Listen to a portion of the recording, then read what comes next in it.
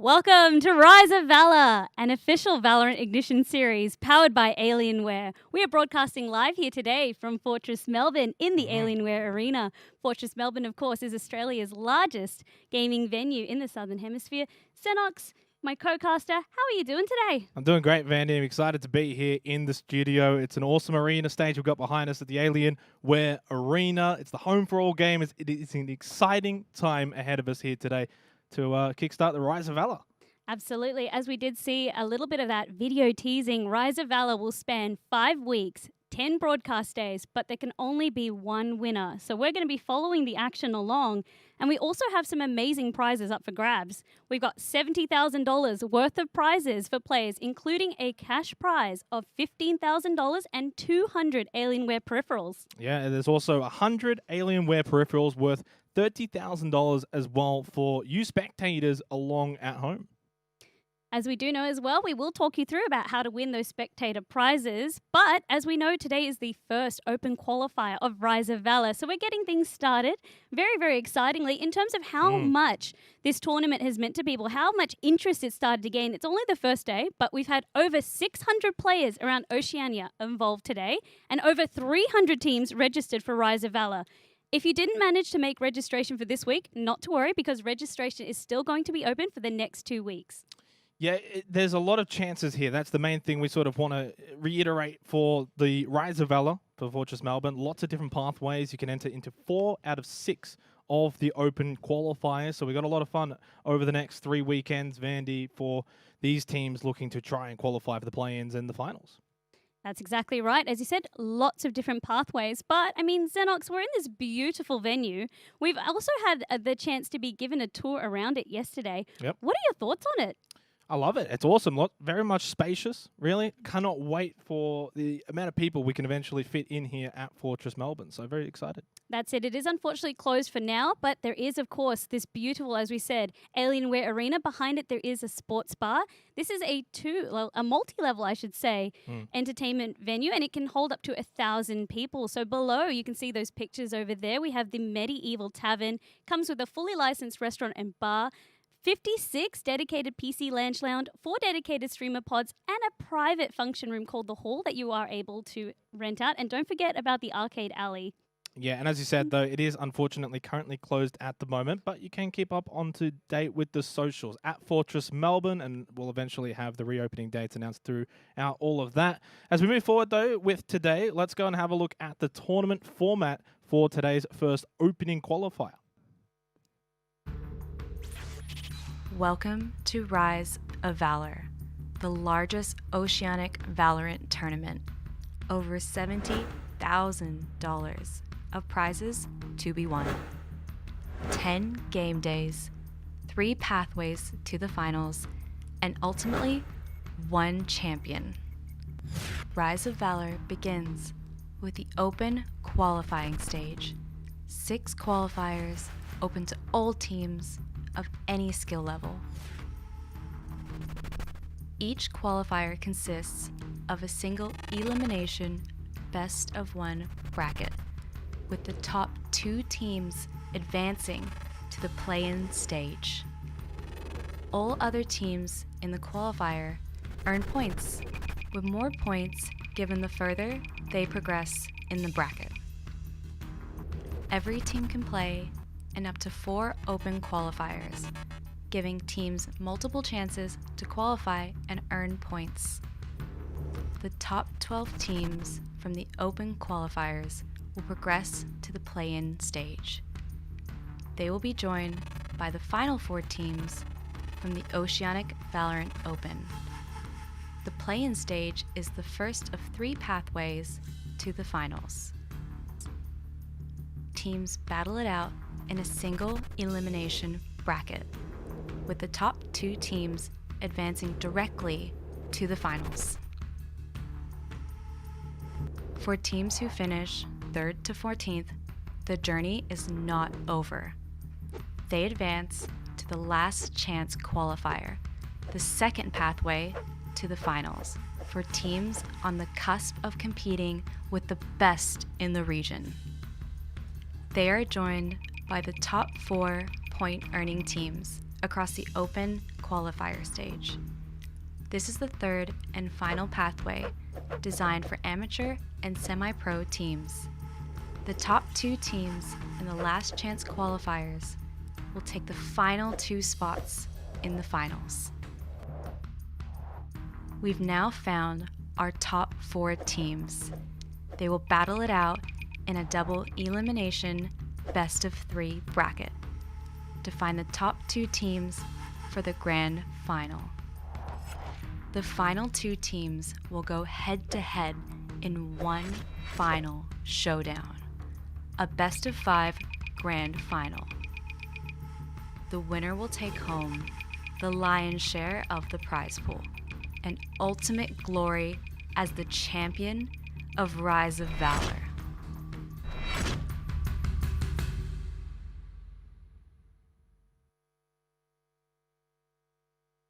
Well, how about that then? We did say that there was going to be multiple pathways, and I hope that video gave us some insight for those of you watching at home and how this is all going to work. Of course, we will be following along for the open qualifiers to get this started. We don't need to worry about the last chance qualifiers just yet.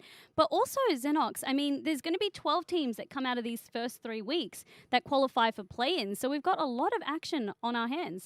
Yeah, we do. And I think the biggest thing that is about this tournament is that it is an inclusive tournament. It's about providing an opportunity for just about everyone out there. Really, you've got multiple ways of qualifying, lots of different chances.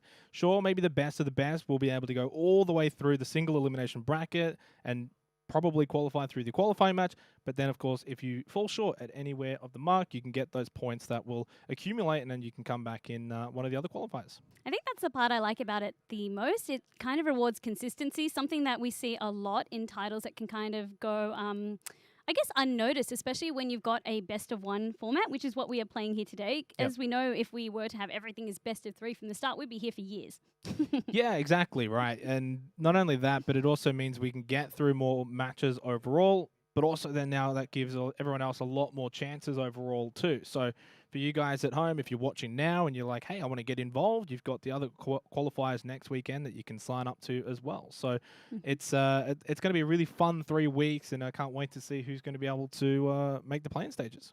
It's also interesting as well. I was chatting to some of the players, some friends, trying to get them involved because, as we said, this is all skill levels encouraged to compete and play. I mean, it's a very, very awesome tournament in that you also get prizes or rewarded for just being able to participate. So it's really cool in the sense that some friends that have been considering maybe playing, giving them that opportunity to do so. But for some people, when they were saying they wanted to actually watch these first 2 days, as we know, you can only play in 4 of them, right? 4 of the qualifiers. So they were wanting to see the competition, scope it out, and then get involved for the next 2 weeks. Remember, if you do want to get involved, you will need to register for it. We'll give you more details on that, of course, as we go through the broadcast. But I just thought that was so interesting, like how people are playing it. So watching at home and kind of scoping out your competition before competing it. But I feel like there's a benefit to being the first as well. It's almost like that analogy of when you're in school and they always ask who wants to give their presentation first, right?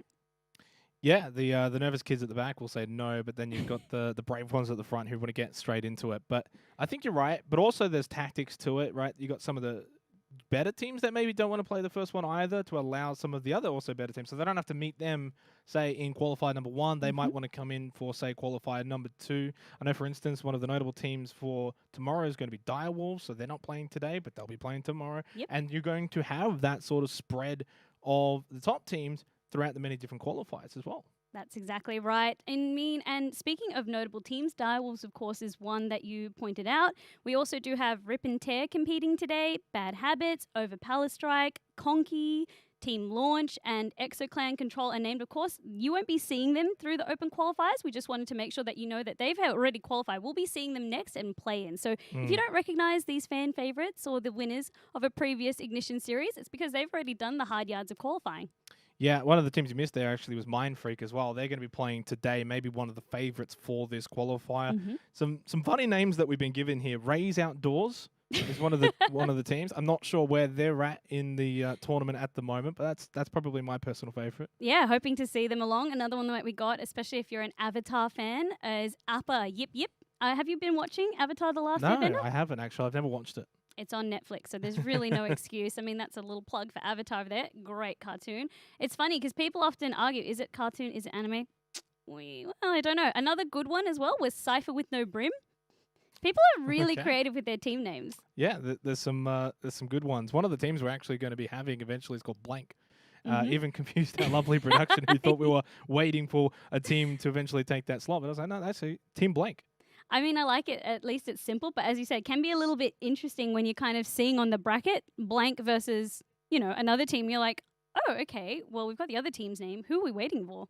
Yeah, exactly. But it's great, though, because it means you can have a lot of fun. And for some teams, right, they're going to be coming into this for that fun experience. Other teams, of course, are going to be coming in with that very serious tone, that very serious manner. So you've got all different walks of life participating here for the Rise of Valor.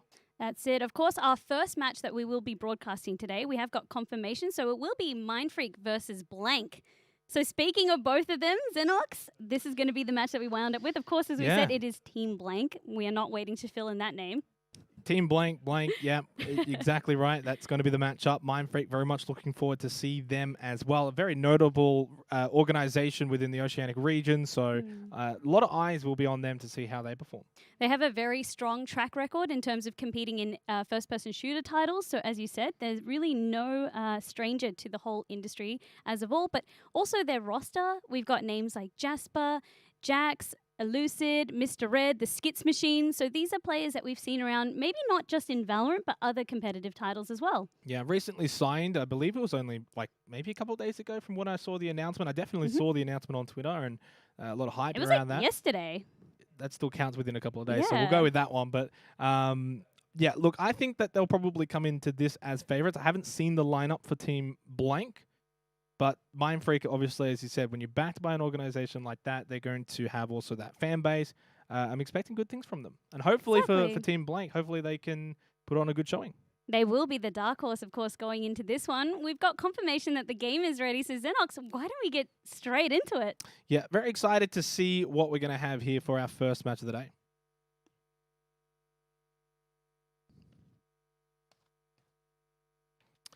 Alrighty, Vanny. This is going to be Haven for our first match. Round 3 as we drop on in. Of course, the tournament has been now running for a little bit of time, a couple of hours as we're into Haven.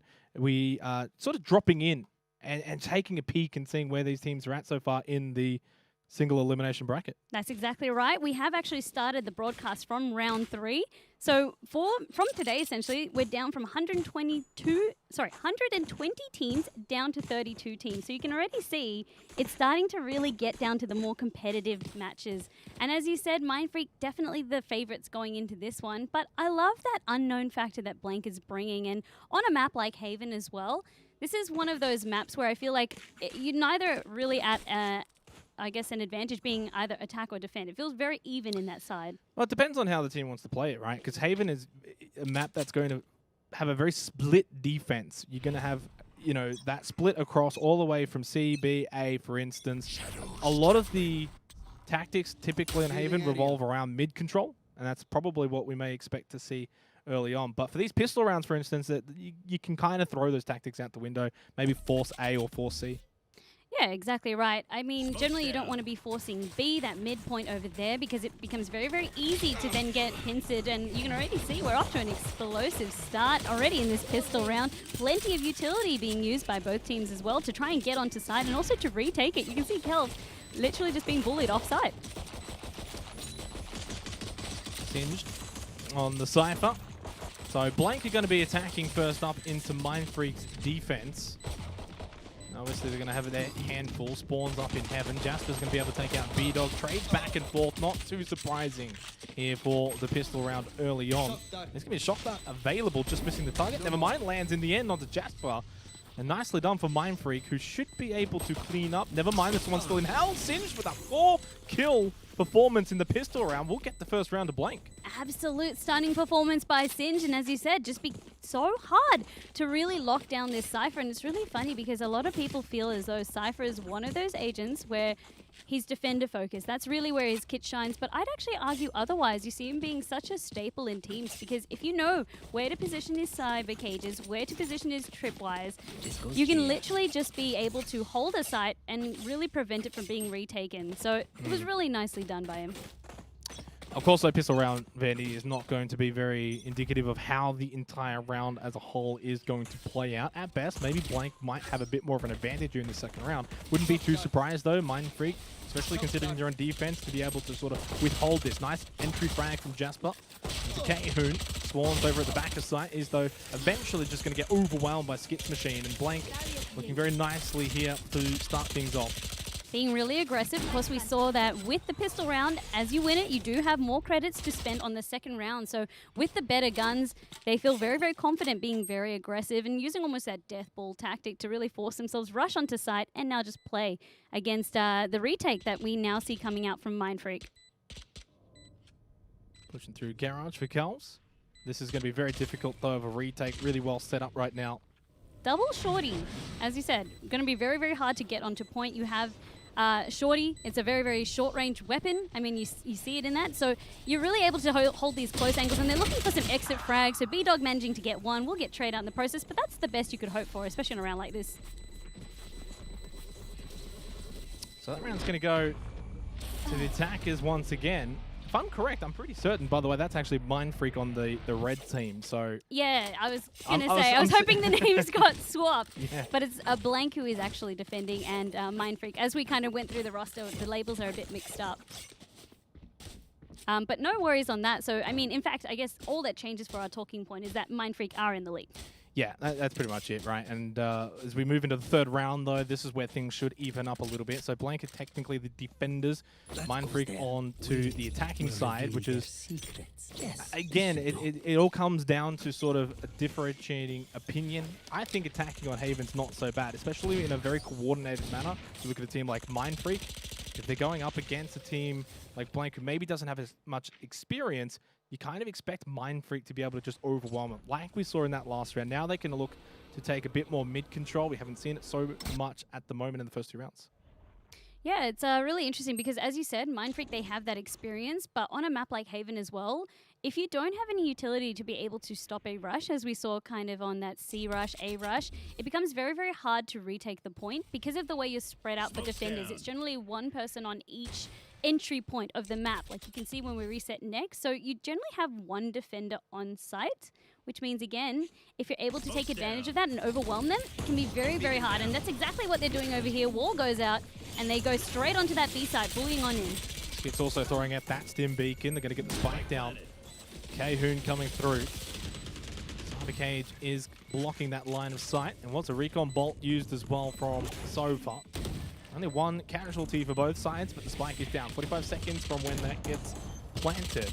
Smoke going to go down in mid. K-Hoon number the nice headshot onto Jasper through window. Skits gets one, but unfortunately that's not going to be enough. Defuse comes out. Blank are on the board. That's exactly what we like to see happening from Blank, and the reason being, of course, they did have rifles this time. If they did lose this round, however, they would have been in a little bit of trouble because they wouldn't have had an economy to fall back onto. So we expected this finally now to swing. Fourth round is always the most interesting to casters because this will kind of set the tempo for the rest of the round, because now we're seeing even buy across the board. Both teams rocking out with rifles. Well, we saw it a little bit in the last round as well, and which is why credit to Blank, they were able to get on the board. Really would love to see. I know it's early days here. We're only into round 3. Got a long day ahead of us, Vandy. But nice to see Blank firing here against a high caliber team like Mind Freak. I mean, anything goes in a best of one, and that's why it's so interesting. Again, that's also why we're rewarding players with a point-based system. So even if they get eliminated today, as long as they've signed up again for tomorrow, we'll be seeing some teams, again, competing again tomorrow. But it's cool to see as well, like you're just putting your best foot forward. And we have, this is, again, match 3 of the day. So both teams have already climbed up to be in this matchup. Exactly right. Unfortunately, one of them will have to sort of go home today. But depending on, of course, whether or not they signed up for tomorrow, then they can come straight back. If not, then, of course, they can sign up for next weekend. Sitting in Hell, Cal's is going to spot Skit's machine. Lucid wasn't in the best position for the refrag, but can now push forward with a bit of help from Singed behind. And that's going to now give Mind Freak control of the A site. Get the spike down as well, surely any second now from Sage planning. That's exactly right. Now playing for the retake, you can see before the defenders go on in, they're trying to recollect themselves. With that resurrection, now they do have the numbers equalized again, so it will be a 5 versus 3. The resurrection's important as well for the economy, right? Not so much just trying to win the round, but it also puts that doubt into the minds of Blank. Now, as you mentioned, 5 versus 3, but it also means they get to keep that weapon going into the next round. So if Blank do what they're doing and they save and they back off, that resurrection's not wasted because the economy is still going to be better for Mindfreak with that revive. That's exactly right. And you can see the setup as well. It's going to be so hard to retake A. A is one of the hardest to retake by itself, utilizing just a little bit of utility in case there was going to be a push. But as you said, both teams just backing away, saving their economy for this next match. But the reason A is so hard is because you're only really playing with that choke point from B-Link. And then also, if you want to flank the long way away, like the long way around, you waste a lot of time. So that's why it is one of the hardest points to retake from a defender side if you do lose it. Not only that, but also sort of pushing up C long is never that easy, right? So it kind of means where do you go? B or A typically. You can take B if you can get control of Garage, then maybe you go through connector into C. But right now, Mindfreak 3-1 up. You already got the op onto Jax. And that should mean that they are going to be in control from here, you'd think, needing something special Blank in this next few rounds. Otherwise, very quickly, especially in a best of one, things can get away from you. That's exactly right. You don't want to snowball too hard, especially when you're versing a team like this, because very, very easily you can find yourself needing to play catch up as opposed to being able to play proactive. And that's never a good position to be in. Nice little bit of spray there. Of course, the smokes will be used to really just delay any entry and just burn a few precious seconds for attackers. Dark cover used at the entrance of Garage. As you said, just buy some time. You got multiple ways of using your utility in Valorant. You can buy so much time. Pushing down C long, not quite pushing through just yet. Spawns, though, watching this with the Sova is going to be able to get some information onto the Sage from Mindfreak, but just about. Solo holding C, does have the Omen though in the window in Garage, so they got presence on this side. It seems right now Mindfreak just buying time. 45 seconds remaining. It is going to most likely be a Garage push. At worst, they just go down straight onto B.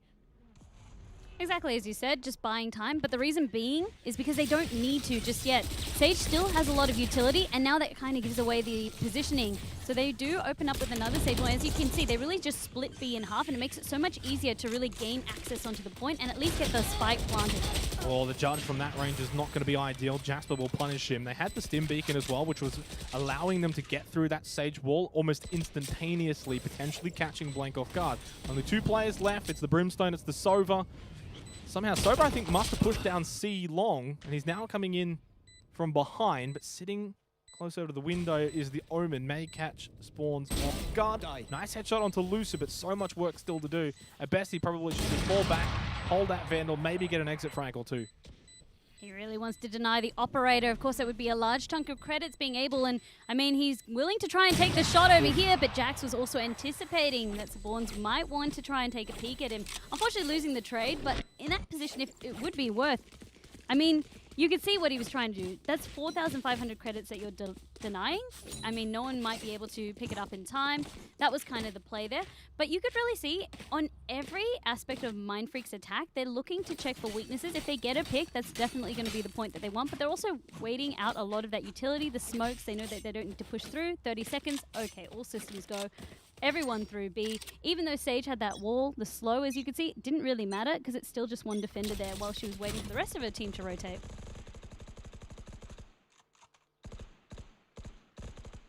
So if you can, just going to check down into short 8. The best thing that Mindfreak is doing right now is just playing patience, right? They're not rushing anything. As you said, they're looking for information, whether they can find a pick or two. They understand that on Haven, you can get onto the B site very, very quickly.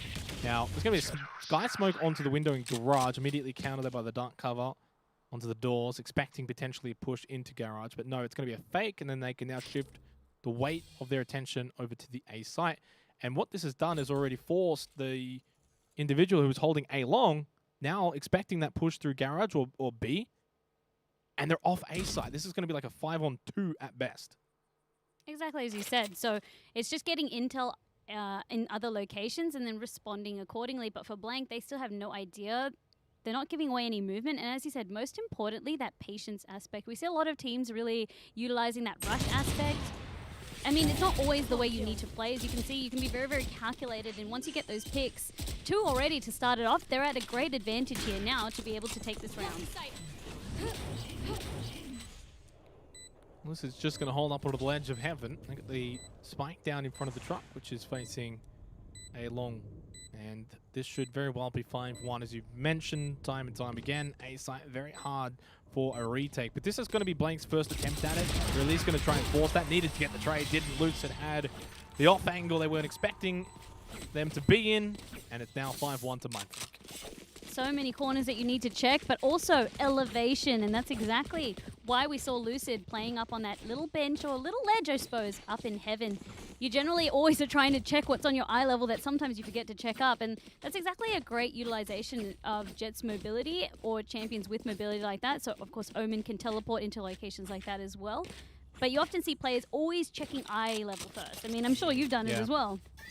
Yeah, but that's the nature of Valorant as well, though. You can't always just be checking eye level, especially around certain locations. But the beauty of this is you're learning as you go. For some teams, it might be their first tournament, and they're going to be learning these new tactics that they can then incorporate into their own team. So really, you look at a team like Mindfreak, and they're maybe showing a team like Blank couple of tricks. Blank can then go away and come into the next qualifier potentially and use those same tricks. I sure hope so, because that's exactly what I do when I'm getting the privilege of watching all of these and commentating all of these matches. I then go home and I'm like, I really liked where that played. I wonder if I could do that. Learn so many different angles, so many different ways of playing. And as you said, it's all about the experience. We didn't touch on ultimates, Xenox. So one important thing, I mean, I noticed the Hunter's Fury being available, but quite a few ultimates being available, and you can hear some of them being used at least this round. It's become about that time, round 6, 7, you start to see them becoming unlocked. So the Blade Storm from Lucid. Knife in the back. Yep, knife in the back, literally. DJ Brandicus, though, going to get on the board and take out Lucid, so no more knives being flung around. Spike does go down for the first time on the C site. Coming in through defender spawn will be B-Dog and Calves. Blank really have got to try and do something here. Can't just back away because the scoreboard is really snowballing away from them. Even if you're damaging economies, being able to trade some kills, I mean, that's best case scenario. You can see that no one's been able to check this corner because of that smoke. So although they do get a trade, it's still a 1-for-1 at this moment. Jasper, though, nicely done from Connector. We'll take out B-Dog and Blank just down to the Jet, which I believe is Calves, that it is. We'll just have to back away.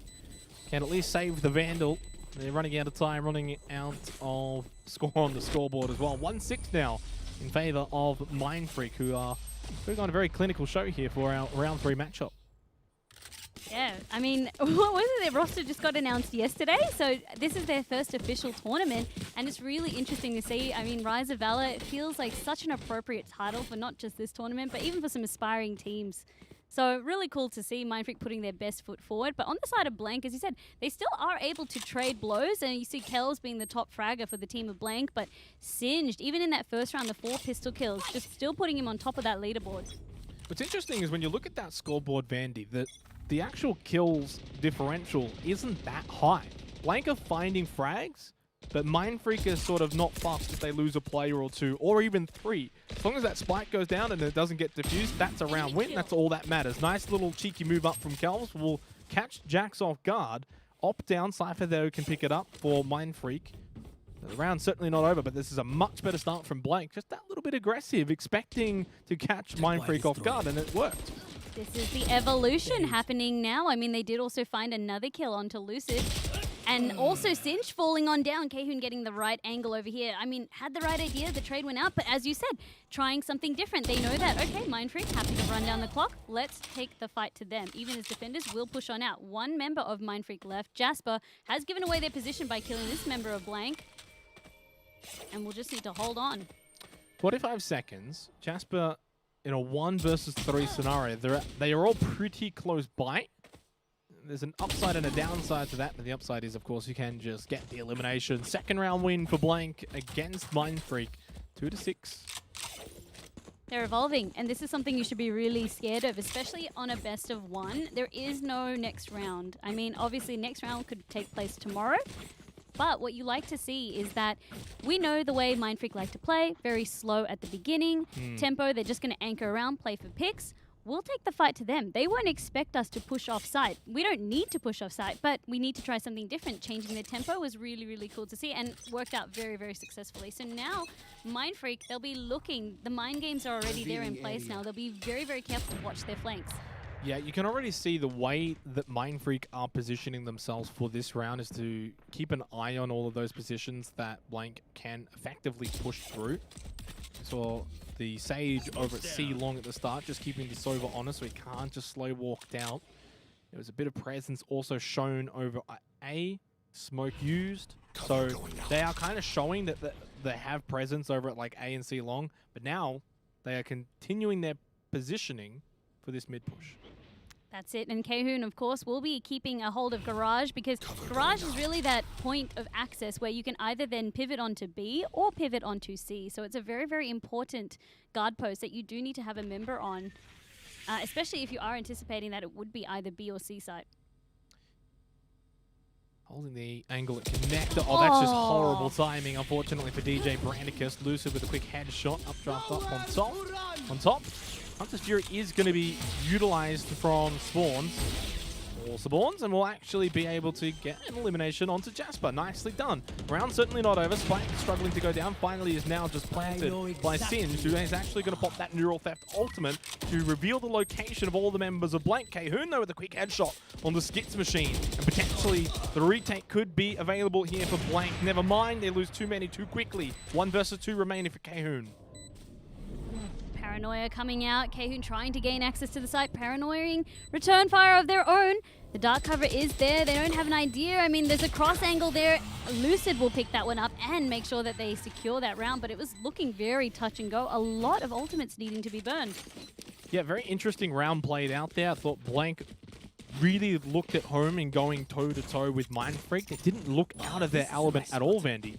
They looked like they could go toe-to-toe. Unfortunately, you just lose a couple of battles here or there, and that's really just the difference between the round. I think the fact that Mind Freak were able to get the spike down so quick, so early, really was the difference. If they were struggling to get the spike down, maybe Blank could have been able to find a way forward. 2-7, though. Mind Freak back on the winner's table.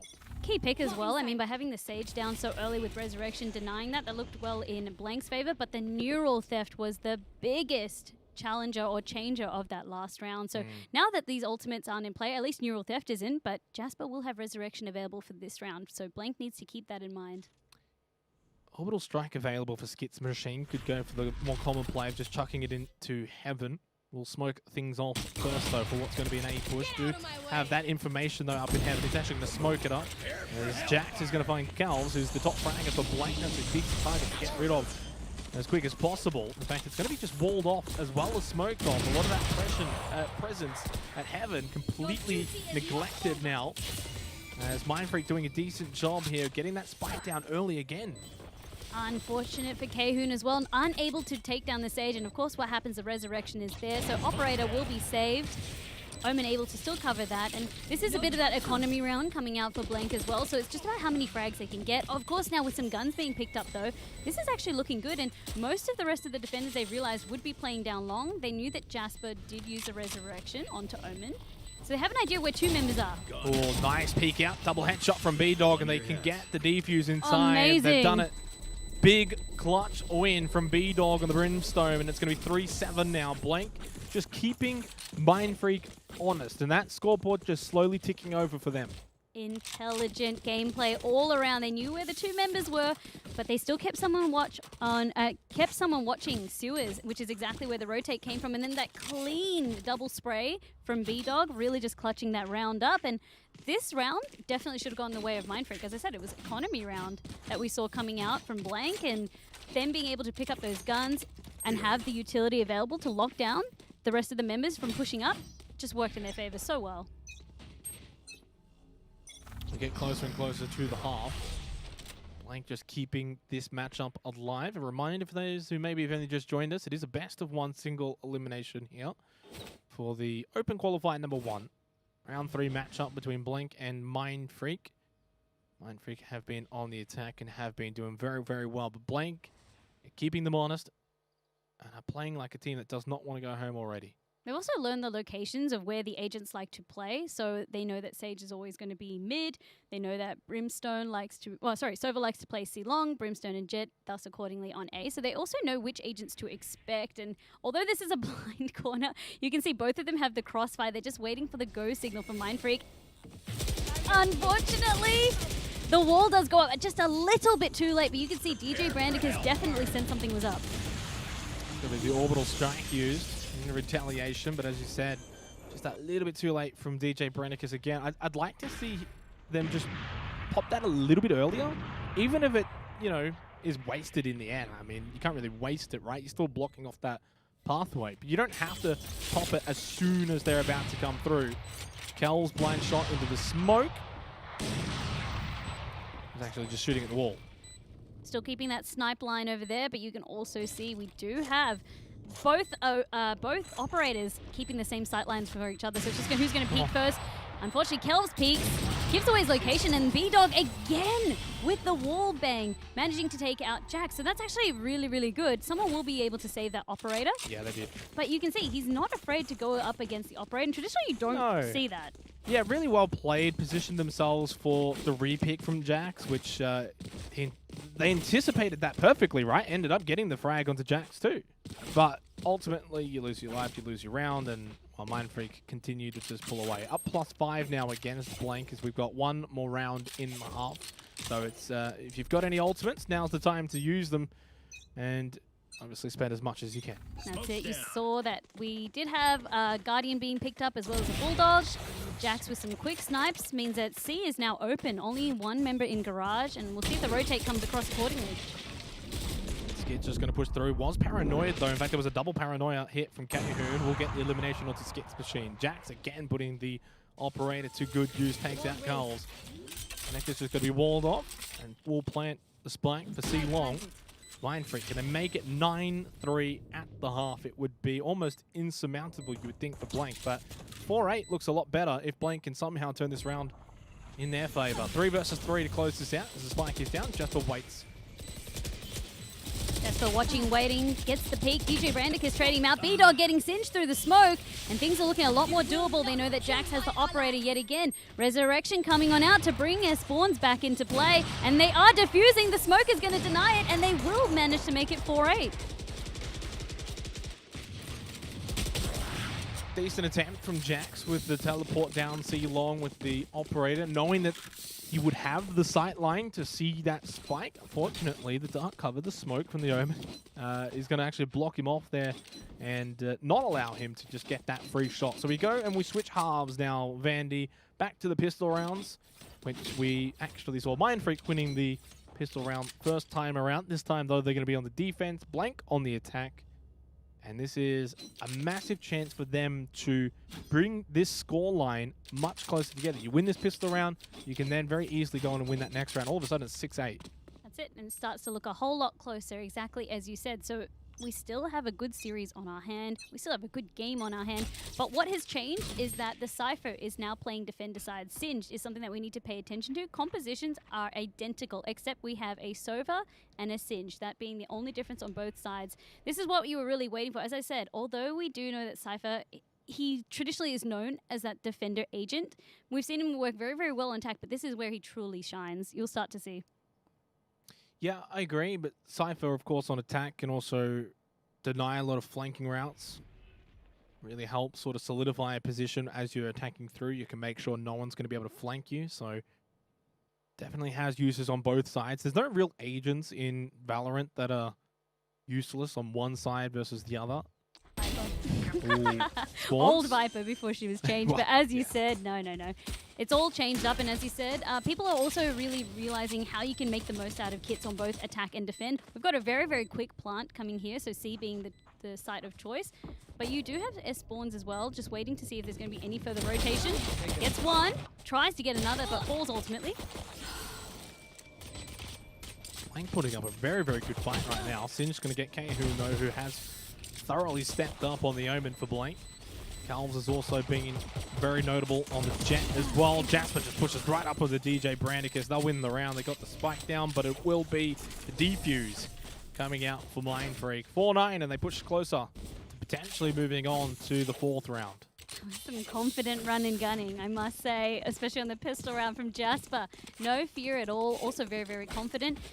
And you were kind of saying the best case scenario was that Blank was able to win the pistol round, thus being able to most likely win this round, or at least have a great advantage going into this round, but it's Mind Freak that's walked away with it, and now match point is starting to loom, only 3 rounds away. We expect them to win this one, so that'll be two rounds away from clinching this game. Yeah, it's not looking good for Blank, but they've put up a very valiant effort, that's for sure. Very impressed by them, and I very much can't wait to see. Of course, depending on what happens here, you never know. You don't kind of want to count them out just yet. They're going to push through short A towards Cypher, Jet on there, and Brimstone can get a very quick rotation over to A. So I feel like Mind Freak are going to be very set up for this. 5, though, it's all going to just be pistols. Ghost in hand for Lucid. Not going to really help out against 5 targets right in front of him, but Singed. But the Spectre's going to be able to help out, and while Skits as well. As I said, that quick rotation from the Brimstone over from B through A-Link, or B-Link, depending on which way you're coming from, was always going to really be detrimental for playing. 4-10 to Mind Freak. They got that first pick, but by doing so, I mean, all of their locations were kind of revealed. The retake was there, and also the guns. You could see the disadvantage. Once you had all that utility there, it came down to a gunfight, and they had the better guns at the end of the day. But we'll have to wait and see, because now Blank actually has access to money. They can buy rifles. Money! Money! Credits! That's exactly what you need in this game. Economy can be so, so vital. Yeah, it is. Fortunately for Blank, they are not really overflowing with it. Ghost and Spectre still for Singed. They need to be able to win this round. If Mind Freak are going to try and push up here and be aggressive, maybe catch them off guard, that's going to be a very early cyber cage from Singed just to get him across. They've got the crossfire down there too. It's a lot of setup there, just more so position than anything, that if Blank elect to push onto C, it's going to take a bit of time for the Cypher and Jet down at short A to get over to the C side. B-Dog systematically checking all of these angles, knows that someone might want to play in the cubby of C-Long, but not willing to just commit to it just yet unless he's got a team member there. I mean, he is going to be pushing it solo though, and he does actually manage to get that Pika's advantage, able to take out Jasper, but it was very, very close. You could see a little bit of damage in return. There's a trade though elsewhere on the map. Smokes on garage doors along with B mid. Spawns might push up and push through this though, feeling a little bit aggressive because he's got Kahoon on the site. We'll actually throw out the recon bolt just to make sure there's no one to the right-hand side, but the spike has been left behind. It's only now just being picked up, but Jack with a quick headshot onto Kahoon though, that's going to be in favor for Mind Freak, who are very much starting to just win this round slowly through attrition. Blank have looked good, but they leave the spike behind. They've lost too many players over towards Garage. So even though they've got a bit of presence over on the B site, it's all for nothing. Neural Theft used. I think the round is now going to go the way of Mind Freak. There's just not even enough time to get the plant down. So it will be 11-4. Exactly right. Time is running out. The Neural Theft really securing that. And they know exactly where the last member will be. So for Blank, they just need to really just come back because it's starting to be like the game is running out of time, right? They needed to win this round. They had the guns, but they just couldn't find any advantages. Even with that early pick, you could see a lot of the attention and action was towards B site, and they really couldn't capitalize on a pick from C because no one was there to follow up. Yeah, unfortunately it's falling away from them. And look, I think they've put up a very good effort against a strong team, a team that was tied second with a few other teams in the seeding for this first qualifier. So Mind Freak obviously highly regarded coming into Rise of Valour for this first qualifier. Blank going up against it, but they, as I said, have put on their best effort and haven't been so bad at all. 4-11, can they find maybe 5 or 6 somewhere down the line? They're not going to find much here in this round, I think, with Jasper getting that opening frag. Jasper getting their revenge onto B-Dog. As you said, the rest of the members are also going with their low economy buy. We do see a lot of sheriffs, some pistols. So it's less than ideal. I mean, you know that if it does come down to match point, you want to be able to have that full buy. But let's see what they can do. They can slow down the tempo. That's exactly what they've done. They're also looking to play for picks. But this time at least, you don't have one member off on C while everyone's B side. Like they're sticking together a lot more cohesively this time. Gumball available to spawn. Just going to release that one. But Jax was just standing there in the window, watching down through the garage doors, and We've will all just been there. spray through the smoke. 4-12, match point. Mindfreak impressive. It was a slower tempo, but Jax just playing in that little blind angle over there. They didn't expect him to play so far forward up onto that garage site, running in almost blind, and it didn't matter. It was almost like lemmings, just one after the other. Not much they could do there. As I said, they didn't have the buy. This is going to be their final chance to be able to keep this match going a little bit longer. Blank, we've seen them being able to pull rabbits out of a hat before, but I don't know now if the pressure might be getting to them a little bit. Fortunately for Blank, they're obviously going to have other qualifying days to come back. They'll have their points that they have accrued throughout today, getting to the third round. So, of course, there was round 1, round 2, now round 3. So they're going to pick up a few points for being able to get here. Fortunately for them, sometimes it also just comes down sort of to the luck of the draw. Getting matched with Mindfreak this early on is just so unlucky. It's almost like, you know, when the tennis players have their big grand slams and you get matched up against Roger Federer in the first round. Yeah.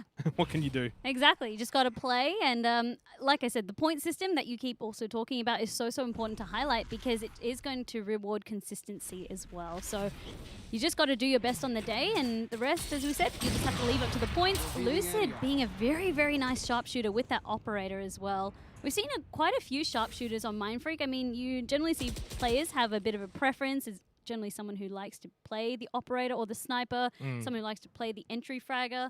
And Lucid, as we know, we're seeing, loves that operator. Well, 35 seconds left. Mindfreak are going to be moving on to the 4th round. And we say goodbye to Blank already here in the first qualifier. Oh, they're not dead yet. Hang on. Just about. There's only one left, and he's also been revealed with the tracking dart, the orbital strike, flawless round. Too much to handle in the end for Blank. Mindfreak will take it 13-4. So much utility there. And as you said, it was going to be just a Hail Mary that was needed, but we didn't find one there. Very, very valiant effort on the side of Blank, giving us a very entertaining first match of the day. Yeah, they showed us a few things, didn't they? We saw the ledge with the jet, which was awesome to see, and they just played that so controllingly. They seriously looked in control from the very first round, from that very first pistol round, 13-4.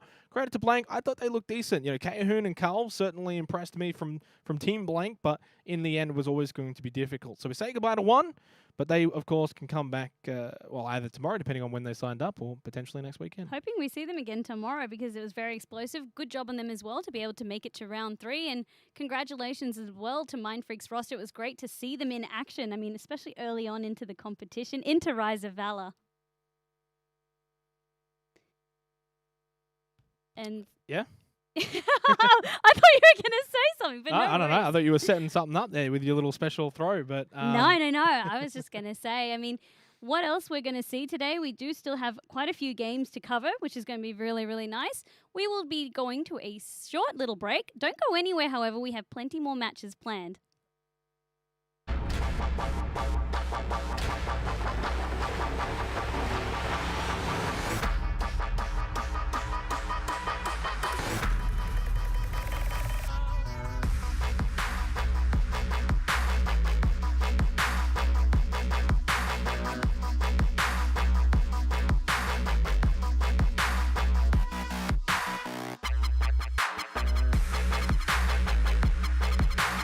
Welcome everyone, my name is Tolga. I'm a live caster at Twitch. It's going to be absolutely amazing and I cannot wait to see this goddamn place.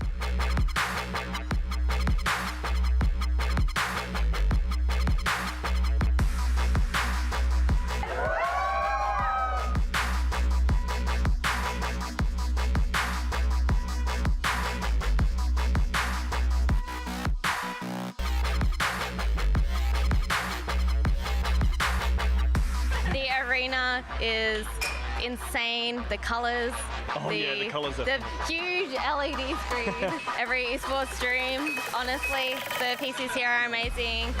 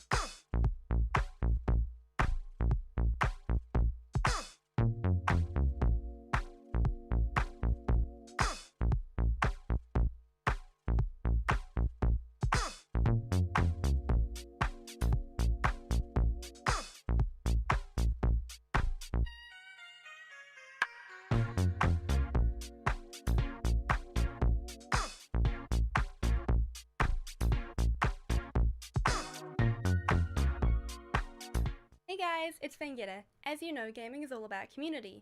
That's why I'm working with Alienware to thank you guys for staying at home and doing your part. Remember, just because we can't always be together doesn't mean we can't play a part together.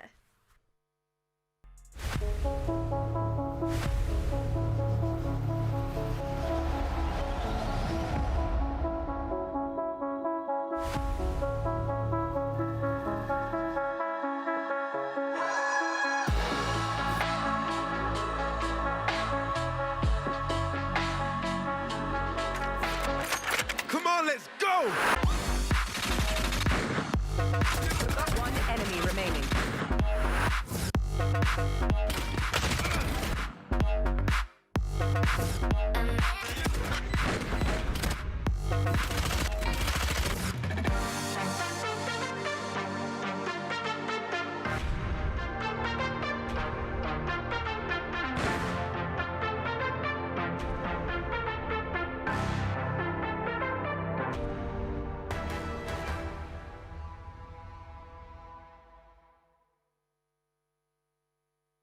Welcome back to Rise of Valor, an official Valorant Ignition series powered by Alienware. We are casting live from the studio at Fortress Melbourne. With behind us, the Alienware Arena. Xenox, how is round number 3, or our first game that we broadcasted today? Yeah, it was great to watch between Blank and Mindfreak. Unfortunately for Blank, they did get a little bit overwhelmed in the end on Haven. Mindfreak taking that one out 13-4. They progress forward to the 4th round. Unfortunately for Blank, they have to go home. Hopefully for them, though, they did sign up because they've got those points that they can now use. If they do come back to the other qualifiers, they can keep gaining more points. Now, earlier in the broadcast, we did promise that there was going to be some awesome spectator prizes, and this is also one of the ways that we're going to discuss. Coming up is the Oceanic Rising Plays. So what this is we have teamed up with Intel to give away $100 in cash every day of the open qualifiers. All you need to do to get involved is to submit your gameplay clips from Rise of Valor, upload your funny, clutch gameplays to Twitter or Instagram, and please keep in mind that you must use hashtag OCE Rising Play and hashtag Rise of Valor, and make sure to tag at Fortress Melbourne. At Fortress Melb, not Melbourne.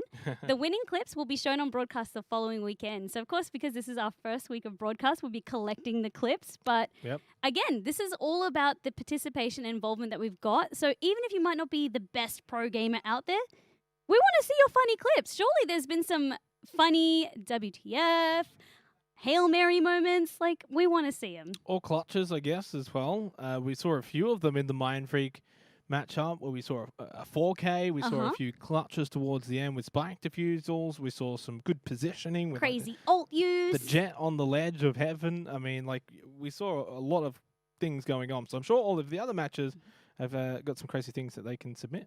We want to see your clip. So please do make sure that you submit them. I mean, what's been a memorable play that you can remember in Valorant that you've done recently? Oh, that I've done, not much. Like, what would you submit? I probably wouldn't submit anything. What? Surely there's something. There's a reason why I'm sitting on this side of the desk and not participating as a player. But fair enough. Yeah. What about yourself? I did a really good jet play yesterday with her ultimate. So I managed to just right-click a bunch of people as we were rushing onto point, and it felt good. It's better than nothing. Yeah, right? yeah. I'm offering nothing right now, so you've got me beat. Thank you. No worries, no worries. But, of course, we do have plenty more matches as we've also promised. So the next team that we do have coming up will be Over Palastrike versus Conky. Ooh, Conky himself. Yeah, what do you think of this matchup? I haven't actually seen the team lineups. All I know is that Over Palastrike is one of the higher seeded teams coming into the opening qualifier. I haven't seen Conky's lineup. I would imagine Conky's on there. That's probably given away by the team name. Also to note as well, though, is that we are now into the 4th round, which means there's only 16 teams remaining for the day. It just keeps halving. So we started with 120 at the beginning of the day, and it just keeps halving and halving and halving. As you said, 16 teams, so already down to the business end. Over Palastrike, they finished 10th in a previous Valorant Ignition Series tournament. And Conky, I mean, he's known as a fellow caster. Yep. It was part of the last Ignition series there, so very much highly knowledgeable, seeing his streams as well, knows what he's doing in the game. But also high ranked. Yeah, high ranked as well. That's the important part, isn't it? That's exactly right. So we'll jump in to this next game as we get it underway. But I'm really excited for this matchup because Not only do we have a fellow caster coming in, we also do have a higher ranked seed coming in. So it's almost going to be like we're putting all the best teams forward for the day and seeing what they can really bring, because this is just the first day of the Valorant Ignition series. Yeah, 100% agree with you here. I'd love to see sort of these casters who play the game. I know Conky's got a high CS background as well. Chronix is actually from Overwatch and then did a bit of Paladins as well. So that's a very familiar name there. Lots of experience with shooters coming through. The map of choice that you did see, we'll be playing on Bind. And this is, again, one of those maps where I feel as though, depending on how you play it, doesn't really give you an advantage whether you be attacking or defending. It comes down to more your team play. We've got Boz here as well. So Conky, the red team, which will, of course, be attacking here on Bind. Birdie Boo 5 and over Panel Strike will be the defenders first, which I think, honestly, on Bind, very defender-sided map. Really? I actually feel as though it just depends more on team If you play. know what you're doing, if you've got a Cypher, you can just really almost solo hold B just about. They're going to put a bit of presence over there. You can see the Sova over at the defender side spawn can go back and forth as well. So they're going for a 2-2 split with one of the rotators, and they've already actually teleported one to kind of cut off the people pushing in through Duka. They are going to get straight onto the site though already. Good old Conky's team. Boz will find a headshot, but over Palace Strike will shut that down immediately. The defenders take the first round. Blink and you would have missed it. That's just how fast that push came through. And something really interesting that you did highlight, however, being defender-sided, is that both teams are running that Cypher. So the importance of prioritization of that Cypher. Cypher, I believe, in the last Twitch Rival Series was picked 90% of all total matches. He is that non-negotiable. Wow. People would think it was Sage. She was closer to about 70-75%. No, it's Cypher. He is the non-negotiable. What's interesting, for those who aren't aware, by the way, of course, new agent Killjoy is not going to be available for this weekend's matches. But a lot of people have been saying, oh, does Killjoy sort of replace Cypher? The biggest of the brains, though, said Killjoy and Cypher. Right, that's really what you want to see. Oz Rhino, that's a familiar name as well from the Overwatch days. Will get the opening frag. Wants in Panic. Close range with the Judge, though. Very effective for Mist. Who missed a few shots, but then landed the important one in the end onto Boz. So another really good start here for over Palace Strike against Conky's team. You can't judge him with his use of the Judge there. No, sir. We do see that economy buy coming out from Conky and the team. Oh, nice shot, Conky. Good headshot. Yep. Opening it up. So rushing down, of course, Birdie Boo still holding out bars, keeping that line aside, that interest. But unfortunately, because he falls, the rest of the the defenders now can keep their eyes on Conky. Pushing up through short A by yourself with just the Sheriff, has the spike, has a recon bolt and Chronic in front of him. Just about everything that could go wrong went wrong in the end for Conky. Did his best, but unfortunately overwhelmed from over Palace Strike, which, you know, so going back, this team in particular was also seeded very highly, very close. I think almost seeded the same as Mind Freak, who we just had before in the round 3 matchup, and then they kind of got like split from there, but really expecting to see them progress towards just about the end of the day, potentially. So Conky's team definitely going to be up against it. Conky's team, I mean, by being able to make it to round 4, at least putting up a good fight along the way, and exactly what we expected to see. With this team, we don't know how much they've had practicing, like how much time they've had practicing together. Might be almost like a pickup team. I know Conky was organizing it just a few weeks ago. So it goes to show, of course, if you haven't already entered into the open qualifiers, you still have 2 other weeks to go. So if you're thinking about it, Conky's done it. What's your excuse? But Panic, opening things up over here onto this A side. Third one. Yes, it is a third headshot from Panic. Going to throw out the dark cover up into heaven as well. Blocks off the link from defender spawn. They're going to be able to get this spike planted now on the A side. This is a really nice push in from Bannock, who I believe, I'm not from CS, Bandy, but I think I've seen that name before from CS. Ringing a few bells, right? Yeah. I mean, that was some clean shooting there, but unfortunately will fall on down to Psycho, anticipating a rotate down. Guardian falling into his hands now, and he got some good use out of it. Psycho, though, won't be shown up. Well, that makes a 1 versus 5 into a 1 versus 3. Swaps out the Guardian for the Vandal. I gotta say, though, it's been putting in a bit of work, the Guardian, and maybe he should have stuck with it against Birdie Boo, but the Vandal of Birdie just comes out ahead. 2-1 over Palace Strike, get the round 1. And we're heading into the 4th round here for our 4th round matchup.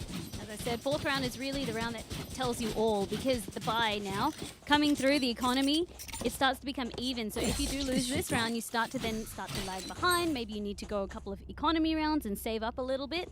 Fourth round is always the most interesting to me because we kind of know the dictation of if you win pistol, you win second. Then generally, as you saw, Conky will then swing it back because they've got their buy with their economy, and fourth is everything's equal. Well, you say that doesn't always, of course, play out that way, but No. it 80% of the time just about does, doesn't it? That's Recon it. Bolt doesn't really find too much. Boz can keep pushing up towards Hookah if they so elect to. Great, nice Cypher cam there from Compose. I was running up close. U-Haul, really well defended so far from over Strike. Conky's team are very split for this push, which personally for me on Bind, not sure usually this is the play. We've also left the spike over at Marketplace, although quick pickup from Sage. Panic, Hookah window. Found the clutch headshots last time around. Can they do it again? A unique mechanic we didn't cover about Bind is the teleporters, the access to be able to then rotate. So that's why you saw the spike. I mean, it was left there. They weren't committing to a site. But if they so choose, they can bait out a lot of utility, jump to the teleporter, quickly swing into aim. That's why you still see a defender anchored there. Oh, Trapwire though, just going to catch Birdie Boo off guard. There's one over an elbow. Compose will pick up that elimination. Quick refrag though from Boz. Headshot from the Cypher. Panic into the smoke. Doesn't really get too much though. And right now it's just refrag after refrag. Chronic finds the double though onto Tosik and Boz. Conky finds the double himself as well. 1v1, goes for the reload, has Resurrection available. Will they get the chance to use it? Yes, so Boz is there, but that gives away the audio cue. Oh, Will no. get traded, and Psycho managing to get both. Boz wasn't quite finished with the animation and clutches that one for over Palace Strike, but Conky almost turning the tables there. So unfortunate. I don't blame him going for that resurrection, to be fair. It was a really smart move. Just probably didn't understand that the defender was sitting inside of the box. Had no comms, right? Yeah, Didn't know how close Psycho would exactly. have been. The peak was there. Generally, if you are going to use the Resurrection as well, you almost use it as a bait. He was too close to the resurrected body as well. So it was an easy spray transfer for Psycho. So it was just unfortunate, but well thought out. And it was the closest body as well to Conky without moving too far around the site. So good play, just didn't quite work out. That recon bolt certainly didn't work out from Psycho. Didn't go past the archers. Was meant to go down, be long. Chronic's just watching from the backside of truck, looking into the bathrooms. You can see, because they did lose that round for Conky's team, it has been that light buy, as I said. So they don't have the economy, needing to save for this round. Just because it's an eco round doesn't mean it's impossible to win. Oz Rhino up close should be able to catch off Conky, never mind. Does have the Vandal in hand, so it's not a full eco. We'll go for the slow into heaven, expecting a push back. Now slows U-Hold. Nice double smoke from the Omen of the Dark covers. Slow Orb though just going to actually hinder Birdie Boo, who though can get the flash. It's going to easily get Chronix. Nice quick headshot as well with the Phantom. Nice round so far from Conky's team. Yeah, really, really clean. You see that late rotation coming down from Cypher, so they are still keeping someone anchored down until the spike has been planted. Then the rotate comes away from that last member. Otherwise, they're happy to leave a member anchoring due to bind, due to being able to have those rotations. Miss now going for the resurrection onto Compose. I feel like he just set him up there for the bait. He He really did. Birdie Boo's got did. 4. Not sure if I agree with that one. Boz will finish off the final player, which was Psycho hanging around the back. Conky's team will pick up the round win. Yeah, going back to that Resurrecto that we saw in U-Haul, obviously if you revive someone, they're kind of like animation locked for a little bit of time, and they can be shot and they can be killed. So we'll You also forget can't about that trade one. out. Like what Conky was trying to do is perhaps you trade out. Like you can bait someone into locking onto that sound animation, do onto that, you know, you use them as a decoy, if you will. But It was missed, by the way. lamps, well, yeah, in lamps, no way. There's no space for that, so it was unfortunate. 3-2 though.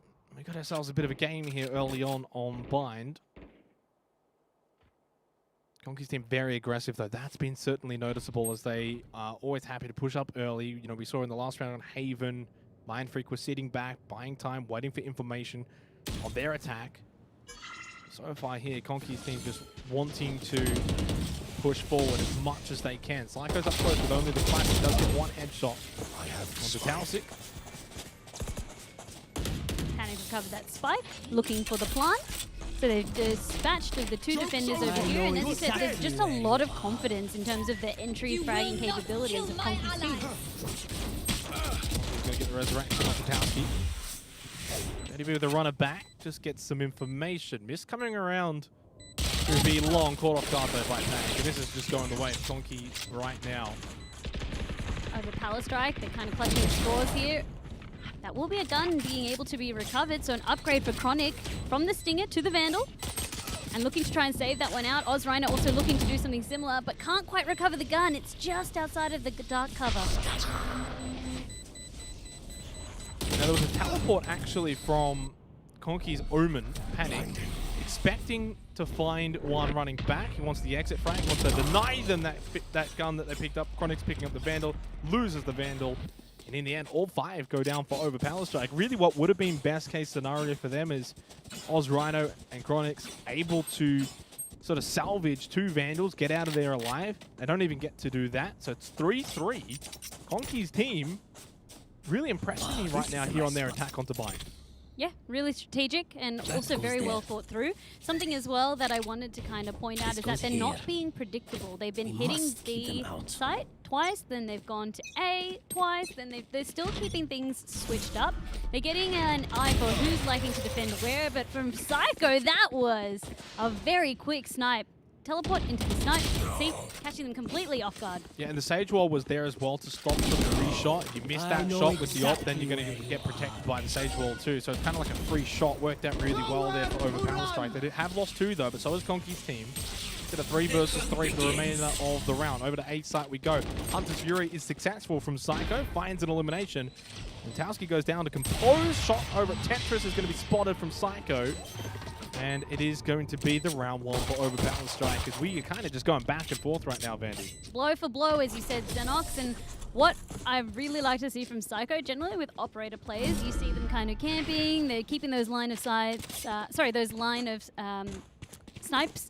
And then this time, though, Psycho was really, really aggressive. Teleported through, anticipated someone might be checking to see if anyone was in hookah, taking them out, and then just rotating accordingly. Like, you wouldn't expect that. Yeah. And it might only work once or twice, but it got them the round, and that's what's important. A lot of controversy around the operator and how powerful it is. Look at Psycho, 11-3. Now, not all of that has been with the op, but when your op player is able to frag out like this, it just makes it so much easier to win rounds. Psycho holds this angle, should be able to win this exchange against, I believe that's Conky. No, it's not actually. No, it's the Reina. Conky's playing the Sage. Yep. Zikowski. They're using a lot of utility, so already anticipating that it is going to be A short that is the push, or where the push will come from. So 3 pushing up short A.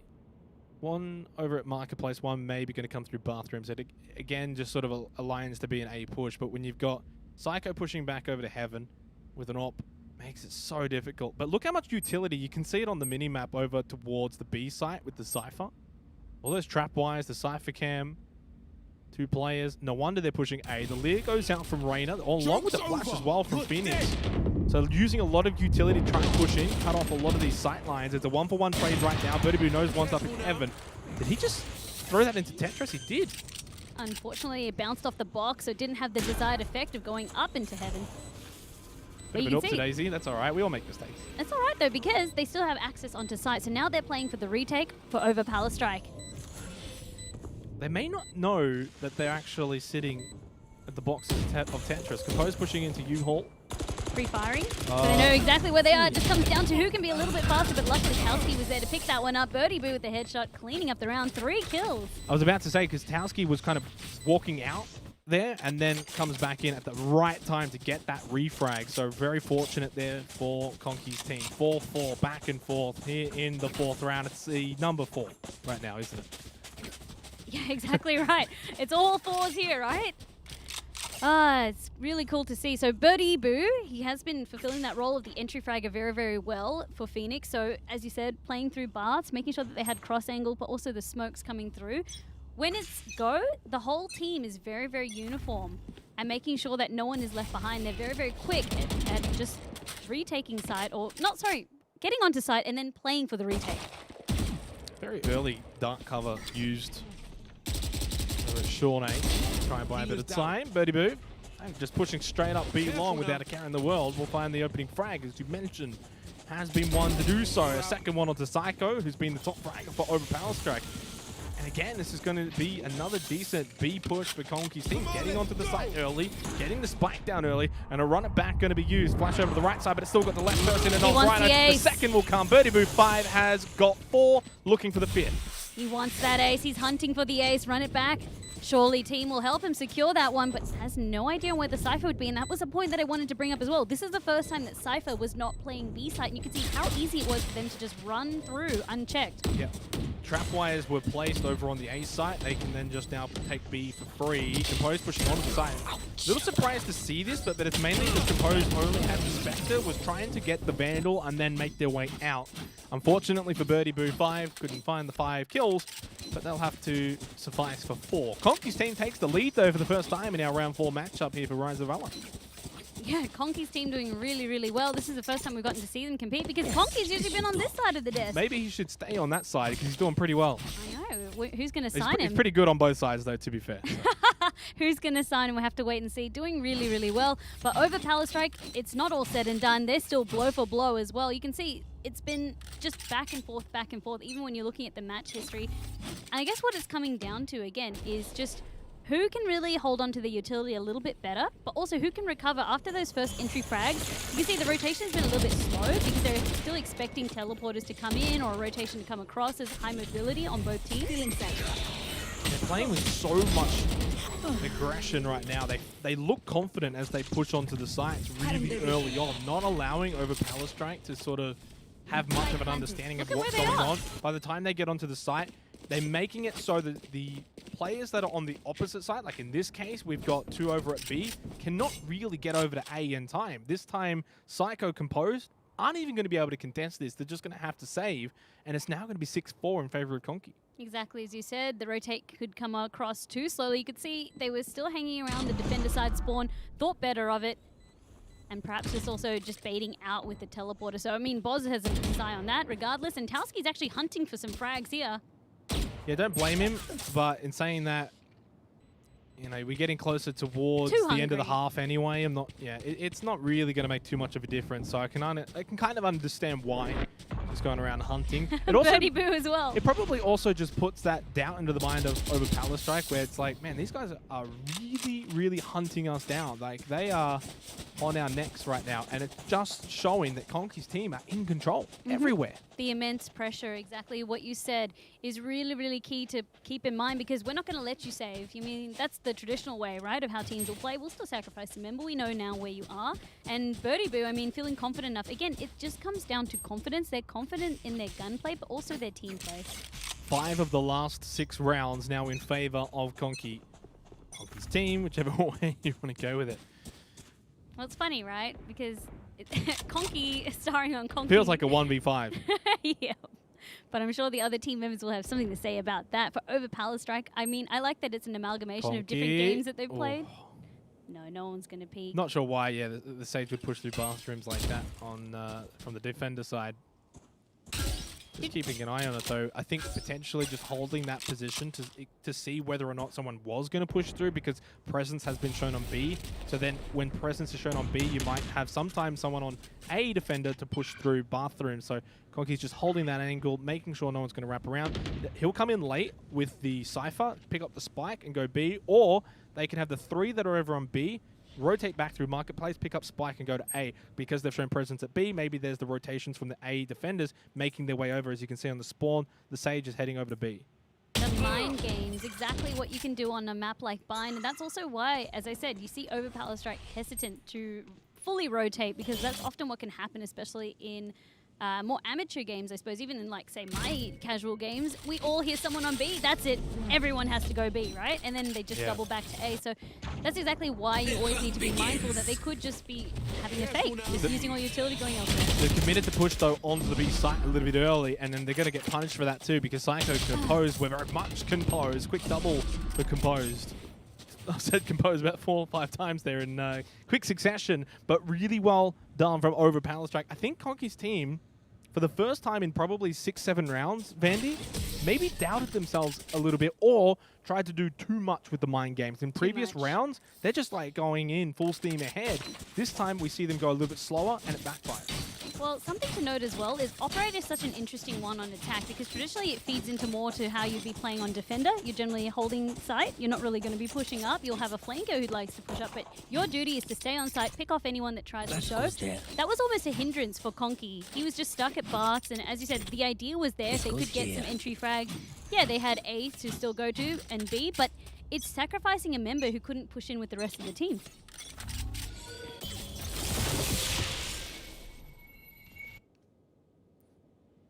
Getting close to the end of the half, and you just wonder how things may change when the sides are going to switch. Birdie Boo 5 with the Vandal inside a bathroom. This is very much looking like an A push, though. Look again, you got Cypher holding B with Psycho on the sidewalk. So this is surely just going to be a full commit, but what Overpower Strike are probably going to do is use more utility earlier on. Regardless, can't stop the bullets though of Birdie Boo 5. Stage over in U-Haul. Flash is going to go from Tetris. That's actually going to work as well with the Paranoia though. Still going to be able to get the frag. Nicely done from Mist to get refragged from Panic. Composed has been able to rotate over in time to get Panic. And again, rather slow push. Not as slow as last time, but and that's going to favor Overpower Strike. And we're going to end the half at 6-6. We couldn't get any closer. We absolutely couldn't. We wanted a close game, and we got one in round 4.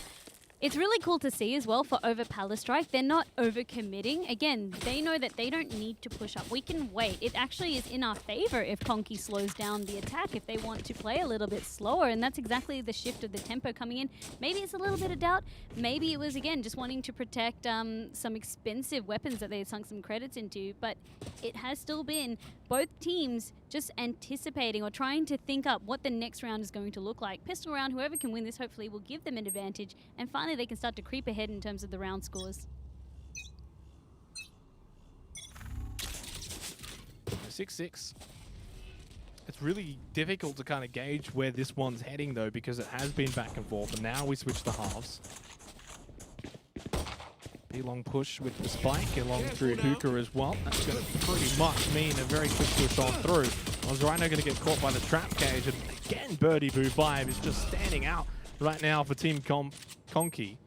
Through Defender side spawn, Omen's going to push through. There was a teleporter taken as well from A over to Hookah. And then so the retake can very much come out now for Conky's team if they're feeling up for it. It is only a 3 versus 3. Not possible. Never mind. I'll stop talking because Chronix makes it a 1 versus 3. Custer's curse. If I ever did see Wentowski, the last left, has been bringing out a few shots, knows that he would be playing in that Hookah, in that window. And just trying to clear out all of his line of sights. I mean, at this point, it's just taking down as many members as he can with him. Have to see, though, for Towski, how they want to play this one out. Ooh, gets the headshot onto Chronix. Means that the Devourer is there, but will unfortunately go down, ultimately to Psycho. Nothing to lose in that exchange because you're not saving anything. If Towski has a Vandal or an Op, for example, probably just backs off and saves and gives up the round. But in the pistol round, I mean, if you're trying to just save a Ghost, you probably got the wrong mentality. Go in there, try and get the win. Credit to Overpower Strike though, they've kind of just fought back a little bit from a small deficit where at one point they had lost 5 out of 6 rounds and Conky's team were all over them. That's changed a little bit now, although pistol round doesn't provide too much knowledge as to how the rest of this half is going to play out, but it looks like it's going to be another B push again. Look at that cross angle being held by the shorties. They try to rush on through. They've got their sight on one member, but that's exactly why you hold the cross angles. With Towski able to then use Dismiss to rotate out, trying to look for another Compose will take him down. But it's at least opening up the sight for Overpower Strike. The Inspector's really strong, especially on a map like Bind, any sort of close choke points. If you're playing around the box, for instance, and coming into this second round of the half, you're going to have the advantage that the other team's still playing around pistols. Although a very powerful pistol is the Sheriff. Panic finds a quick double in Hookah and could still just give this game, or this round in particular, a run for its money. Finds the Spectre now. An upgrade from the Sheriff to the Spectre. Pushes up. Get through box. Never mind. Caught immediately composed with a 4K. And what probably feels like the fourth or fifth kill from a player we've seen so far today already. No 5K yet though, Van. No 5K, no ace. We're still looking to watch for it, but always that last member unable to be seen. Composer's time picking this one out and really holding on for Overpower Strike. Things were looking really, really good for Conky, especially in an eco round, in a thrifty round. So for them, it's again just showing them the threat. So these rounds have been lost by a single margin. Now for Conky, they have been waiting. They have their full buyout. They have the guns now, and you can actually see from across the board as well, it's Spectres. For anyone that hasn't died, it's still Spectres being held onto for the majority of Overpower Strike. Spectre's a good gun. It's better for the economy as well, that you just sort of hold on to it. Nice flash, really well timed from Birdie Boo 5, who has been seriously impressive. Standout for Conky's team for sure. I always like to praise the ones that are just having a really good game, and in this instance, it's all thoroughly deserved. Recon Bot actually landed on the Cypher over the back of box, has forced now through the defender's side. Another flash. Wasn't finding the target to compose, but the Phantom will do the job. Spike, the most important thing, Yeah. Spike being spotted. Joke's over. You're dead. Don't want to hold on to that, and now it's really, really awkward because you're actually playing not just to get the spike onto plant, but just recover your spike. You're playing for that, so this is looking good for Conky. Yeah, very, very good. I think the round's pretty much over. Very much should be, as it's down to 2 versus 5. Onyx just sneaking around the back, pushing up through B long, but not going to make the trek up towards the spike. Oh, they both slide him at the same time, but they don't want to be able to really commit for that one. They don't need to commit over hard, but the way that they've also seen Conky's team play is that even if they try to save, they might get hunted down. So they're actually just playing for the exit frags. And like you said, they didn't have Vandals or anything amazing available. It was just guns that they were going to upgrade in this next round anyway. So trying to take down as many people as they could with them and just exit frag. So 8-7 now. Conky's team, you know, are not going to just sort of bow out of this. They're going to put up a fight all the way through. It does seem, though, on the defensive side for them, they're going to have less control over how the round plays out. Like, you could see when they were attacking Vandy how much emphasis they had in sort of controlling the round. Now on defense, though, a lot of it comes down to sort of Overpower Strike. So, while I think defenders are very well placed on a map like Bind, we can see the attackers really dictate how the round plays out. I think so too, especially with the tempo. So we saw Conky do it very, very effectively, being aggressive, as you said, but also just waiting out and utilizing their utility in a way that helped them on the attack. But this is looking a little bit tougher now for Overpower Strike, getting choked in over here in A short.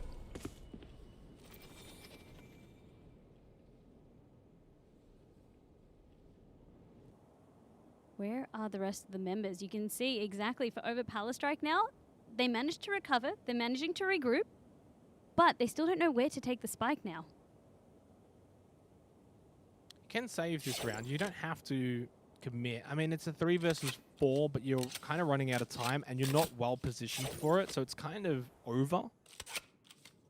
By the time you would say rotate over to B, it's going to be very, very close to having to get that spike down almost immediately as you get onto the site. You've got Trapwise to deal with, a Cypher Cam. It's not going to be easy to clear a lot of that utility in time.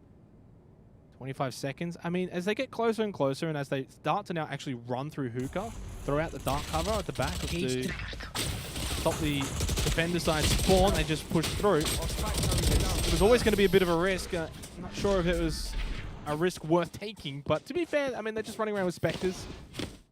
Always worth a shot. 8-8. They were just trying to force their way through. You could see exactly that. Wait for the clock to run down, hoping that maybe it would be more of a 1-3 split as opposed to 2-2.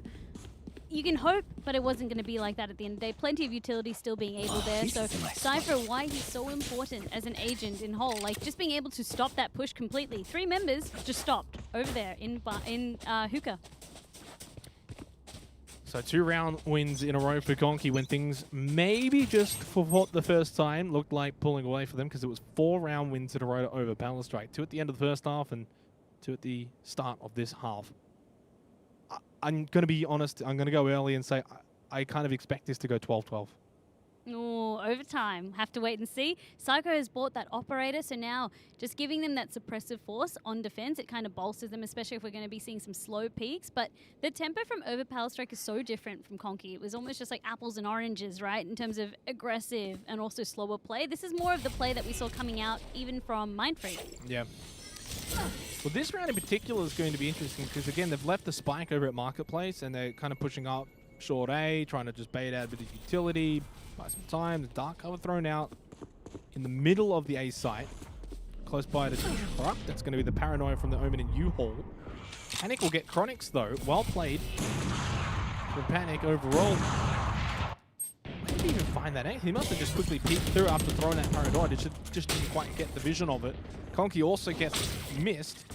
And so Overpower Strike's slow push not really paying off as well. We've seen most of the attacks that work have been those sort of rushes onto the site.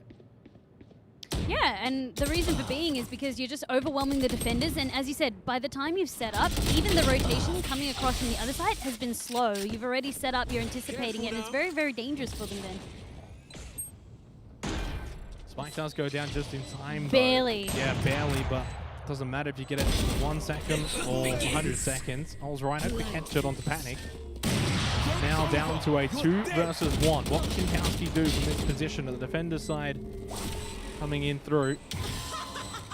Does have the Empress ultimate available, but not going to be effective. 4 kills to Oz Rhino.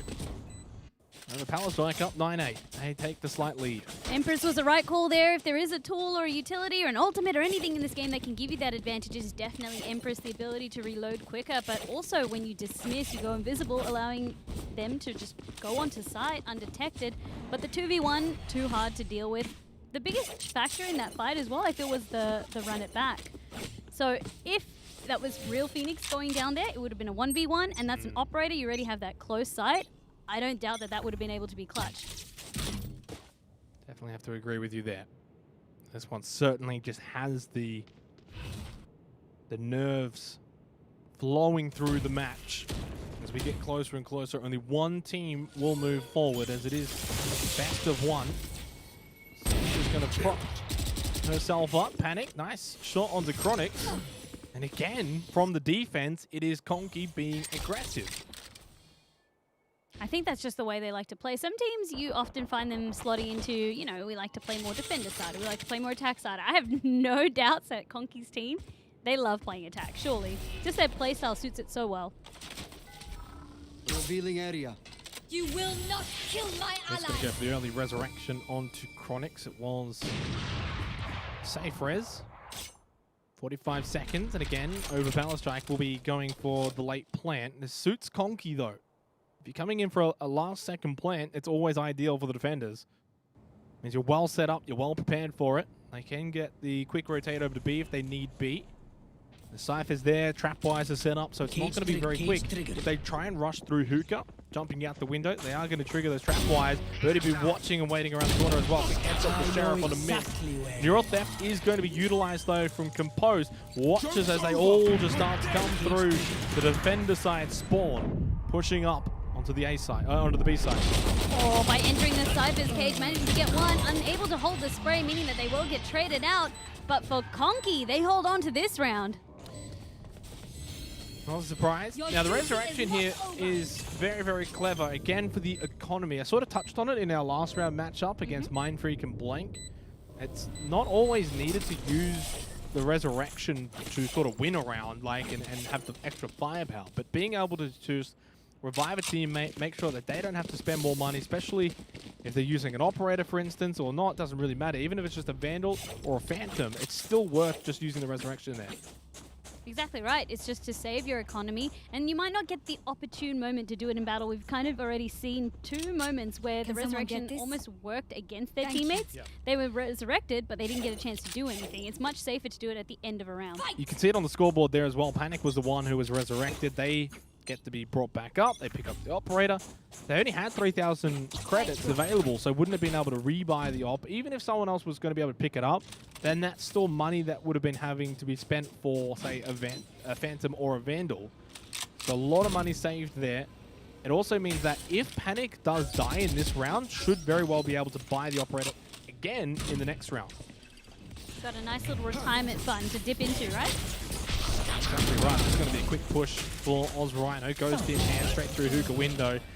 Kind of expect Conky to probably win this round from here, though. Chronix with the Spectre is going to be able to put in a bit of work, a bit of damage here onto the B site. Oz landing the Sniper Cam dart. That's going to keep tracking until you hold out and take it out of you. Panic, there is that operator immediately put into use. Throws the Paranoia onto the side as well. Brings out the pistol, but the Spectre's always going to win that exchange. Conky down to just one. It's 1 versus 1. Sitting inside a box. It's missed, but Boz will come out on clutch. Headshot, win. Gets the defuse. Conky are back in the lead.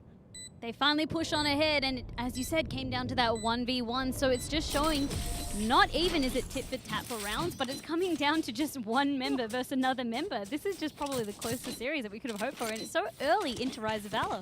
I was expecting this sort of series around maybe round 6 as the earliest, definitely around the qualifying matches, but round 4 we are already going to have one go right to the end, and it's kind of like you can kind of see it on the scoreboard. It's like 2 here, 2 there, 2 here. It's not so much 1, 1, 1. They're going back and forth, but they're going back and forth in chunks. So it feels like now it's up to Powerstrike to respond. Of course, whoever gets the 12 first will have that match point first. And it's always daunting going up against that match point, knowing that any slip up and you don't have anything, you don't have any other rounds to fix your mistakes. Yeah, exactly right. For Conky, the defense that they've been holding up as well, the retake that they've been playing has been very, very smart. They're not just sinking all of their eggs into one basket. They're pushing together. Even if someone is going around the longer way, they're waiting and then they're peeking together. So in terms of retake, they're not too afraid of time, even if they do have to play for retake.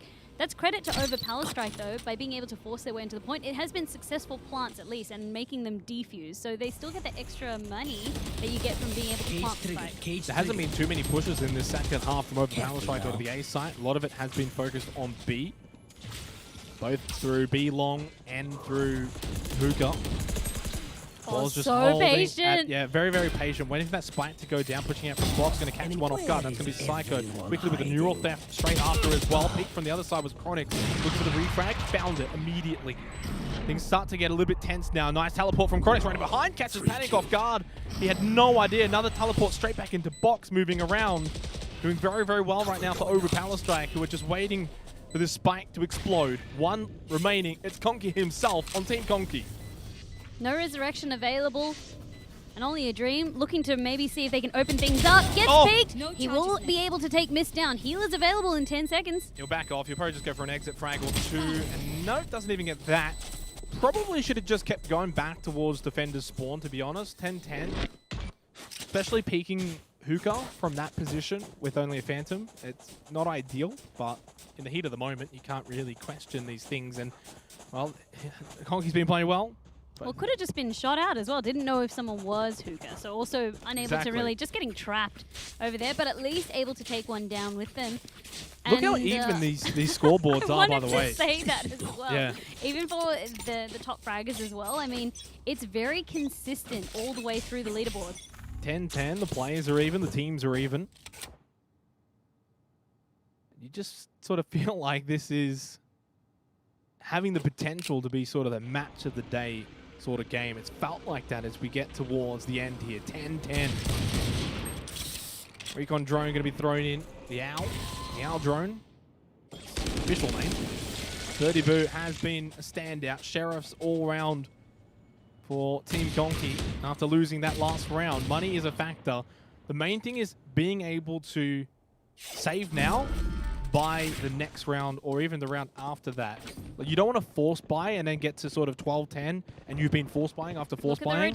Look at the rotation, using that teleport now, and you can see there's still quite a few defenders stuck onto B that are trying to rotate. This is good. They're opening it up. If they can get onto A site, get that plant, they have a few seconds before Conky arrives onto site.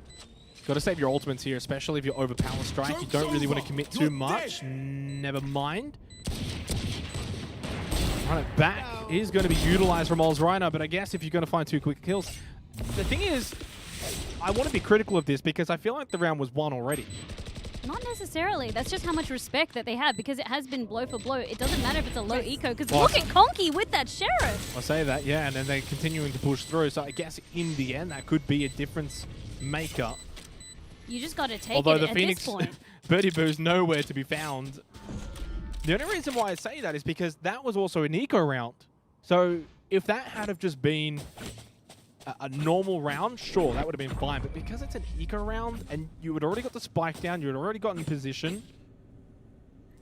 But remember, they are top fragger as well. Remember, they're refilling that ultimate gorge a lot faster than the rest of their teammates would be as well. That is true. And then maybe they might have it back when it's 12-12 and get another run it back. Exactly. But if they don't have it, that's why you're trying to be critical. Like, you might need it a little bit later. It is an economy round, as you're pointing out. Yeah, but I feel like that's just the respect coming back. Like, they just, anything that they can use to win the round, they're going to take it. That is true. That is true. But, and also looking at the rest of Overpower Strike, they've all pretty much got their ultimates available. Birdie Boo is 2 points off their own run it back. Did save the operator. The match point of the match point, as I like to say. That was through the flash. It was great. Great anticipation. I mean, the flash is coming through. You expect someone to be pushing. Holy had dolly. the angle there. You just got to take the shot, and this time it connected. But very, very impressive for us to see. That is round-changing shot right there from Birdie Boo with the operator. Forces out the resurrection early from Mist onto Chronix to get them back into the fight for this round. So it's an ultimate used early on. They didn't get Birdie Boo, which if they had of, that would have been an operator down, because we're seeing Conky's team buy in on this particular round. Like, if you lose this round and it's 12-10, you don't really have that much money to contest that match point. So it's a very critical round right now for Team Conky. That was a very critical shot. The resurrection's already used. 48 seconds. It's bought a lot of time, and they're kind of understanding this is going to be another B push. Here we are. This time it's going to be Hunter's Fury to open this one up. So Psycho trying to create space onto point, but Conky's holding him back. He found a double onto Composed and missed, but Oz Rhino was able to respond with 2 of his own. Birdie Boo hanging around the backside. Oz Rhino in box. Just going to molly off the defenders. But there was one that was able to get through over to Elbow. What is this? A 3 versus 3. As I said, Conky's team buying into this round heavily. Operator is still on the field and in the hands of Birdie Boo, along with Panic as well. They've got the double op now, and Panic finds a double kill. Sheriff, close range. 1-2 for Oz Rhino. Looking for the 5K to clutch the round. Sends it to 12-10. Oz Rhino gets the ace and the clutch. Oz Rhino coming up huge for his team, and it was just touch and go for a moment there. You could see Birdie Boo having to pull out the Sheriff. Actually had the angle, but because of where Oz Rhino was playing, because of the angle that the rest of his teammates was playing, couldn't stop him in his tracks. And you and I were asking for it, Xenox. The 5K, the ace. And what a way, what a way, what a game. But this is match point that Overpower Strike are threatening now over Conky. I'm almost heartbroken for Conky's team right there, because they've done so well in that very important round. They've got another big important round here, though. Now it's match point round 4. Loser goes home today. Of course, they can come back in the other open qualifiers. They'll have their points. Birdie Boo's going to go for an early run it back.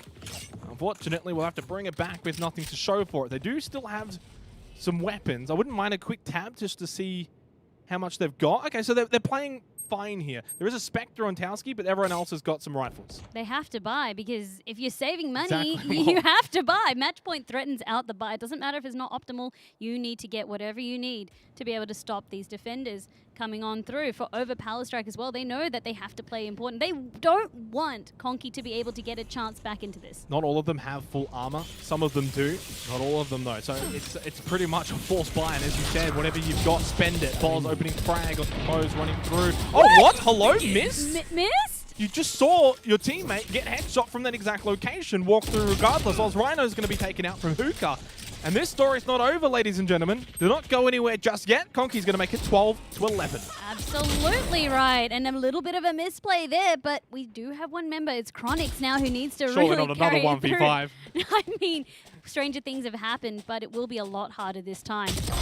Oh, that's 2 quickly to Chronix, and I think that should be all. Don't want to get too greedy, but Conky's team definitely going to make this 12-11. We breathe.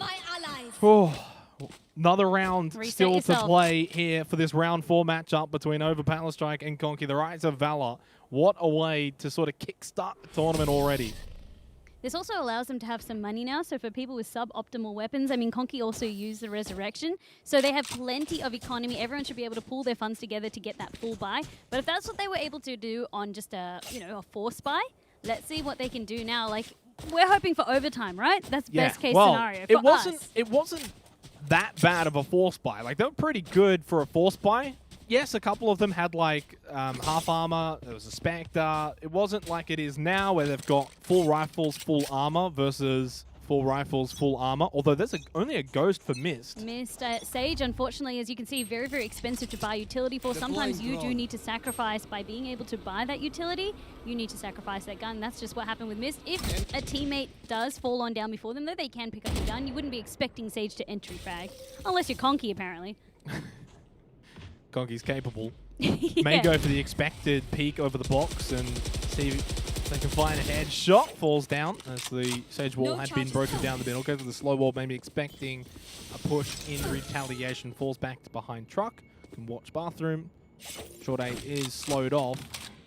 Has been a lot of pushes onto the B site. Vandy, do we see it one more time? But a utility use on A, and then we all rotate to B.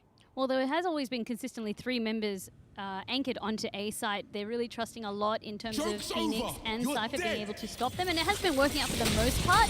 But with Ember like that, yeah, run it back, being able to scout out ahead and realize what utility they had available, but also find out the positioning of a couple of teammates.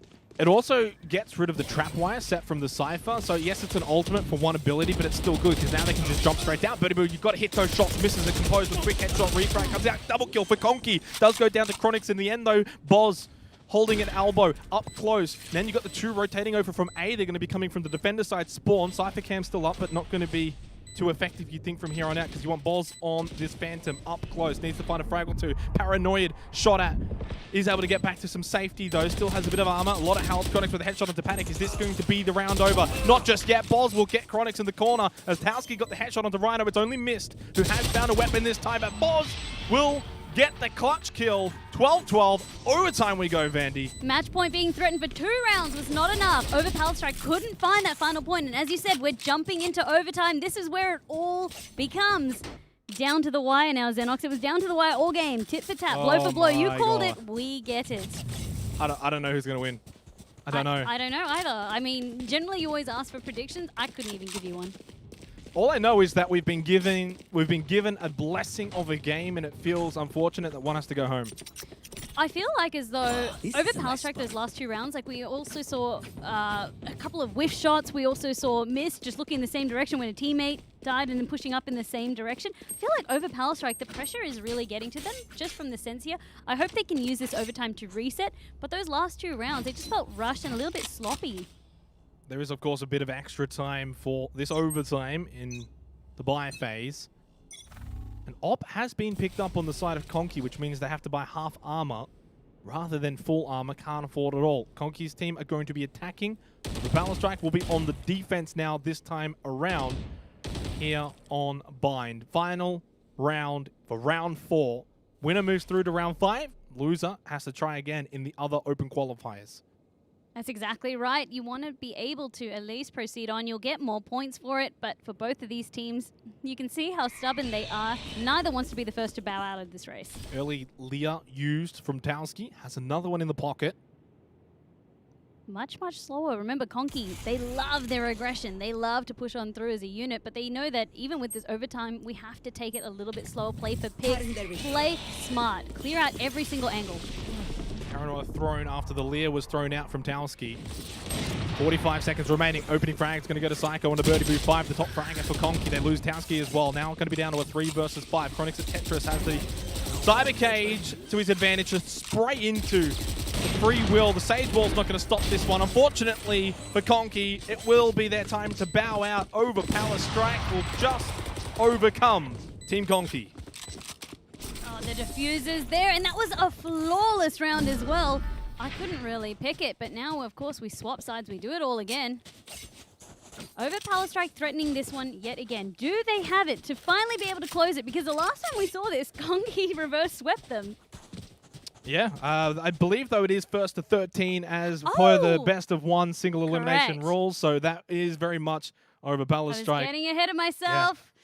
It's okay. That's we all just right. wanted more games. Very intense. Just sort of locked into it in the end. Over Palace Strike do take it 13-12. What a game. Just also to reiterate that for the open qualifier portions, the best of ones, it is only the first to 13. For the play-ins, for the finals, that's where we would have still been going forward. But yes. I also want to say congratulations to Over Palace Strike for moving on to the round of 5. And for Conky's team, well, of course, if they signed up for tomorrow, they can come straight back. They would have picked up a large amount of points for making it this far as well. And boy, they played really well. I've got to say, with how they played, I would be very surprised if they don't make it into the play-ins. I got high hopes for them. Well done.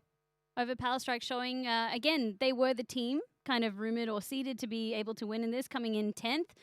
But, I mean, we are going to be jumping to a quick break. Please don't go anywhere. We do have plenty more amazing matches coming right up and hopefully more explosive ones like that. But again, congratulations to Over Palace Strike for being able to take that one out over Conky. But I hope to see Conky's team back again tomorrow.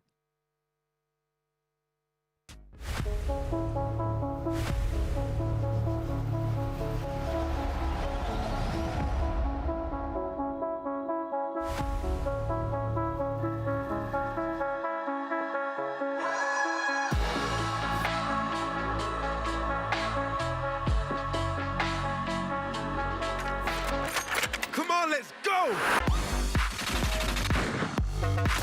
One enemy remaining.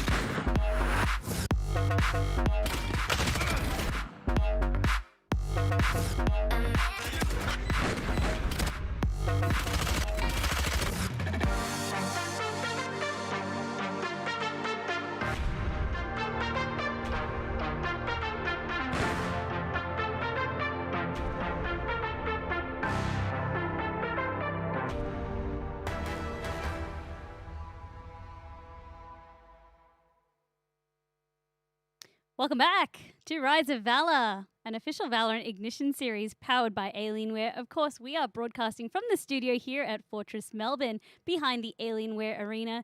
Xenox, what an impressive game that was that we had before. Over Palace Strike versus Conky. Yeah, it really went the distance, didn't it? When it goes to overtime, it couldn't have gone any further than that. 13-12 in favor of Over Palace Strike in the end, so they'll move through. Conky will have to try again another day, which is, of course, the benefit of this sort of structured format. They'll get some points as well, which means that they at least get something out of today. It was a great game to watch, and in the fourth round matchup as well, I wasn't expecting to see such a close affair.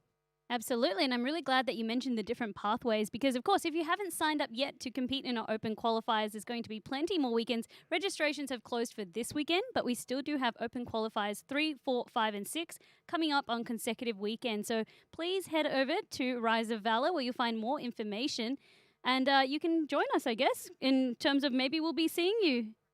Yeah, exactly right. We do have our prize giveaway as well, Vandy, that we can touch on quickly as well. You can wear a share of $30,000 worth of Alienware peripherals. Insane. Crazy. The way to do that is in chat, !watch and win, and then follow the Gleam link to enter. And the secret code for today? Hundreds. Hundreds. Not hundreds and thousands, just hundreds, because it'll give you a few extra entries into that Gleam giveaway. So we have plenty of spectator prizes. This is what it's all about. You can also be part of the action just by watching the stream. Yep, and that way everyone can win something. Yeah, absolutely. I mean, the spectators, the players, everyone can get involved and everyone can win. So my favorite type of way to watch and win, right? Like, I'm not going to be the one competing. If I'm not casting, I would love to just watch and be able to win some prizes. Yep, because I know that I probably wouldn't win much from my gameplay. But Yeah. let's take a look at the final 8 as we, of course, have played through the first 4 rounds. We've only got a few more remaining. There is still one team, though, that is yet to be on next to No ID. Fury versus Mystery Inc. coming up. A lot of hype around that one. And then Rip and Tear versus Mind Freak. Magic 5 versus Mick Team. So down to the final 8.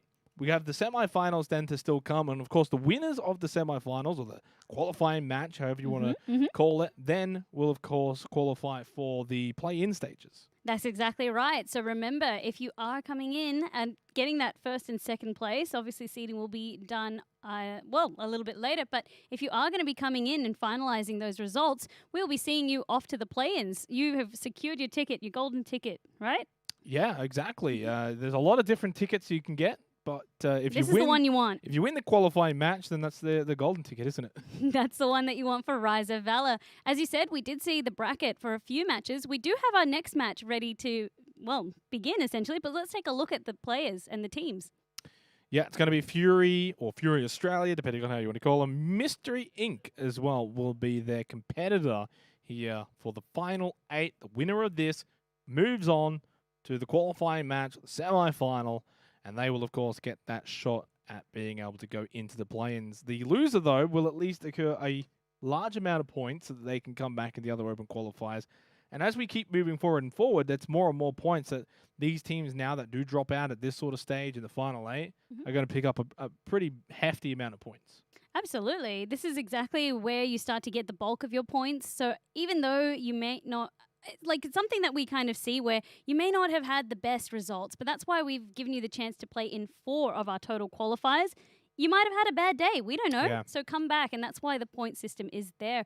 In terms of speaking of the roster coming up, so Fury, as I know, they used to be known under a different name, Gang, back when they were competing in other tournaments. So it's really cool to see, again, that esports organizations signing up local talent, signing up up-and-comers, but again, under just a whole new banner. So I'm keen to see what they say. And as for Mystery Inc., a little bit of a mystery there. We were going through some of the team names. Nice play on words. Yeah, well, not too many of this, them ringing out to us. So, I mean, I have seen Ducky Panic before, but some of the other roster, unsure about that. But the full roster for them was Wolfie Doo, Ducky Panic, Rebris, Calamari, and DW? RDW. RD. And Rebcrest is actually a former PUBG player as well. There so, you go. Yeah. I actually outfragged him once. I was playing one of his games. So goes to show sort of where I feel like I can maybe rate myself a little bit if I can. You said you weren't going to get prizes for, competing. But then again, No. here you are, boasting about outfragging a PUBG player. So, Anyway, or anyone player. can outfrag a PUBG player. That's it. Ooh, fighting words. Listen, though, this should be a very good game. From what I've seen or what I've heard from Mystery Inc.'s team, they've got a pretty good roster. Rebcrest is a decent player. They're all really good players. Obviously, Fury, as you said, former Gang, so they have got that organizational backing, and we'll see whether or not that's going to help them in this matchup. Hard to really see where this one's going to go, considering what we just saw from Overpowerstrike versus Conky. Absolutely. I kind of feel like we may see something similar in terms of a really close matchup. I hope so, especially because, as you said, we whittled it down from 120 teams. We're left with the top 8 now. These games should be more competitive than ever before. Yeah, they really should be. Look, I don't know if we're going to go to another 13-12. I hope we do, because that last one was exciting. Round 5 matchup, the winner moving on to the semifinals. We're going to be heading into this game now. Wondering which map it'll take us to, and looks like we're going to be on Haven this time around. So it's really cool to see that we're going back. We started with Haven, then we had some Bind, now we're back to Haven. Of course, one of the more unique sites, it is the only map currently in rotation of Valorant that has 3 spike planting sites as opposed to 2. So you've got ABC as opposed to just A and B, and it unlocks a lot of different playstyles in terms of not only attacking but defending. Yeah, we saw a lot of different strategies come out. So it was Mind Freak versus Blank all the way at sort of the start of the broadcast back in round 3. Although, of course, we had a few rounds off air earlier on in the afternoon.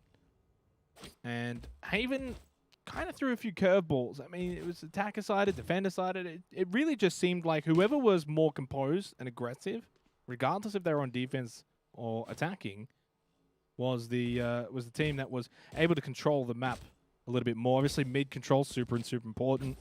Although in saying that, we did see a lot of stacking on either C or stacking on sort of A from the attacking team. So we'll see how this plays out as Mystery Inc. are going to be attacking first up, and Fury will be defending. Already, I'm noticing something really interesting on the defender side. There's not actually a person anchored onto B. Instead, it's a bunch of trap wires. So that will be kind of the cue to rotate off. They've actually anchored more onto C or A. That's normally the rush site that you would see. Sorry, rushes that you would see coming through on a pistol round. So just hedging their bets in a way. Oh, pushing straight out of sewer. Rebcrest and the rest of the crew that were able to sneak past Myth have been able to get onto the A site. Very sneaky manner. We saw Myth on the Phoenix push down A long, go for the flash towards the attacking spawn. Found nobody. Didn't realize they'd already gone straight past him onto the site. And the retake's going to have to come out from Fury. Up for it though. OJ will find the headshot frag at a Reb. true mystery to how they got there. That's how Fury must be feeling. They still have 2 members up. It is going to be a Oh my 2v3, but just through that smoke, you can see on your kill feed, a couple of kills ringing on out, meaning that Mystery Inc. are able to take this round up, and I didn't really expect it to go differently. The way they bullied themselves onto A and then were able to hold in position against a retake, it was going to be very, very hard for Fury. Yeah, it was. A lot of the damage had already been done. Retakes are not easy in Valorant, especially. And on the A side of Haven, it can really be quite difficult too. Takes so long to sort of wrap around to like the sewers or A long, for instance, that most of the time you're going to be coming from that B link, maybe pushing up into Heaven, but that's about it. So the defenders, so the attackers who are then defending the retake, typically know where you're going to come from. C push is going to be the case here for the second round. Wolfie do with the opening frag on the stubs. Stealing sight.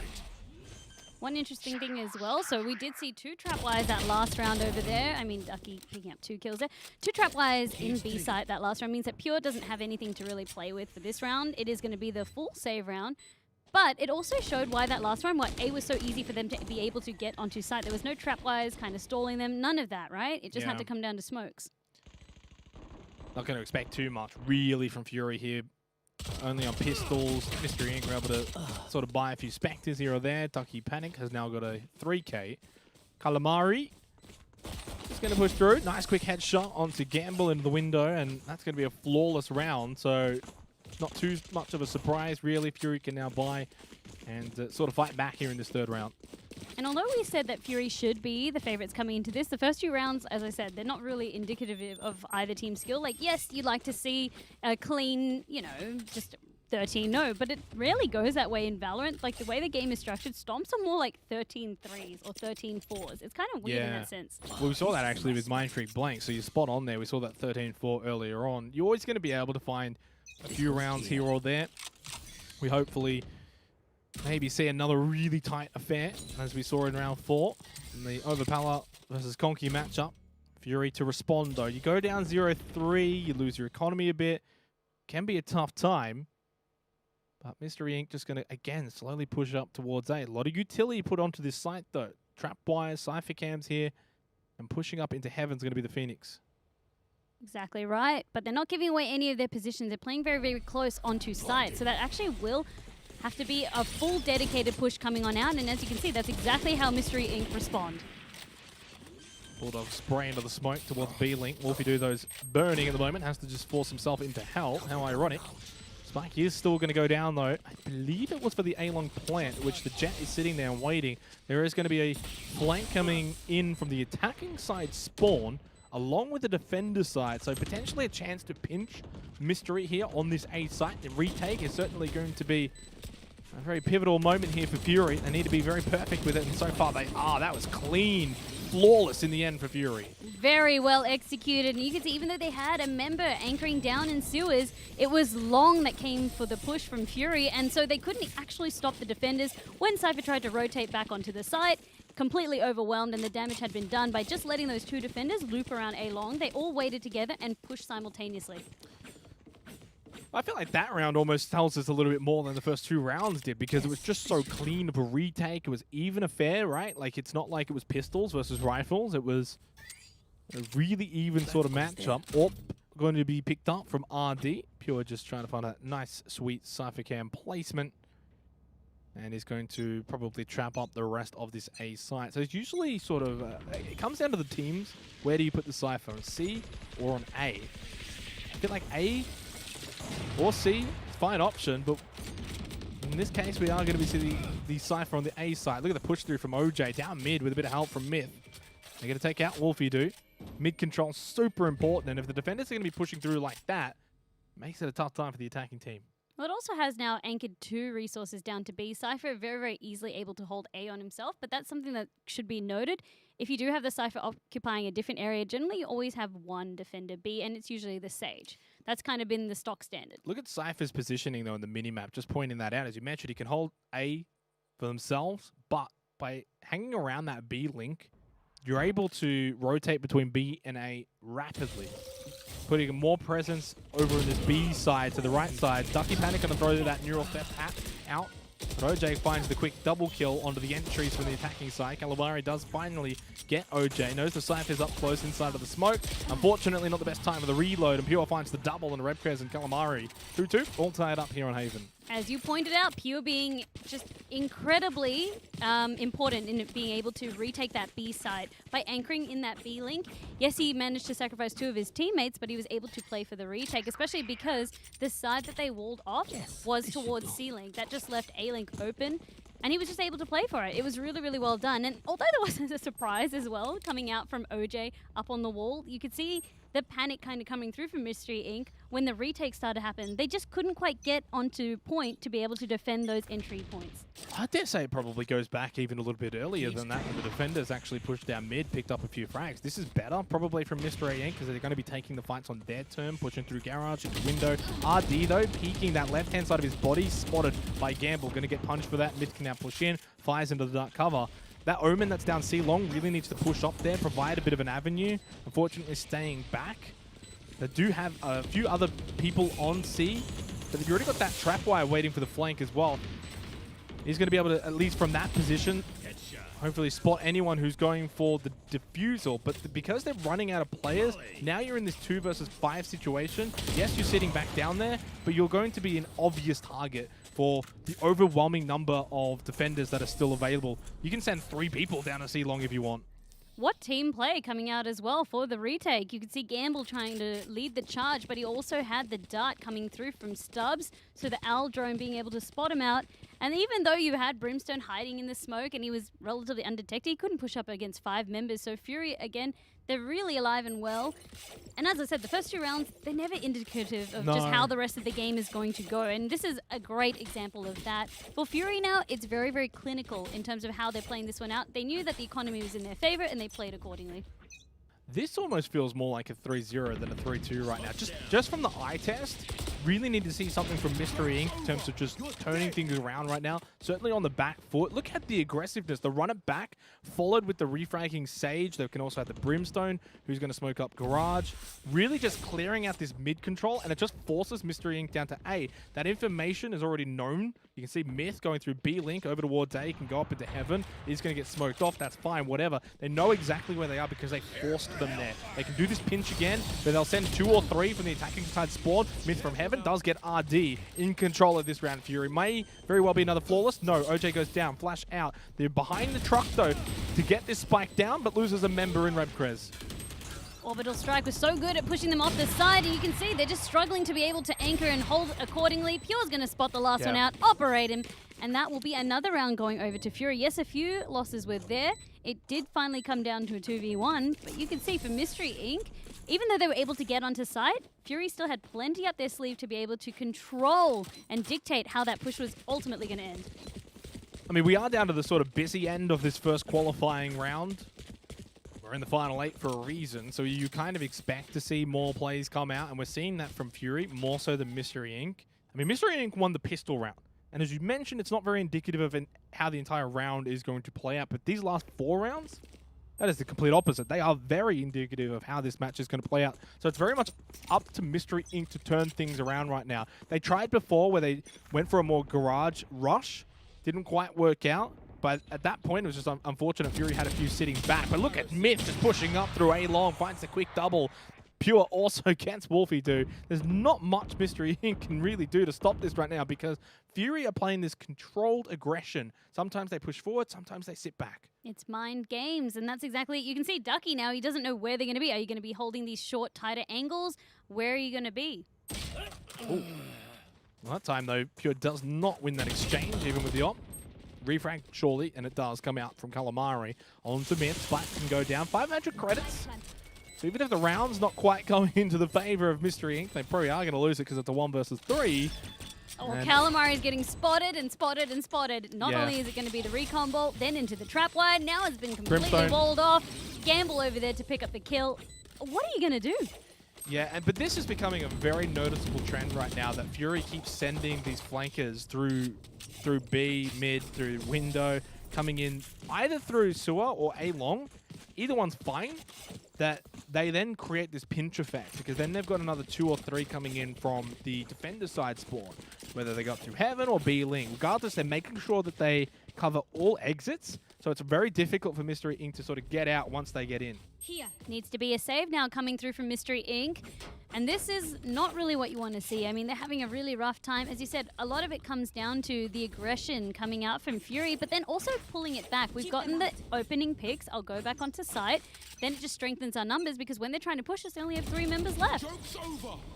There you go. That's the second run it back in 2 rounds. One. Yeah, because Myth is finding so many frags. That's the power of the Phoenix, though. If you're getting kills, you're going to get your ultimate back. Repko's on the board with an elimination against Gamble with the Sheriff. Not much found again, though. 2 runner backs, no kills, but a lot of information gained around that mid control, knowing that it's basically non-existent for the side of Mystery. This time around, looks like they're going to go towards C. While all of that was happening, however, Mystery Inc. were able to get a pick. So finally, things are looking up in their favor. Although they still don't have the guns for it, at least by getting this pick, they have something to work with. Oh, so much damage already inflicted onto RD. Stubbs will finish off Wolfie Do as well with the Hunter's Fury. Updraft up. Unfortunately, you will come back down. Fortunately, thanks for Stubbs. Rebkrez has got a few targets close by, pushing out a garage window, but Pure just sends him to the graveyard. There's not much left here for Mystery Inc. Unfortunately, Splack's not even down, stuck over in Cubby at C Long. Round is over, 6-2, and this game has just gone one-sided as much as it could after the first 2 rounds. It really could on the side of Mystery Inc. Now at least they have some money to be able to play with. For an economy round, they did surprisingly well. They used a lot of ultimates. They used the Hunter's Fury. They used the Resurrection. They were able to almost make it a 3v2. And then, although they couldn't get the Operator down, that was like a big force as well in terms of keeping them down, keeping them back. But as true was the Hunter's Fury on C Long, there's not really many places you can run to dodge. And it really stops the push. So it's really clever anchoring as well on how they're distributing their resources for defense for Fury. Well, as we just saw on the scoreboard there, a lot of the ultimates used from Fury over not just that round, but also the round prior. They've only got, I think, 1 available. Mystery Inc., on the other hand, have quite clearly got a few handful ultimates available, so it's like 4-1. I would love to see them just use their ult to try and win this round, try and put a dent into the economy of Fury, who are just running around for free right now, finding kills left, right, and center. Sage is up because of the wall, up on top of the generator, and that's decent position, although a well-known common one. Minute 15 seconds, plenty of time, but I almost don't mind this slow push from Mystery Inc. down mid, because they haven't done it really before, because there's usually been so much pressure from Fury down into this mid control. So they've actually got mid presence. Now we'll see what happens. Do they eventually find, say, a frag over in the garage window, then push onto C, or just eventually push onto the B side itself? With their sightlines as well, they're also looking and anticipating a flank. We know that Myth loves to play aggressive, loves to play flank, go for picks, and then run back to sight. So they're keeping an eye onto it, but now that the push is here, you do see RDW able to take out Gamble. So now there's like a little hole punched in through. RDW managing to get another. Things are looking good now on the side of Mystery Inc. Euro theft used, and that's okay. Nothing wrong with that one. It just gives them that extra little bit of information. Against the defenders with 3 up, they can still make something happen in a 3 versus 5, but in this case now with that neural theft that's been used, they have all of the information there. No C's available, it's clear. They get the spike down. Pure though, close. He's just going to use his own neural theft. Sensing an opportunity for the retake and win this round and really just kind of stamp out Mystery Inc. at 7-2. If they can win it from here, the neural theft certainly is going to help. OJ in that window in the garage. Myth with the flash through the cyber cage. Rebkrez is going to shut down OJ. Critical kill that one from Reb. 2 left. Quick bait. And out of the cubby is Ducky Panic. Doesn't panic in the end. And, well, a little bit stressful for Mystery Inc., but they get the round in the end. And what it came down to is, as you said, controlling mid, keeping eyes on their flanks, but also burning off so much utility in an economy round definitely helps set them up for this round. And finally, Mystery Inc. are able to catch their breath. They're punching through the defense. They're getting used to Fury. But I get worried because, of course, it's always a pendulum, isn't it? In terms of when we start to see Fury being able to get those ultimates back online, it'll be almost a reverse situation. But for now, let's see if Mystery Inc. can keep this momentum up. Yeah, depending on, though, how many kills Fury can get from here, we kind of edge closer and closer to the end of the half, so there's not going to be too many opportunities left for these ultimates. If you have them now, really, now's probably the best time to use it. Try and get this game back into your side of the field. Into your court. Yeah, that one works too. I was just thinking of good old sports analogies, right? Ooh, peeks there and unfortunately loses the trade. So for OJ, that's an awkward spot to be caught out, but also your Sage is down very, very early, meaning that you don't have her utility to play with, meaning it's very, very hard to stop these pushes, but luckily for Myth, being able to take down Ducky, it's just kind of opening things up for them in terms of being able to prepare for the retake. Another spike down, sitting in cubby so they can watch this spike as well, but you know that Fury are going to be able to play this. We see it time and time again. You can see it, you usually see it even in casuals, really. They know how to play this sort of plant. Run it back, nice, but didn't get to the halfway mark. I don't mind that sort of play. Myth from here still has a little bit of help with the Sova. He is low. Myth? Nicely done, but that's going to force out the orbital strike. That's okay. That's almost sort of like a net positive, really, in the end. You kind of force out the ultimate. Rapcrest is going to be eliminated as well while that was happening. Absolute great Oh, team no. play. Oh, you can't be losing that. No, I mean, I'm just shocked right there. I mean, Myth just came through, one-man wrecking ball, 4K under his name, got the run it back, used it to get intel. Finally, his remaining team member, the Sova, could finally just get that last member. But on the side of Mystery, there was just no way that they should have been able to lose that. Yeah, I mean, I'm pretty certain the Sova pushed to Cubby from what I could see because the little X showed that Rebkers died in Cubby, which means he didn't we didn't see it because obviously we were watching the point of view of Myth. I'm expecting that Sova pushed up, got the frag. Otherwise, there's no reason to really peek from that Cubby position, especially when you got the orbital strike. Used it maybe a little bit too early, but the idea was there. Unfortunately, execution just didn't follow, so we move into this next round. It's pretty much over before it even began. Oh, no. One left. It's the Cypher, and it's about to be 8-3. Yes, they got Myth, but what cost? OJ was there and able to clean up 3K under their belt, and as you said, this push is all but stopped. The wall goes up, and yet Ducky is trying to see if he can at least trade. He does. That's going to be pure down. So at least well played, getting the trade before recovering the spike. But now it's where to go from here. Of course, just the last member left of Mystery Inc. and would be looking to try and save exit frag along the way. Yeah, but we're also getting towards the end of the half, so the economy itself or Fury isn't going to be dented from here. So looking for exit frags is kind of just naught. You can try and just be cheeky, maybe improve your KDA, but that's about it, really. Or maybe expect them to go hunting, then quietly push in onto the B and get the spike down. Then Mindstubs is watching mid. 8-3, and this one has certainly gotten away. That's 8 rounds. Oh, no, sorry, almost 8 rounds in a row. It's 8 out of the last 9 rounds to Fury. I have to say something as well. In terms of, it's funny that A is just never thought about. You've got the trap wires there. You know that Cypher likes to hold that site. You could see as well for Ducky, as far as they were concerned, all they had was B and C as viable options. Because even though we saw A as being, you know, totally empty, we have God view, we can see everything on the map, it was just never an option for them. And they knew that Cypher liked to, you know, play there, didn't have time, was going to probably trip a lot of things along the way, or expect at least one defender to be there, because you've got 3 members, at least one person anchored on each side. Well, it's the final round of the half. Force buy from Mystery Inc. They've got a bit of something. A few of them are running around with bulldogs and pistols, and some do have vandals and a full set of armor, like Wolfie do, or Wolfie do. Fortunately, though, it hasn't been a happy time for Mystery Inc. so far in their attack on Haven. Maybe, just maybe, as they switch sides, they may be able to get back into it from their defense. That's it. I mean, at least it gives them a reset from the economy. We know that with Fury, they've banked themselves. They had almost, I believe it was 5 matches in a row. Heaps of economy to work with. Trapwire finally being set. And Wolfie Doo knows that now is the time they need to push together. Myth is going to be making short work of RDW. Gets traded out by Wolfie Doo. And Pure actually taken out as well. So that's Heaven clear. And now they're actually going to be playing to set up the side. It's going to be a very big round win overall if it goes to 8-4. Obviously, it's the final round of the half, so you're going to use all ultimates that you've got readily available. Resurrection, no different to that. Cypher moving down A long, waiting for the flank that has usually been coming. And this time, they're ready for it. Gamble's eliminated. Stubbs with the Hunter's Fury, trying to find a bit of information. Gets the ping from the teammate of OJ, who just goes in, does it himself, gets RD, and trying to still win the round, not giving up on it is Fury. But I guess in the end, the Marshal from Calamari, too good for Stubbs. Calamari still up as the last one alive for Fury. They are eliminated, and that's 8-4.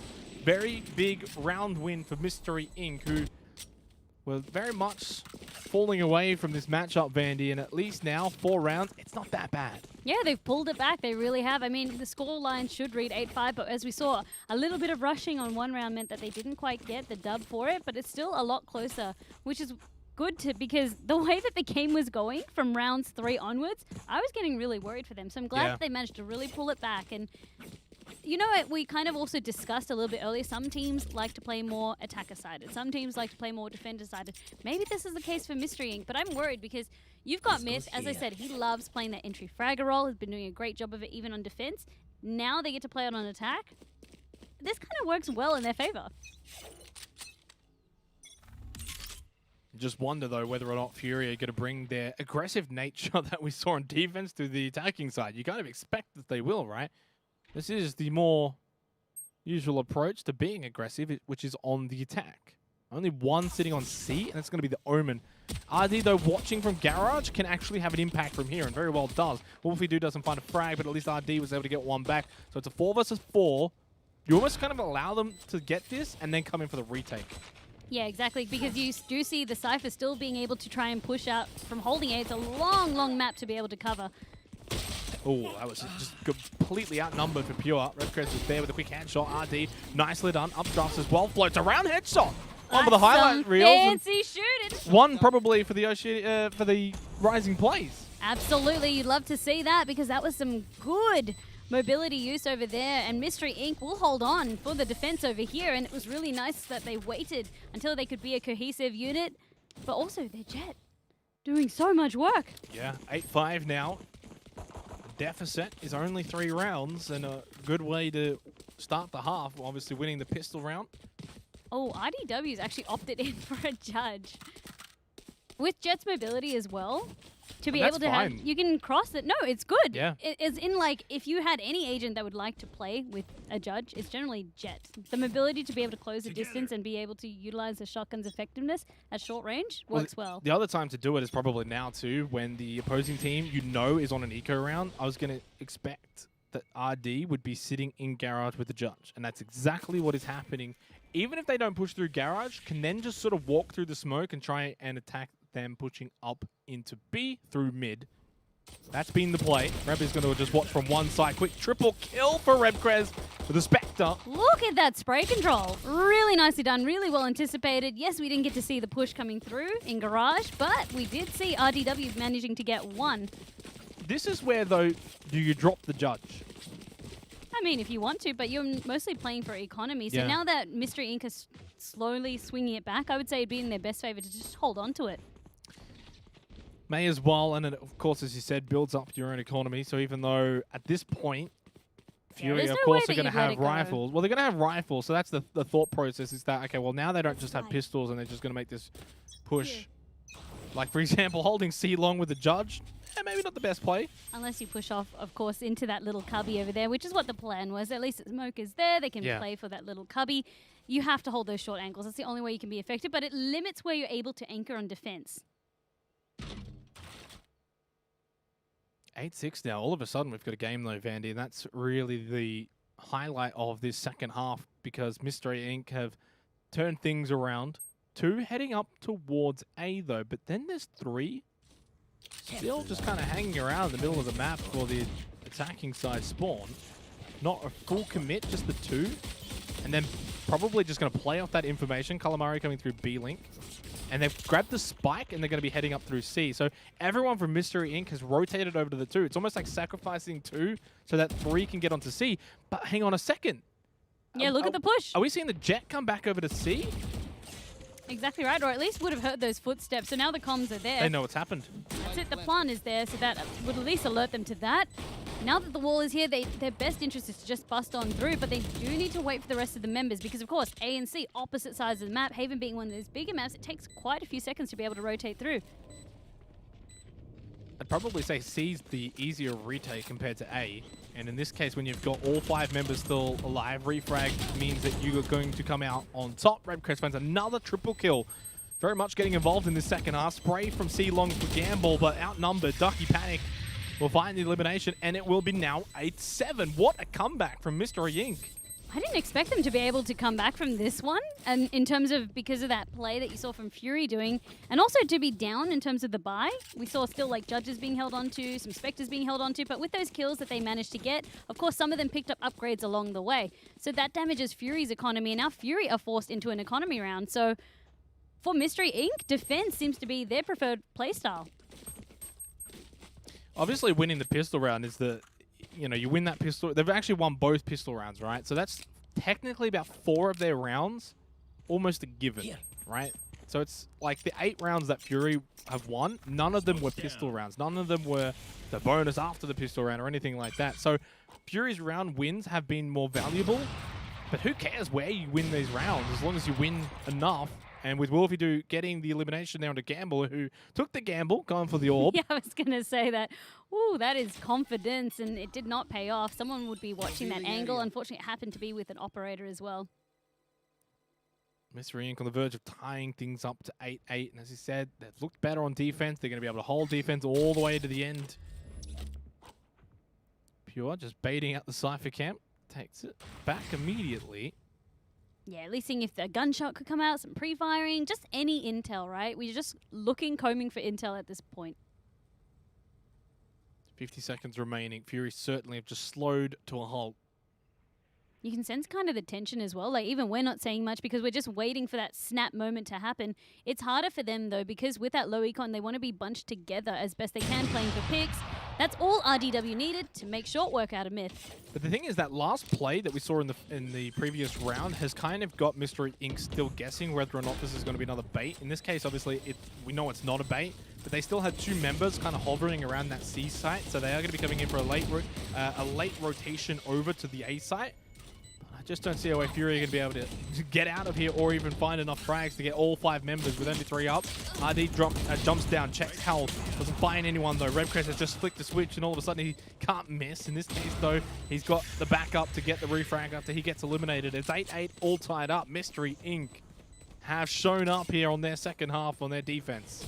Yeah, they really have. Maybe now we've got a reverse sweep underway, but Fury with the lead that they managed to give themselves on defense, they aren't quite able to find it yet on attack, and it's really hard for them in terms of, even though they're able to consistently get the spike down, the retake from Mystery Inc. has been really, really good. Mystery Inc. are more than happy to give up access to site as long as they can regroup and retake together. So it was 6-2 in favor of Fury. Since then, it's now 8-8. An incredible turnaround for Mystery Inc. And from here, well, why stop now? Just keep going. Only a couple more rounds until you can get to 12 and force that match point. And it's Fury who are on the back foot. They need to try and find an avenue forward. Haven today has very much been defender-sided in the sense that the defenders just typically are able to win these matchups. They're having a much easier time of it is what it definitely seems like. And just comes down to playstyle of teams. Also, the way that they like to kind of, I guess, which sites they're hitting. The way that they like to play these sites. Pushing in with the run it back again from Myth, who's just kind of cooled off a little bit from that rampant first half start. Just going to run around, throw out these hot hands and the flashes, and RD's just finding double kill after double kill with this operator, putting it to good use.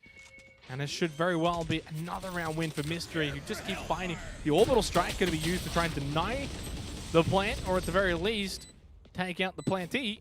And that's going to be the round win, and the Cypher remain. It is Pure. Does eliminate Remkrez, puts the spanner in the works, gets a second, but not for third. RD watching close by. Picked up the Vandal for the short time, swaps it back, has their own little armory of arsenal weapons over there. Yeah, that's best case scenario for RDW. So really utilizing the fact that a bit of action happened down there, but also just being a huge threat with that operator, constantly just making sure that if you're wanting to play for these longer angles, they'll be watching and waiting, and just takes a little peek. So very much a sharpshooter for the side of Mystery Inc. For the first time now, though, Xenox, they have managed to push ahead of Fury.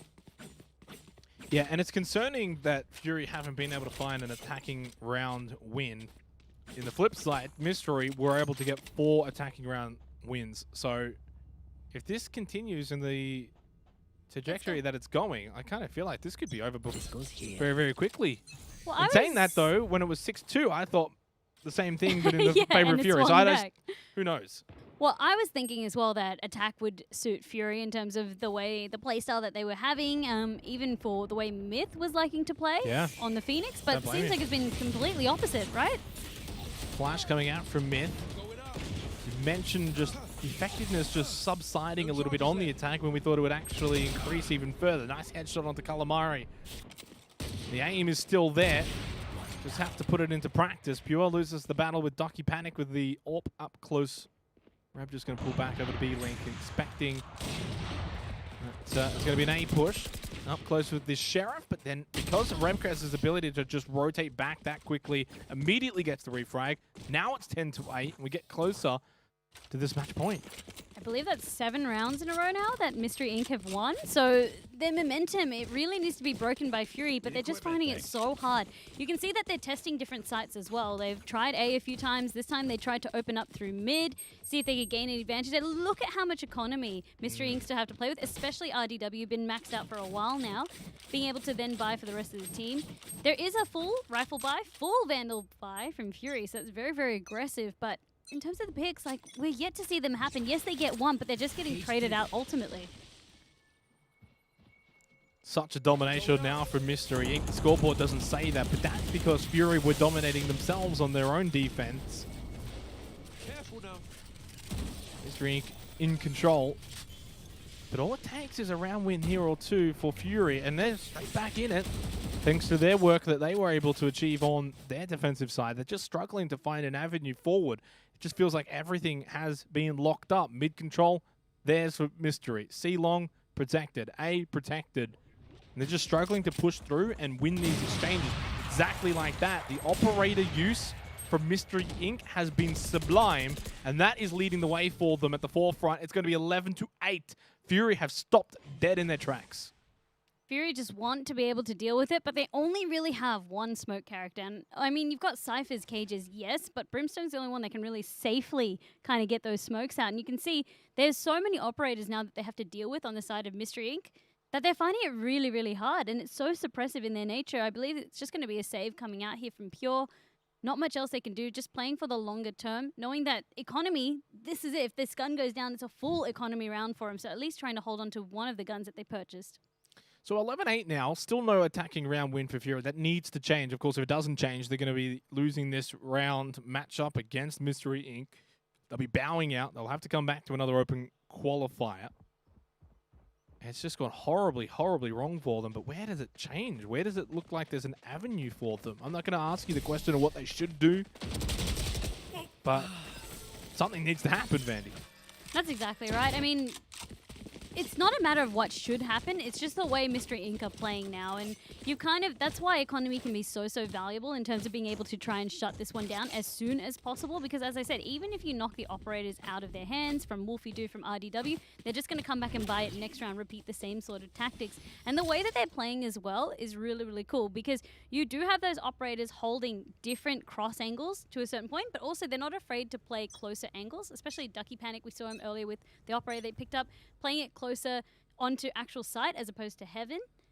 So they're really just keeping Fury guessing, essentially, with that. This is a really good representation as well for those who are usually quick to give up. You know, at one point it was like 6-2 in favor of Fury. Mystery Inc. had only won the pistol round of the round after. Ducky Panic, going to clear that recon ball. Gets one, couldn't get the second one as they were pushing through those cyber cages. Myth actually time to throw the Molotov out, then get the elimination onto Rebcrest. Is this maybe a return of Fury? Only 2, now 1 left. As RD takes out OJ. It's only Gamble sitting by himself over at A-Long. It's going to be 8-12. But going back to what I was going to say, Vandy, is that for some, they kind of maybe give up a little bit too early. This is a really, really good representation of a team being able to be keeping their cool and then making the comeback when they switch sides. Yeah, exactly right. For Gamble, I mean, having a little bit of that chance Saw RDW wilting on, I think waltzing on I think this past. is over. but- I'm happy to call it now. Yeah, I mean, I just don't see a chance for Fury. It's really, really hard. The composition that they picked as well, if you're unable to really gain access to site, like a lot of the way their composition works with the Sova, with the Cypher is to gain intel and then use that accordingly. There's more smokes available on the side of Mystery Inc. You do have the Omen, you have the Brimstone, and then now they're playing defensive side as well for Cypher. It's working a lot more in their favor. Pure's unable to actually gain access to site a lot of the time, so he's unable to set up those Cypher cages that we need to desperately block site against those operators. But you're not even able to get on site because operators are holding those long angles. You're exactly right. And it's also really just daunting for Fury coming into this round, knowing you haven't found an attacking round win at all. Nothing's worked for you, and all of a sudden now you've got to find it. You have to do it here, otherwise you're going to have to be playing in another open qualifier. RD with the opening frag. May as well use that for the orbital strike to follow up, expecting the resurrection. Nicely timed from Rebkrez. As you said, that orbital strike, it's been available for some time now, finally able to get an advantage of it. There you go, there's going to be the smoke to at least a nice some side. Myth trying his best to open up this position, clear a lot of those trap wires, and then repeat. By playing the Molotov here, can at least stall the access back to onto A site by the defenders. You can see the sort of the way that we've been seeing run it back used a lot through the teams so far today. Just being able to sort of clear those trap wires, clear a lot of the utility, and just run as far as you can to get as much information. It's not so much always just about popping it to then turn around the corner and try and find frags. Information, clear utility, and if you can find anyone, well, it's just an added bonus. But 25 seconds left. Fury going to have to pick up the pace a little bit here because Mystery Inc. control of C, control of B. They know exactly where this push is going to come from. Quick one-for-one trade. Myth's going to be eliminated. The neural theft quickly is going to be used in favor of Fury, so it is going to give them a lot of information as to where Mystery Inc. are currently located. But it doesn't seem like they're aware of RD coming in for the flank from the attacking spawning garden. I mean, they do have that line of sight up there, but they want RDW to be the one to try and push on up, and that's all Gamble needs to make short work of them. Both operators finally cleared on out, and for Fury, at least trying to stall this match point, going over to Mystery Inc. Spot one down in sewers. OJ picks up the operator for themselves, eliminating Ducky Panic, but then Pure goes down to Calamari, so it's just a one-for-one. Watching and waiting on that spike, expecting the push out, but just that shot so crucial. But Gamble's there as well. The Vandal, is the defuse going to be off in time? This is the shot! Rebkrez held it! Rebkrez clutches it! And Mystery Inc. will eliminate Fury 13-8. What a way to finish a game. You could see the defuse wasn't planted for long, and so what that meant was that we had to try to push onto site. We whipped a few shots, unable to get it. And for Mystery Inc. to reverse Sweet Fury, who were expected to be the favorites in this matchup, amazing stuff. I've never seen a reverse sweep in a best of one, but that's probably about as close as it can get, really. It was maximum rounds, right? It was a full defensive half. Not a single round won on attack for Fury. Or there's another way of putting it, not a single round lost on the defensive side for Mystery Inc. Really just sort of holding firm. And what a story of two halves. That really is the term in the dictionary, story of two halves, really right there. That game was it. RDW as well, just seriously showing everyone out there with all the operator. Like, just no one could touch them. No one could touch them. Even when he was just so confident to try and push into side and play different angles with the operator time and time again. It was really cool to see. They just performed so well. Yeah, I'm very, very interested to see moving forward how much more Mystery Inc. can achieve. Unfortunately for Fury, they are going to have to come back in one of the other open qualifiers. But Mystery Inc. want to keep an eye out for. Absolutely. Want to see what else they can have. So open qualifiers, of course, as we said, you can still sign up for the next week. So we do have Saturday, Sunday, and then, of course, the weekend after that as well. So that will be open qualifiers 3, 4, 5, and 6. But the qualifiers for tomorrow, of course, have actually closed off. But we still have plenty more games to bring you, plenty more action to bring you. What do we think the next map is going to be? Because we've seen a bit of Bind. We've seen a little bit of Haven. We haven't seen Split yet. We haven't seen Split yet. I wonder. Yeah, and unfortunately, it's not in the pool at the moment for this weekend. With the bug, with the wall, yes. With the wall, but I'd like to see Split, but I'm very happy with what we've been seeing from Haven so far, both attacker and defender side, but typically the defenders so far today really sort of prevailing in the end. That's exactly it. What else? I mean, for Fury, it's going to be interesting when they go back to review that VOD as well, like what kind of learnings they have. And I feel for a lot of them, they were just really not expecting Mystery Inc. to be so suppressive, I suppose, with the operators. I mean, Brimstone should have been enough. You did have the smoking utility. The aim was to get onto site. Then we used the rest of the utility we had with the Sage's walls, with the Cypher that we were running. But they just could never make it execute. And that really goes to show for Mystery Inc. As we said, some teams really do prefer attack defend. Mystery Inc., everyone could take a masterclass in terms of defending on Haven from them. Yeah, exactly right. And I think in the end, Mystery Inc., the way that they were playing, obviously the operators did have a large impact. But as a team, you know, we saw guys like Rebcrest really turn things around from what was a bit of a slow attacking half. So we're going to be going to a break very, very shortly, Vandy. But look, Mystery Inc. is certainly one to watch. And as you know, teams are getting picked up by organizations. You know, Fury, formerly a gang. Mystery Inc.'s one that probably, I hope, is in talks with some. I sure hope so as well. As you said, we will be going to a quick break. If you do need to grab any snacks, take a stretch, anything like that, please don't go too far away, though. We still do have plenty more matches available for the day. But we'll be taking a quick break. So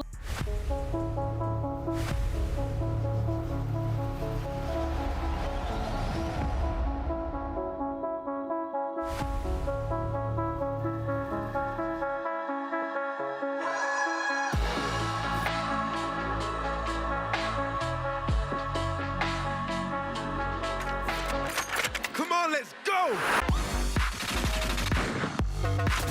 One enemy remaining.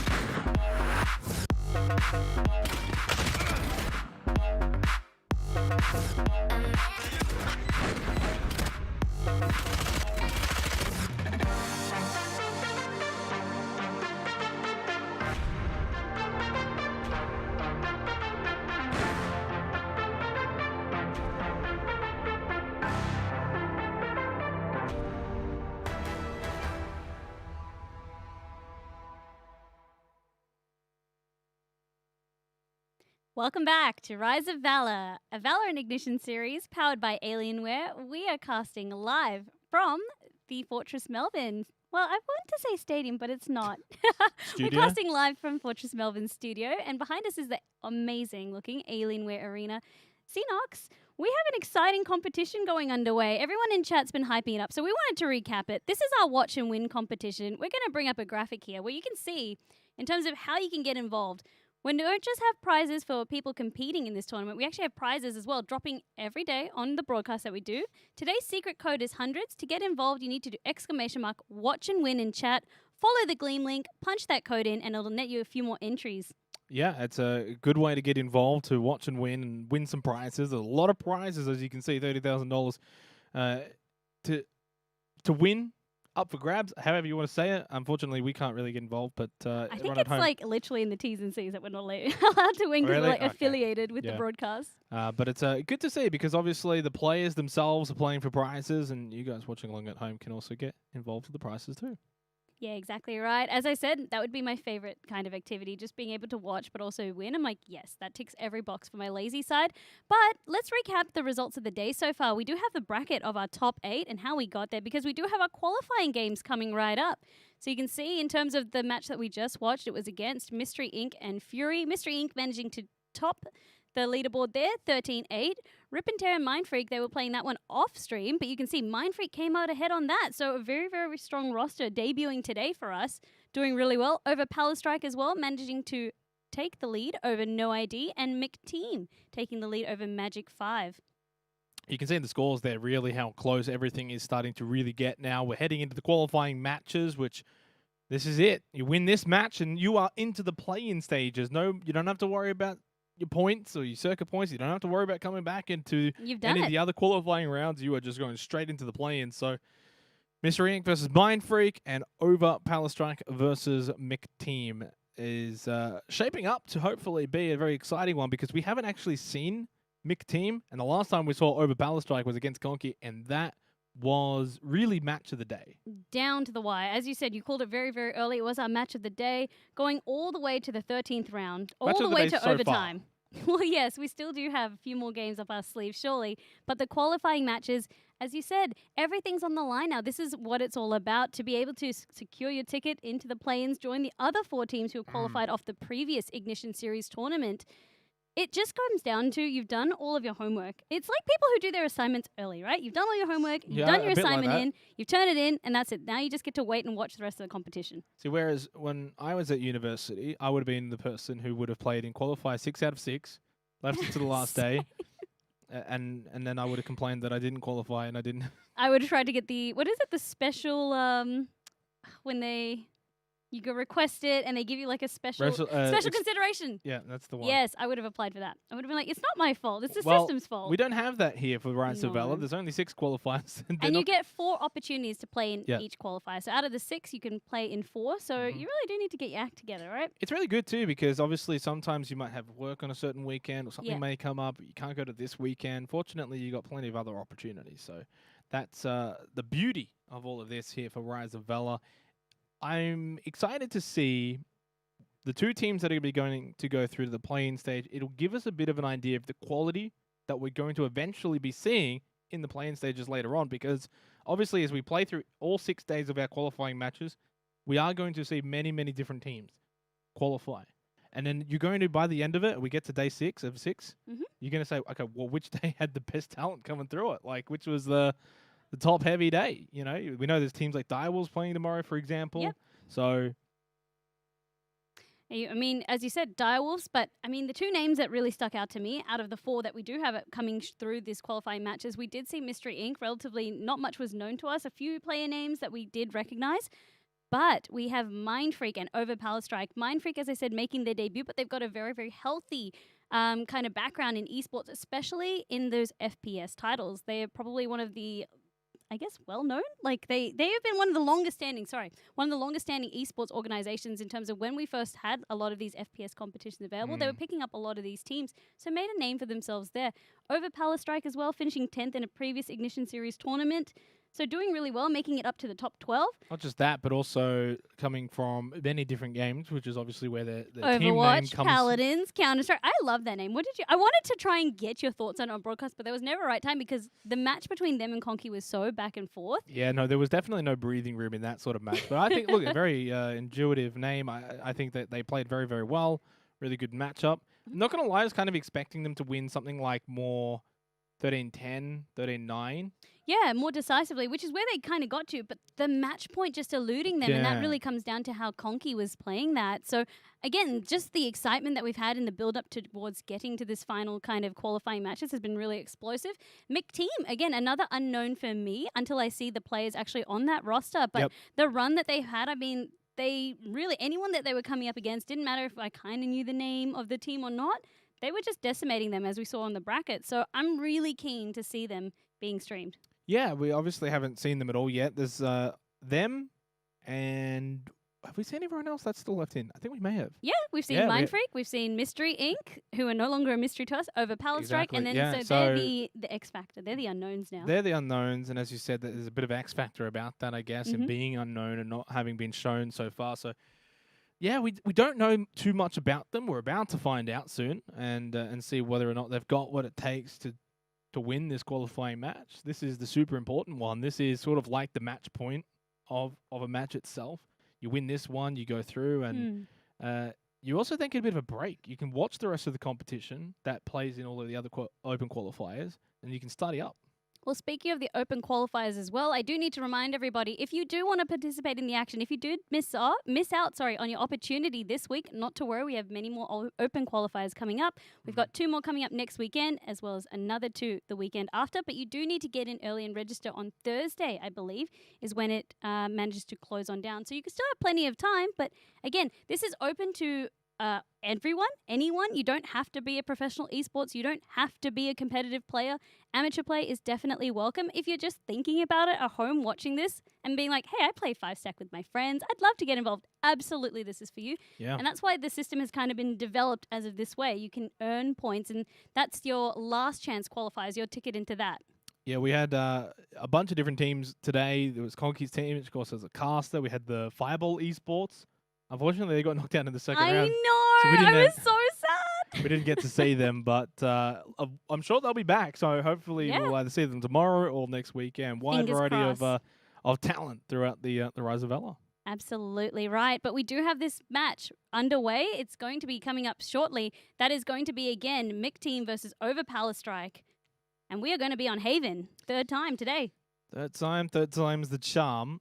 We had one on Bind, but Haven has been our lucky home so far. Still no split.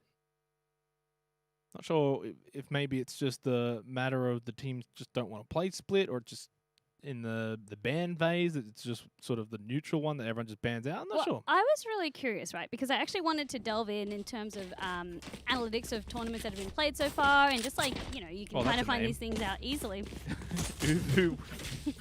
It would just be Uwoof for short. But essentially, Split was the only one where it decisively was more defender-sided in terms of all the data that they did have. Yeah. Whereas the others were still sitting around, you know, that 50, 48 kind of percent range. That was the only one where it was like decisive, like 55%. And I was like, that was so interesting to see. Obviously, it analyzed everything, not just competitive games, but also public matches. Yeah. But yeah, that was one of those matches. Or one of those maps. Well, let's get straight into it for our first qualifying match. Overpowerstrike versus Mick Team. Over on Haven, Overpowerstrike are going to be attacking first. McTeam on the defense. Last time we were out here, actually, we didn't see an attacking round win for a very, very long time. There's a bit of a drought here on the broadcast, Vandy, in terms of attacking wins on Haven. We'll see if Overpowerstrike can overcome that drought. It's not themselves, but of course from the previous match we saw, Kaiser just be pushing in. I'm not sure if that's KZR or Kaiser. Either way, it's going to be able to get the elimination onto Chronix. He's refragged though by Composed. Trying to set up as well as get that plant down, utilizing a lot of their utility to secure Garage, but YDNA from the long now. Or Andy. Or Andy, yeah, sorry. Coming out from long, essentially, so making them peek down through that angle and just, I guess, challenge this. But, of course, the last remaining member of McTeam.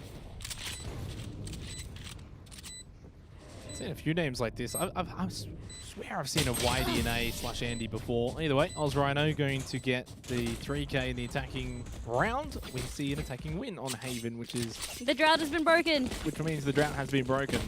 We'll see if that's going to cause a flood, though. Overpowerstrike starting well. Overpowerstrike as well. When they came up against Conky, it was interesting earlier in the day. They played a little bit more reserved. Obviously, they did start off with having to defend first. And it was just crazy to see like the way that they changed the tempo up of their game. Now that they have a buy under the hand, I mean, you can see full Spectres across the board, all of them investing into armor as well. They'd be looking to decisively get another round off the team. Ooh, Shorty. Yeah, that's close. Very, very powerful. Quick headshot on OzRhino. Doesn't get missed, though, with the Spectre. Quick headshot. Takes out KZR. Shorty's, in fact, on Andy as well. What if he actually chose YDNA? Well, I don't know. It's a 50-50 gamble at this point, Vandy. Don't put me under pressure. I'm sorry. But you know who's not under pressure, though? Andy, as we're going to call him. We'll stick with it for this cast. And, of course, I'm sorry, Andy. You can correct this after cast. We're more than happy to be accommodating. But Chronix as well. So things are kind of going. The Shorties have actually achieved what McTeam were expecting to do. Surprisingly. I didn't expect to be saying that. Yeah. The Shorty has been used a little bit today. Composed, though, from a distance, finds a 4K. We'll get the defuse. Well, doesn't need to get the defuse, obviously. Puts an end to that, though. But puts an end to the that one. Yeah, shenanigans. it's 2-0 now for Overpowerstrike. Great start here on Haven. But typically, as we've seen in the past, and throughout today especially, you win that first pistol round, most teams have been able to go on and get that second round. As we go into the third round, that is where we're going to see the difference. Economy looking really good for McTeam as well. All they really did was just buy a bunch of shorties. I mean, people have actually been championing to ask Riot to increase how much it costs, because it just takes you killing one member to make it, I think, quadruple worth of its value. So that was hugely worth on the side of McTeam. And then being able to pick up the guns and utilize it. Obviously, though, Overpowerstrike still managed to hold that one out, but it was very, very close. Rifles now on the buy of McTeam. We saw how close that last round was. Surely they'd be looking to get a win across the board. On the round for them, at least. Slow approach or fast approach, we've seen both today. The fast approach has typically been more successful on Haven, especially in the attack. Times we've even seen defenders sort of just pushing down mid, being very aggressive, walking up through like A-Long, for example, or sewers. Vuvu, nice quick headshot peek down into the bottom of sewer. We'll take out Chronix. Valour Strike, though, don't mind losing a player or two if they can get onto the site. Losing a second one now in mist is not going to be ideal. Andy being able to take that one out, reposition accordingly. That's the mobility due to Jet. The plant is trying to go off, but they are looking to try and keep the defenders from retaking because McTeam, they are rocking up onto point and they haven't lost a single member just yet. Trying to throw us up a wall, but not going to be effective. And McTeam, as soon as they get some guns, Vandy, they take the round pretty cleanly. Getting the defuse on this spike, and it's going to be 1-2. Good retake coming across, and you could see as well the anchoring was quite aggressive. We saw a push-up coming out as well from Andy, so just holding in that little alcove that you see going out from B, or cubby if you prefer to call it that. And I mean, you weren't really expecting it for the attackers as well. Generally, as I said, Sage always just plays mid, holds it by itself, doesn't really go off-site. So it's, again, keeping them guessing. And even as I said, if you can use those surprise tactics once or twice, that's really all you need. Yes. Going to be pretty much an eco round now for over Valour Strike. Not going to want to commit too much to this round, knowing McTeam are going to have full weapons. They can't really full bite. Cyphercam's going to spot them pushing towards A for the time being. Uvu just does not care. Takes a peek and gets the headshot onto Composed. He's done it 2 rounds in a row now with that Vandal. Really good at lining up those shots, even through the Cypher cage, worked well into their favor. Dropped the spike, of course, was recovered. Many more teammates there. And of course, another Cypher cage going on out, which they need to push through. The audio cues are there, but he's waiting for the rest of his team to try and rotate on as Cypher wants to peek out. Not peeking from heaven just yet, just holding that position. Jokic just going to remove that tracking dart. Get out of my way! Going to be mollied off there. Recon's Bolt going to be eliminated quickly. Soup, Blade Storm activated. Psycho just behind his boxes, and he does get the headshot though onto Psycho. Nice refrags coming out in favor of McTeam. Still 3 alive now, just down to the final Sage of Mist. Does have the resurrection available, but not going to want to use it this early on. It does get taken out by KZR. McTeam had to fight for that one, surprisingly. Even though the economy was down on over Valour Strike's side, this is what I mean. These rounds are actually very close. It comes down to 1 or 2 members being left. And if the guns were available, maybe it would have been a different story. Unable to actually recover guns of members that they were able to take out. So still having to fight with a pistol really was what spelt doom there for McTeam. Gun here. Similarities a little bit to what we saw in our last round matchup on Haven. Just a little bit where, you know, we saw Mystery Inc. win the first 2 rounds and then just got kind of ran over for the next 6 rounds in a row from Fury. And then the switch happened again after that. And who knows? It's a long way. We kind of can't count out over Valour Strike. It's only 2-2, but McTeam are looking really good now, really sharp now that they've got the weapons. Over Valour Strike, done with their eco though. You can buy into this round. He should be much closer, and you can see no one actually going to try and peek out against Uvu. It's been 2 rounds now that he's managed to repeat the same trick. At least this time camera is down and they walk away. This time not losing a member, but again giving that intel over to Uvu. The reposition here, now pushing down into sewers. This is a position that they're not going to expect him to be this close. Does catch them off guard, but Chronix is able to have the quick fire trigger. Going to be walled off though, but it doesn't take much to take out that wall. It's the slow orb that is going to slow them down. One's right over the flash. Slacko coming in now from A-Long to help and provide that extra firepower. It takes out Nicole Jokic. I mean, team is losing members. Only 3 remaining in the 3 versus 5. This fight will definitely go down. And I think considering how split up everyone else is for McTeam, this should very well just be a save. Even though that wall's timing was perfect, like you couldn't have had it any perfecter, it didn't really matter because there was still enough team members to punch on through. But also the slow orb, it didn't matter. So generally you kind of see the mentality is you'll pull back a little bit, you're kind of charging into the unknown. They know that, if the wall is up, it means that they're trying to struggle to get back onto site. It was just a good read of the situation. The slow orb definitely was effective. It was just the fact that Psycho pushed up through A-Long at the exact same moment in time. Fortunately, just couldn't hide. So, just going to play this one out. McTeam will lose the round. Over Valour Strike will go up 3-2. Try and look for another exit frag over here.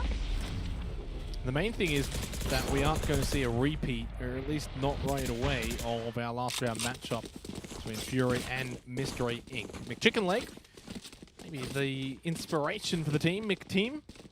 I was kind of thinking thinking that every time I saw his name. I was thinking definitely had to have some sort of inspiration, right? But over Palstrike, it always seems to be blow for blow with a team like this. It's still very much early days, only now heading into round number 6, but the operators being the biggest change now for this round.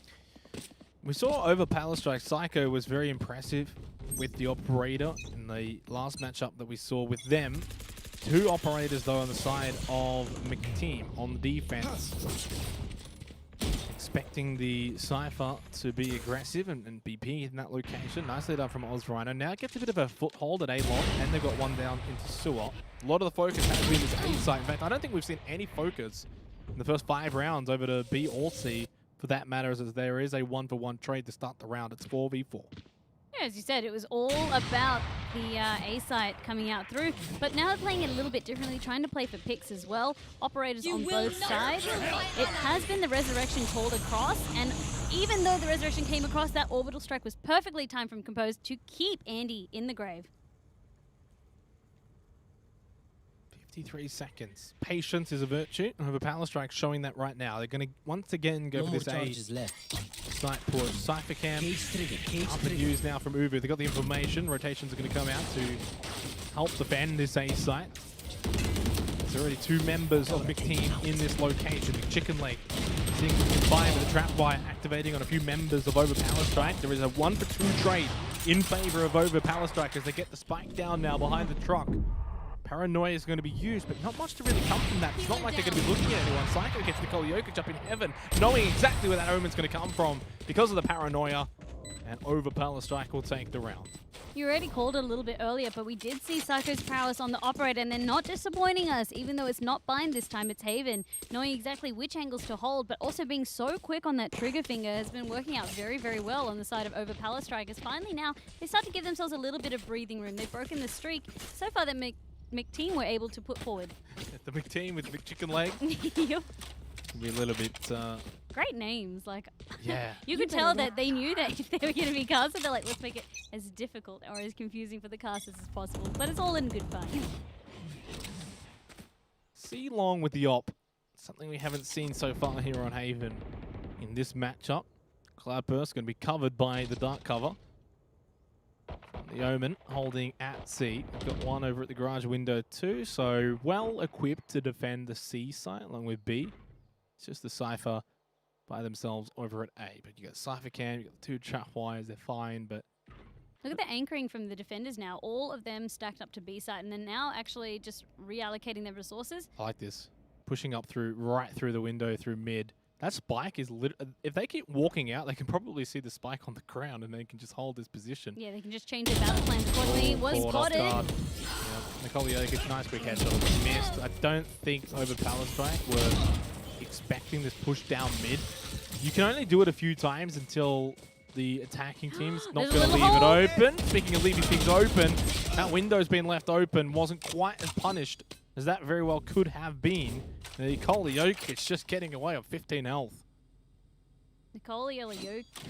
It's Nikola Jokic. I thought it was Nikola Jokic. No, it's a basketball player. Ew. Well, not the player is not about the basketball player, but that's the name. Oh, great. Well, you were nailing the pronunciation. You can see I struggled to go with that. But as you said, that wall really cost one of their teammates' lives. At least being able to recover the operator will hopefully have to seek some forgiveness, but at least doing right by that. And Uvu is spotting the last member out, actually losing the trade. 4 seconds is all Psycho needs.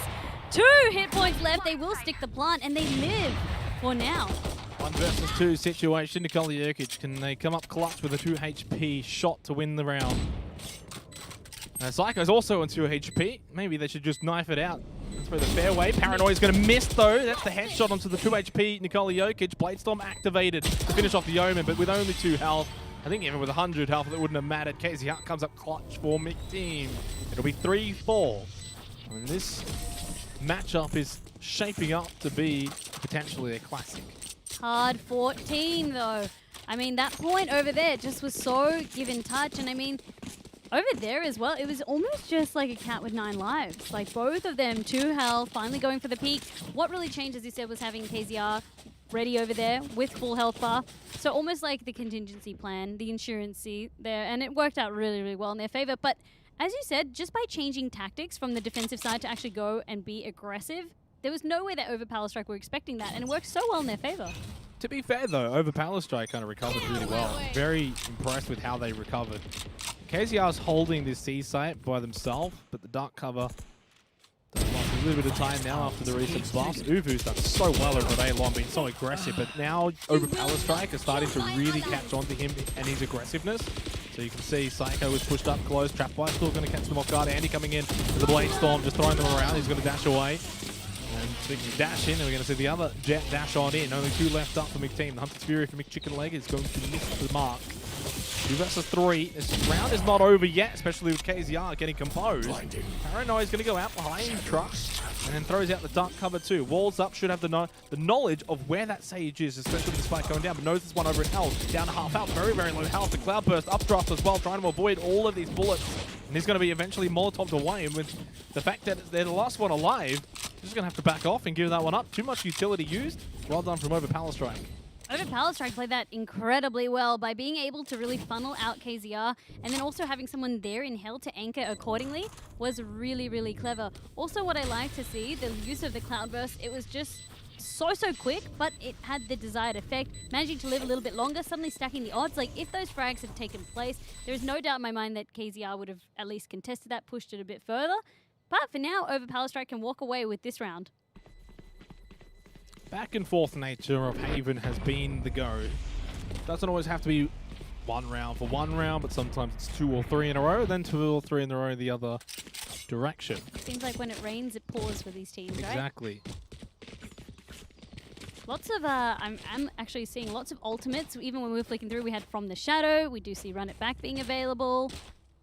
And then also, yeah, the Neural Theft. That would be a big one coming through as well, especially on attack. So good at just giving you that intel. That's exactly what Cypher is all about. And that's just the core of his kit. The buy as well coming across. You can see only one member needing to pick up a Stinger. Otherwise, it's relatively even across the board. Stinger is very much a close range to SMG. Spectre, you can kind of, from a distance, do something with it, but the Stinger, no. It just has too much kick. But up close, it's just as good. So they're just faking out the orb, moving up into the heaven. It's going to be Cypher. I was right, I'm just going to push him with the run it back. We've seen this a few times from very different amounts of Phoenixes so far today. It's a really good way to just get the rest of the team on the site. Very common spike spot as well behind these boxes. So it's going to be another spike down pretty early on into the round, but they did lose the Jet for over Strike. Can they hold on to this one? 4 versus 5 in favor of McTeam. It was a very decisive when they pushed onto point, and then also just utilizing a lot of that utility was very clever. They do know that there is going to be at least one heaven, so they're trying to scout out, and also the flank coming out. So they need to watch a few angles at once, but this is the time now for McTeam to approach the retake. All going in together, think that there's going to be safety in numbers. Yeah, they've completely funneled in from one section through B Link. Unfortunately, the person who was flanking from the attacking spawn got picked off, so they had no real worries did over Strike. They knew exactly where everyone else was going to come from, and in the end, it actually was a pretty easy defense to deny the retake. Even though they denied the retake, they couldn't defuse the spike. They just ran out of time. So for McTeam being able to hold on to that one, they approached it really well, but ultimately over Strike coming up on top. So again, the idea is there by utilizing the flanking members. It's really cool to see. Like, they're not all just going to go in one angle, but they also did bundle up when they were trying to play the retake, and that can be really easy to pick apart, and that's exactly what over Strike did. The intriguing nature of this, though, is that over Strike has picked up 6 attacking rounds now on a map that defenders have been doing better on. So, very curious to see what their defense is going to be like, or whether or not McTeam as well will sort of buck the trend of what we've seen today and highlight that the attacking rounds between these two teams are going to be more important rather than defending rounds. I love to see these X-ray battles as well. I mean, it just comes down to who wants to peek first. You can see they crossed eyes for a moment. Ooh. And even though Andy tried to go for the peek, now we can get the neural theft underway and they can get their battle plans accordingly. They know that there's still 2 members stacked onto B, 1 onto C. It's time to go for A. 2 quick kills for Chronix in the way of opening up the A site, and that's probably the round done, right? There's only the Sova remaining over in B. Not much they're going to be able to do by themselves. It's good old McChickenleg. He's Mick out of block. It'll be 7-3 now in favor of Overpowerstrike. They have just been overpowering this A site. There hasn't been a single attempt at B or C. It's all about that A side, and again, they know that the Omen likes to play C long. They know that there's only going to be 1, maybe 2 maximum being on B, and it actually is quite confident in terms of, even though you know that 2 will be playing around B, like even in that garage, it's an easy rotate from B link to A. Psycho, of course, cleaning up house, making it a flawless round. But yet, it doesn't really change Overpowerstrike's plans. And, I mean, a lot of that was also enabled by those early picks, too, and the neural theft. Yeah, the initial frag from Chronix opens the gateway, really, for that to happen. But that's sort of what we've been seeing happening, except for maybe the first couple of rounds. The 2 rounds that we saw McTeam win, a large reason for that was that Uvu at A-Long was finding the picks. Unfortunately for Uvu, they haven't been able to really find picks. The last 5 out of 6 rounds have gone the way of Overpowerstrike. Only 2 more rounds in the half. Nikola Jokic is actually going to be the one peeking this time with the Sheriff, which from a distance is fine. Let's get flashed. Pushes that out, forces themselves back. Cypher up close is Uvu. But I think this may, considering the fact that this is an eco round, should very well be 8-3. Exactly as you said, we've seen stranger things happen. However, you can see as well the positioning has changed. So holding a lot more of these closer angles, the buy is not optimal. The guns aren't optimal. And there you go. Now at least we've got a gun of our own. We've got a neural theft of our own. Yeah, the Judge though up close is not it's not an eco. It's an amazing weapon up close. You missed the first shot. Oh well, you just quickly left click again. You get the second one. Psycho does take out Andy. And what is a 3 versus 3? Still, this is much better for McKean, considering their financial situation coming into the round. Overpowerstrike, though, are going to back off from the A site, go over to C, do something a little bit different this time. Quick shot with the Marshal, not going to be effective. Composed will get the elimination, we'll get the plant down as well. And we are going to see the resurrection from Nikola Jokic. Smart, considering there's only 1 more round and a half. And of course, don't take your ultimates over to the other side. Now we're going to play for the retake. Of course, we did have a member being brought alive, and at least Oz Rhino going down for the count. So, as you said, this Thrifty round sort of working out for now on the side of McTeam. You do also have Brimstone, though you see him out there. The aim of it, the way it's been planted, is to be able to use the orbital strike to delay. And this is how it should have been done, actually, remembering back to the last matchup we had with Mystery Inc. when Remkrez kind of messed it up a little bit with the orbital strike. But this time, though, to be fair, there was also 2 players here. 1 holding C long, 1 holding in cubby. So with the orbital strike in hand, knowing the next round's going to be the final round of the half, that's the perfect time to use it, really. Forces the win. It does. This is the second time now McTeam have managed to successfully do the retake from defense. Yes, they give it up ultimately, but then they come back. They don't have enough time to do the defuse. So ultimately, they've lost around. But this is the second time now. So Overpowerstrike being very, very calculative in terms of if we've got this ultimate, we know how to stall it out, make it longer. We'll make sure that we hold accordingly to where the spike is planted. A lot of teams, of course, when you're planting the spike, you also then want to defend it accordingly. It's very, very awkward if, say, you plant it behind the boxes facing hell, and then you try and go hold sewers. You don't have the spike in the line of sight. Very early Bladestorm from Psycho facing C long with a dark cover in their face. They know the Omen's going to be holding there. Not going to dash forward. Did use an updraft as well. Also the op. Psycho has been the most impressive for Overpowerstrike. 9-3 at the half would be so good, and indeed did end up finding that elimination down C long into the Omen, who pushed up very slowly, gets caught, gets punished for that push down as well. Now it's going to be a 4 versus 5, and it does get missed though, evens things back up.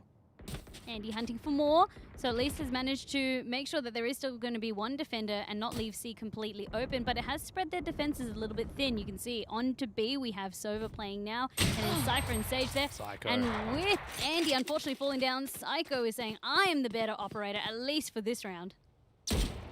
Yeah, probably also for the match as a whole. There's no bad feelings there, though. Psycho has been super impressive in the matches we've seen from Overpowerstrike today.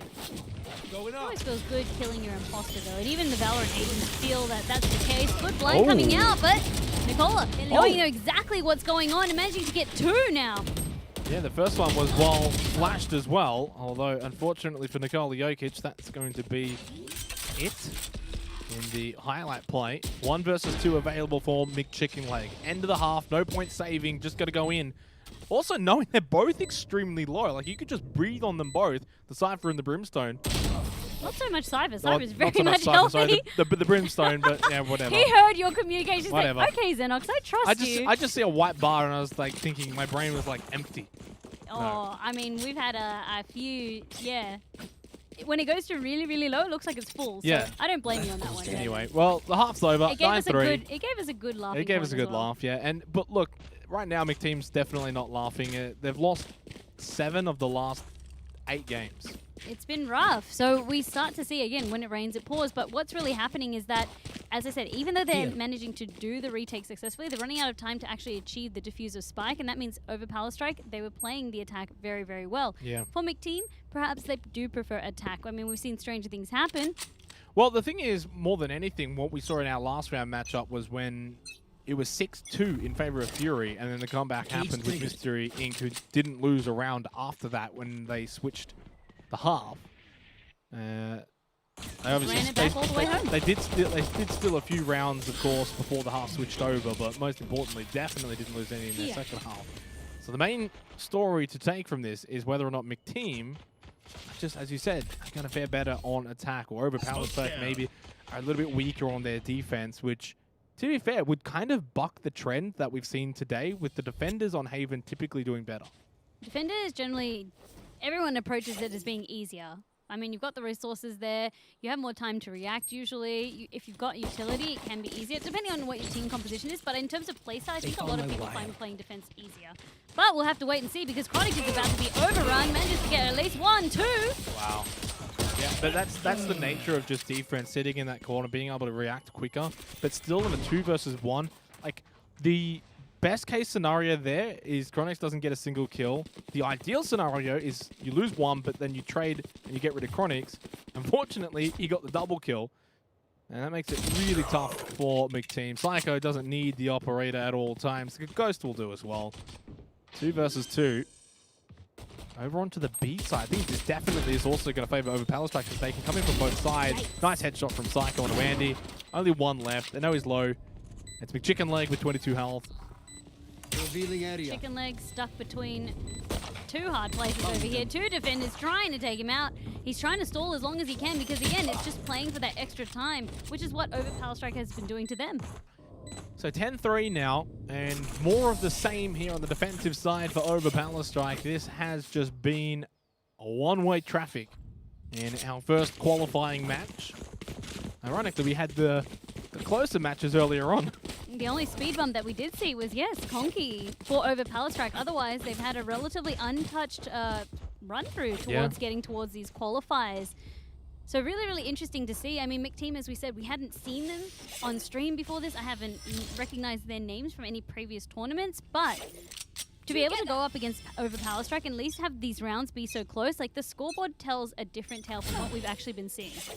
I've seen their names around in the Valorant community, so they're certainly decent players, that's for sure. Definitely better than me. Just not quite clicking for them right now, and against a very good team, if things aren't quite going your way, it probably becomes doubly so. It just all sort of falls apart. Rhino gets Uvu and Andy on the site around the boxes. KZR has a bit of help with the Sage as well, and down in Howl with the Sober. 3 on site for McTeam, 3 alive for McTeam versus the 2 left for over Power Strike. And considering they're close by here on this A site, they may want to attempt this. Our drone's going to go out, see what they can find. This is looking much better on the side of McTeam, and all it took was a few judges over there. Psycho making quick work of that Aldrone, but that means the guns are pointed towards them, waiting as well. They're going to be trying to push together. These 2 members here, Composed, opening things up onto KZR. Yeah, they get the one over in Hell, over behind the boxes, knowing exactly where Nicole Jokic was located. Went for the double cloud burst to deny a lot of the vision. Up on top, the judge up close with McChicken Leg. Takes out the legs of Psycho. Maybe wasn't expecting the judge, otherwise they would have tried to actually keep the distance. I mean, had everything there, trying to desperately spray down from that elevated angle wasn't going to be enough. As you said, the judge just tripping them up at the last moment. But that means McChicken Leg carrying McTeam over across to this point and breaking the drought now for over Power Strike. Well, the KDA isn't really that bad. 11-11, 10-9, 10-12, 9-11, and 8-12. Kind of, when you look at just that, you would think this is a lot closer. But it's 4-10, and it was just then 3-10. And over Power Strike, from the eye test, have just looked really composed. They've just been impressive. McChicken Leg, I'm not sure about the Phantom down C-Long. With the Vandal, that's fine. But I guess if you're a Phantom player, you're a Phantom player. Or if you're a Vandal player, you're a Vandal player. But obviously the Vandal, one hit headshot, is better suited for C-Long. This round going the way, so easily for McTeam. Maybe a bit of momentum here. That was a pretty quick one. Heaps of momentum for them now. They finally found their groove, and it didn't matter that the rest of the defenders wanted to try and push on out. They were just waiting and just going to watch them out. So it was really cool to see that they changed their battle plans, and although there was aggression coming up from over Power Strike, it wasn't going to work this time. They were onto their shenanigans.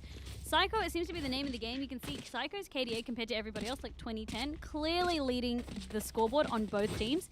If they kill Psycho, in a way, that's like over Power Strike's team done, right? The raid boss is down. It gives them that huge Feels advantage. like that. I agree. But in saying that, also...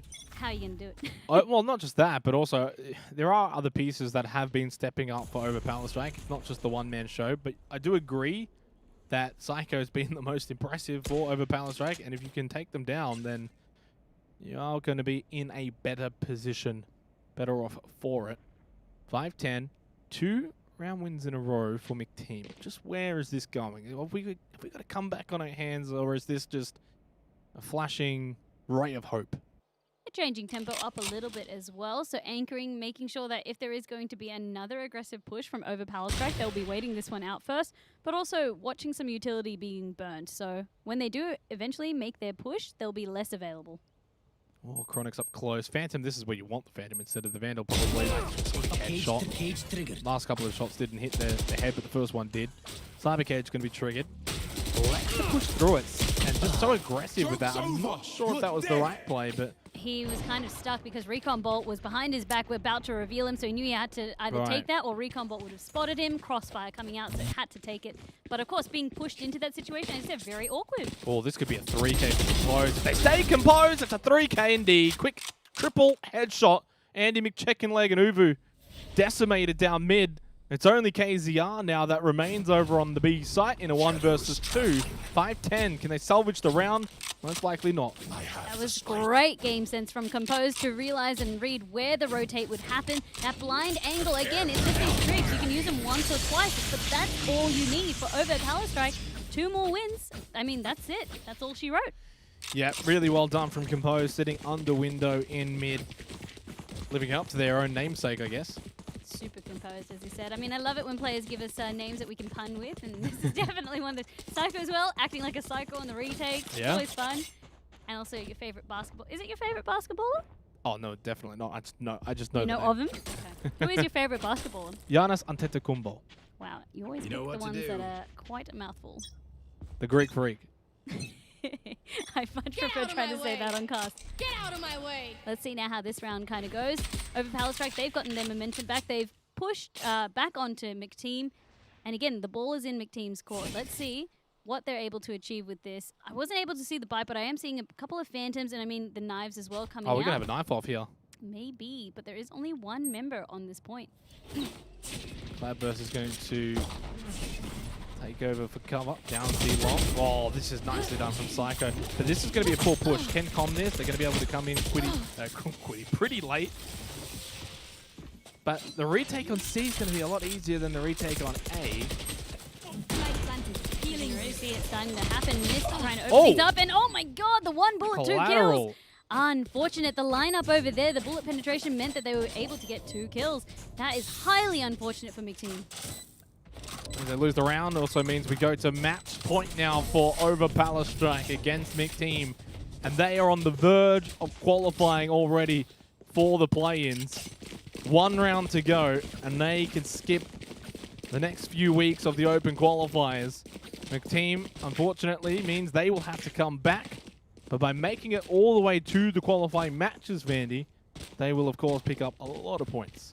Absolutely right, and give us a good show at that. It was really interesting because remember I was saying, okay, if we take down Psycho, it makes things a little bit easier. No, it did not. Many of the members of the team, of course, coming back for the retake, coming back even harder. You saw a couple of members, one anchoring in Garage, one anchoring in B. The retake was so quick, but biggest thing there was from the defender spawn to be able to open things up from there. But let's see now.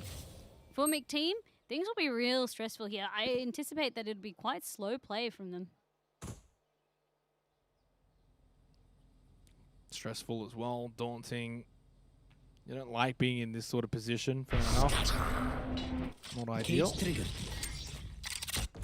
kind of just got to play it out now and just hope for the best. Fortunately, though, it's all just sort of falling apart. Nice double kill from Mist to open up the round. 5v3. Team running out of time. KZR, though, does take out Compose. That's one piece of the puzzle eliminated. Psycho still sitting at C long, so a long, long way away. Recon Bolt just going to clear it out. They've really got this site completely theirs for the take here. Will be another retake attempt, though. Mist will also go and get the resurrection onto Compose. They lose Psycho. That's that raid boss down for you, Vandy. Raid boss down, but you do have the rest of the members of Overpower Strike trying to push on in. And it's just absolute mayhem. Only one member now of Mick Team left, and they're desperately trying to use Hunter's Fury to buy themselves a little bit more time. Fortunately, not enough time saved. Big Chicken Leg will angles. be eliminated, and it's going to mean Overpower Strike will head on to the play-in stage. They've won it 13-5. Convincing fashion. Congratulations to be moving on already. And basically, our first team that has qualified for the play-in stage that, of course, were not part of the invitation group. Very well earned by Overpower Strike. And for the Mick... For Mick Team, they were out of Mick time. I'm sorry, I had to make that joke, but then I laughed when I thought about it because I was just like, it sounds ridiculous.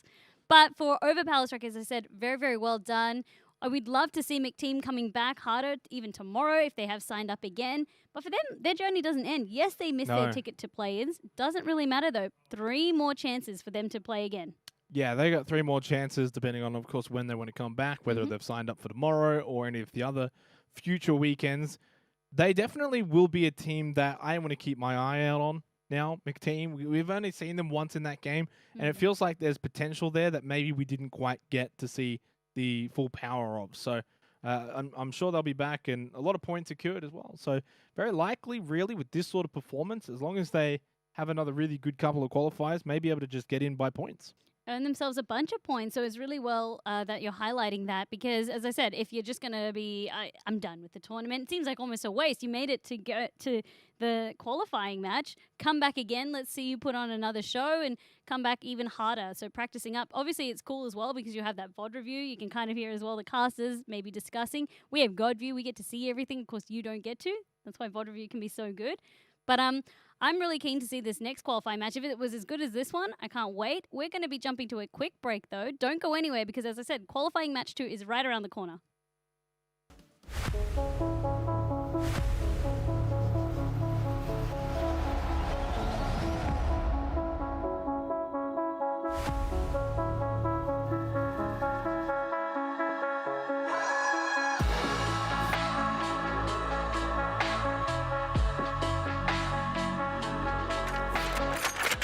Let's go!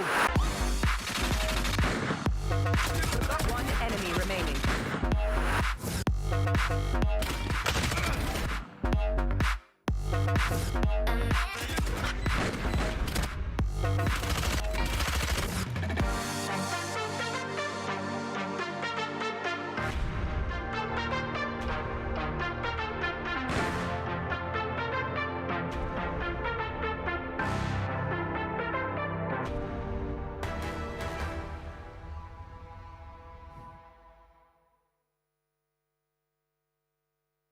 Welcome back to Rise of Valor, an official Valorant Ignition series powered by Alienware. Xenox, we're back here again. Of course, we are casting in the glorious Fortress Melbourne studio. Behind us is the Alienware Arena, but I also have another piece of Alienware news that I wanted to kind of share with you. This is really, really exciting. So you may have all heard at home that we were running a competition to win a full Alienware battle station, and it is time now for us to go through the specs and then announce the winner. Yeah, it's a hefty piece of machinery, we'll tell you that much. The new Alienware low-profile RGB mechanical gaming keyboard included in it, along with the new Alienware RGB gaming mouse for this package. There's also the Alienware 7.1 gaming headset, the 25-inch gaming monitor from Alienware, along with the Alienware Aurora R9. This is the big one. This is the beast. The 9th gen Intel Core i9 9900K. Doesn't really get much better than that. The Windows 10, you got NVIDIA GeForce RTX 2080 Super, 32 gigabytes of Fury RAM. And then you've also got a 1 terabyte SSD. That's very nice. And then a 2 terabyte hard drive. Vandy, do you want to give us the winner here for this one? Bit of a drum roll. This is prize. a massive, massive giveaway. I have never given away anything like this one before. Neither. Over 200,000 entries. Our winner, drum roll please, as we reveal, it's coming up. Congratulations to Trevor Power. You are the brand new winner of a full Alienware battle station. As me and Xenoxon said, we have never given away anything this amazing. We're hoping that it powers up your gaming because, as you know, Fortress is home to all gamers. And a little bit of a hint there. Good old Trevor Power was wondering if they missed the announcement earlier on. Well, now they've won. I hope that you're seeing it live, and I hope that you're doing a sing and a dance at home because, seriously, what a prize. I mean, especially during these times, I know money can be tight for a lot of people during this pandemic, but at least if we can give like a ray of sunshine to some people, power up their gaming. Thanks to our partners again at Alienware for being so generous and giving this amazing prize for us. But again, Trevor Powers, we're hoping you enjoy it, and we're hoping that we see you competing in this Valorant Ignition series. Hopefully so, if not, at the very least, watching along at home and getting involved in the giveaways, for instance, such as, of course, the Battle Station. That was the big one to win. So again, congratulations to Trevor. But we move on with the show. Of course, we've got one final qualifying match ahead of us. It's the qualifying match number 2. Let's go and have a look at the bracket and see, of course, how things have played out since we had our final 8 teams. Of course, we just watched Over Palastrike take out McTeam rather convincingly on Haven 13-5. And waiting in the wings has been Mystery Inc. and Mind Freak coming up next. Who will have their ticket? Either it's going to be Mystery Inc. or Mind Freak. And as we said, Mystery Inc., there were a few names that we recognized, but they came in very, very convincingly against Fury. And I believe it was an 8-game streak that they had, 8 matches. So once we swapped over and then 6 on defense. So amazing stuff by them. As I said, if we go back to Haven, I'm really curious to see if they can repeat the results. I think that from what I've spoken to one of the players that I know, obviously Reb Krens from PUBG, I asked what his thoughts were going into this matchup. And what were they? That they're about equal with Mind Freak. Wow. So we'll see if they can live up to that. I mean, from what we saw in the Fury match from Mystery Inc., they, as you said, had that massive, massive streak. 8 or 9 round wins in a row. Completely blew Fury out of the water. So I got to say, Mind Freak looked impressive, but we saw them at the very beginning of the day. We haven't seen them for a few hours now, and their journey towards this qualifying match. Of course, the winner will move on to the play-in stages on 29th of August, so they'll be able to get a bit of a break. They won't have to play the other qualifying matches. But one thing I'm going to say, I'm going to go out on a limb here. I think both of these two teams will be in the play-ins. Which two?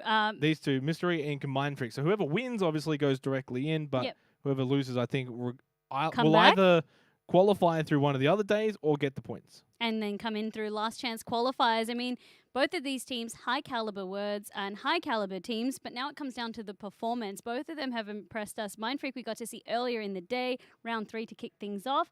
And we also then did see Mystery Inc. versing Fury, that's right. I mean, I just saw it. That's why we have the bracket over there in the graphic. But this match is going to be underway. It's ready for us to jump into it. I don't want to hold it any longer. Let's keep this hype going. Yeah, it's going to be our final match of the day. Haven. It has been sort of the map of the day, hasn't it? We felt at home here. We had one trip over to Bind, but everything else has been Haven. I just said a yes, because this is exactly what we wanted to see. Is it? Yes. I wanted Split. I'm just going to be honest. I wanted to see Split. We hadn't seen it, but no, you're only allowed to have Haven. Only allowed to have Haven. It's the Haven day today, but that's okay. I'm excited for this matchup between Mystery Inc. and Mind Freak. The winner will move on to the play-in stage on the 29th of August. The loser has to come back one more time, at the very least. The reason why we're excited to see this again, if you did miss out on the previous game, as Xenox reminded me, Mystery Inc. versus Fury, we saw them coming back. It looked almost like Fury was just going to walk away with it unchallenged, and then we just saw 6 defensive rounds in a row. So that's why I was keen to see if Mystery Inc. could do it again. And of course, a team with the backing of Mind Freak, with the reputation of Mind Freak, it's not going to be easy. They are going to be defending first up as well, Mystery Inc. So we'll actually see if they can keep keep the streak going alive here, even into Haven. Not just the defending win streak, but just the win streak in general. It's going to be an A-long push, though, from Mindfreak early on. Not too surprised to see a lot of a frenzy from that sort of distance. Not going to be the most effective. It's still got the elimination onto Jax. Heaven's going to be walled off. Lucid just floating around on top of the boxes. So pistol round so far going in favor of Mindfreak. It's a 4 versus 3, looking for the retake. Absolutely right. Setting up for the retake, and there's only really going to be 2 main locations. You generally see people coming in through the defender side spawn, but also a few members filtering in through that A-long. RDW, not going to check this right side. Too concerned about the side foot. Never mind. Skits Machine misses the shots. Fortunately, though, for Mindfreak, Jasper was doing the work on the actual site. RDW still goes down to Lucid anyway. That could have gone disastrously wrong for Mindfreak. Fortunately, though, they had the numbers still, and that's going to be the difference maker. So the defending streak for Mystery Inc. already finished off in this pistol round. It is only the pistol round, though, and to be fair, Mystery Inc. didn't win a single pistol round in their last matchup with Fury. That's exactly right, and it didn't really stop them from coming back. So no, sorry, the opposite. I think they actually won the pistol round. They won the pistol round, one side flipped. One side split. Yeah. But again, we don't read too much into these rounds. The reason being is because after that, we start to see the economy buy, and a lot of the time, pistol round just comes down to, again, positioning rather than just outright gun skills. When we have that equal buy, then you start to see a lot more like utilities coming into play. Oh, Skits, that was just clean. He was mad that he missed that shot, that really easy shot on a Phoenix that was blind on RDW. This time, though, coming in full, guns a-blazing. Well, no surprise here. We haven't seen, I think maybe only once today have we seen a team win the pistol round but then lose the second round. That actually might have actually been Mindfreak Blank, because I believe that went 1-1. Everyone else has gone at least 2-0. So not really much of a surprise here, Mystery Inc. But yeah, sort of going back to what I said, so I was completely wrong. I realized it as soon as I said they won all the pistol rounds in that matchup. They won the first 2, and then they lost 6 in a row. Or no, they lost 5 out of 7 or something like that. Obviously to Fury, who went up 6-2, and then they won a couple towards the end of their half. Then won the pistol rounds, of course, to continue the streak going. So Mystery Inc. losing the pistol round for the first time in a while today, and Mindfreak get a nice advantage. But obviously this round in particular is when we usually see things start to even up. Well, we want to see that 1-2 score. Then it comes down to the 4th round, and that, again, as I said, really tells the story, because now we are expecting Mystery Inc. finally with that the loss benefit. So when you start to have that loss streak add up, and it gives you a little bit additional money, you can finally purchase a rifle. And now you've got rifles up against SMGs, which are considered to be tier 2 weaponry. Yeah, a lot of the Vandals and Phantoms up against the Spectres of Mindfreak. And because of that, Ducky Panic can just sort of peek A-long, has the advantage with the Vandal over the Spectre. If I'm Mindfreak, though, I push down mid. You've got the Spectres, you know you're going up against rifles. The closer you are, the better. To be what they're trying to poise for, so all of those members trying to clean up through mid. Of course, they do have a little bit of Sage's utility to try and work through. He's going to go for the left-hand side wall. We saw a lot of this from Mindfreak earlier on today. Pushing in with a Sage, going to catch Calamari off guard completely. Time for a spray. There's always time for a spray. There is time for a quick reload as well, but you can see the positioning as well, these angles that they're holding. It's very, very clever work from Mindfreak, as you said, really playing into the advantage or the benefits of their gun by holding those close angles and able to do those fast little short bursts of spray. This is where the retake, though, should potentially go in favor of Mystery Inc. My camera is destroyed. 1-for-1 trade in the end. Ducky Panic will eliminate Lucid. Singe just walking around on the site. They still haven't got the actual spike down because it got stopped. And because there's 2 members of Mystery hanging around window, they've got complete sightline on this spike. There's not much Singe can do. He's kind of stuck in that corner. They've got this completely surrounded and only 20 seconds left. Now, don't get too over-aggressive. You now have given Singe the chance. Never mind, can't get away from Wolfie Doo, and that's going to be the round win for Mystery Inc. And this coming round, though, is the one that you like to highlight. That's the one that I like to say. It tells the tale for how the rest of the tempo of at least this first half is going to go. For Mystery Inc., they took a lot more losses than they were expecting to, so you might notice on their bye, maybe it's not going to be rifles across the board, and that's exactly what's happening. So a few of their members needing to rock out with the Spectres. For Mindfreak as well, as I said, it was played quite well, but Mystery Inc. had the advantage in terms of the spike was never planted. And when that happened, it really just put an end to their push. There is one player of Mystery who's only going to have the Spectre for this round, along with also half armor.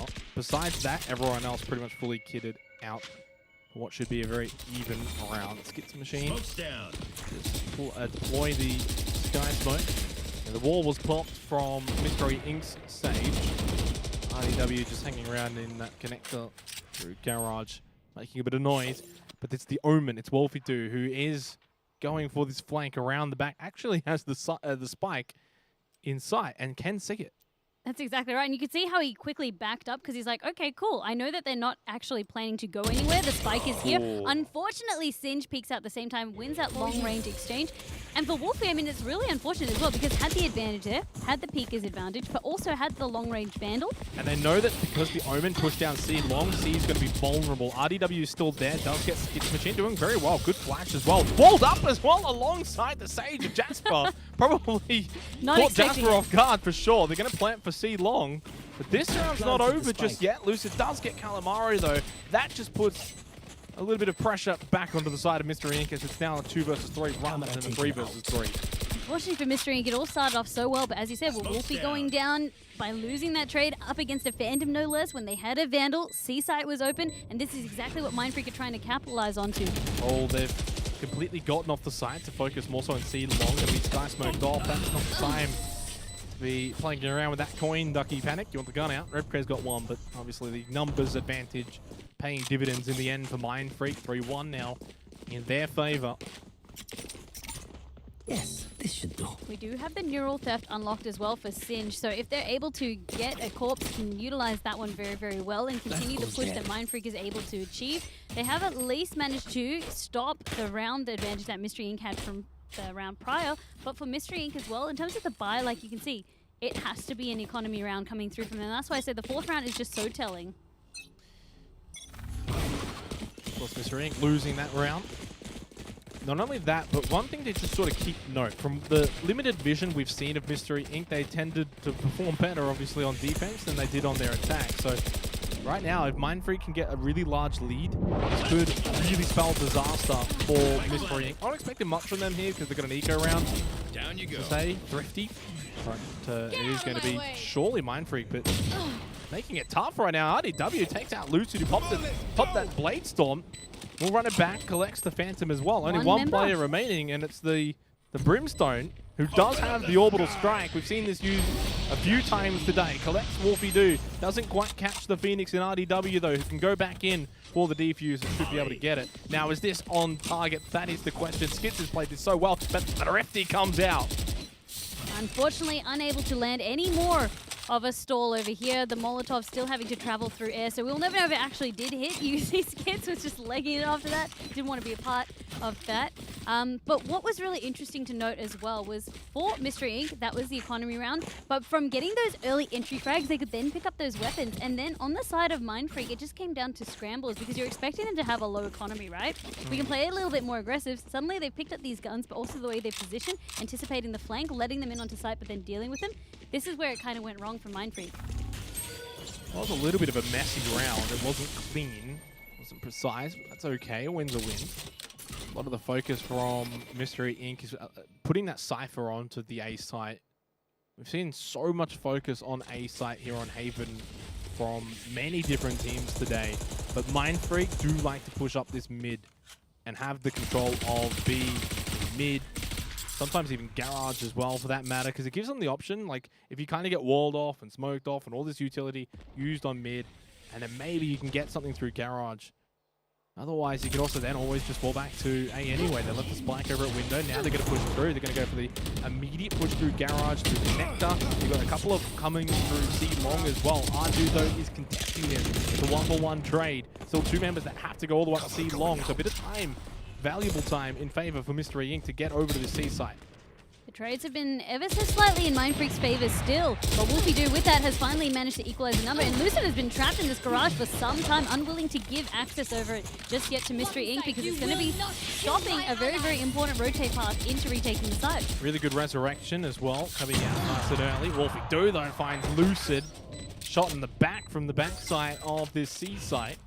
3 up for Mr. Inc. to the 3 for Mind Freak. As to say that though, Singe gets Ducky Panic. That's going to be the orbital strike though from Rebcrest. Is it effective? It does push Singed away, but straight into the arms of Wolfie Do. Reb does get Singed.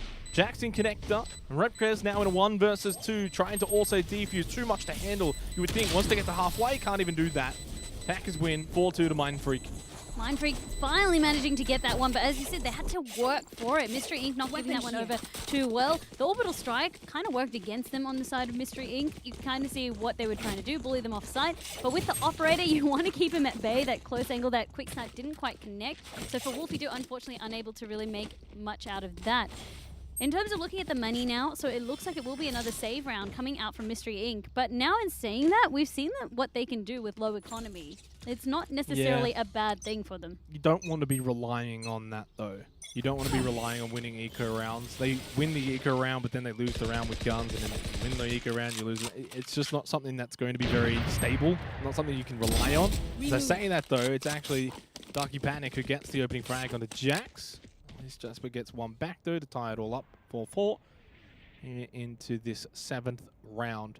I like this move though, pushing through sewer, get a bit aggressive with the Sheriff and try and catch someone off guard, then maybe steal their gun. Exactly right, flanking around, trying a different tactic as well, sometimes Look being your aggressive. left, look your left. Oh, he just got his so eyes lit up. Make sure, kids, you look your left and your right when you cross the road. Don't just look at the shiny operator, you know, on a low eco round. That must be, you know, you hear the hallelujah music popping out from it, but no, you need to check your corners, and that's exactly why. Red Rex as well, only on 1 health. You could sneeze on him. My favorite saying, you sneeze on him, you can die. Luckily, there's a heal available, so we'll be able to peek out on Heaven once that wall is disposed of. That's why Sage is just so powerful, going from 1 health back up to 100. You don't have any armor though, so you're still very much at a disadvantage. And well, no utility for Rebcrest, only the Sheriff trying to save as much as possible. Now there should have been a trade coming out from the Sage. Unfortunately, wasn't able to get singed, as there was a 2-on-1 in favor of Mystery Inc. But this spike is very much going to explode, so it's going to be 5-2.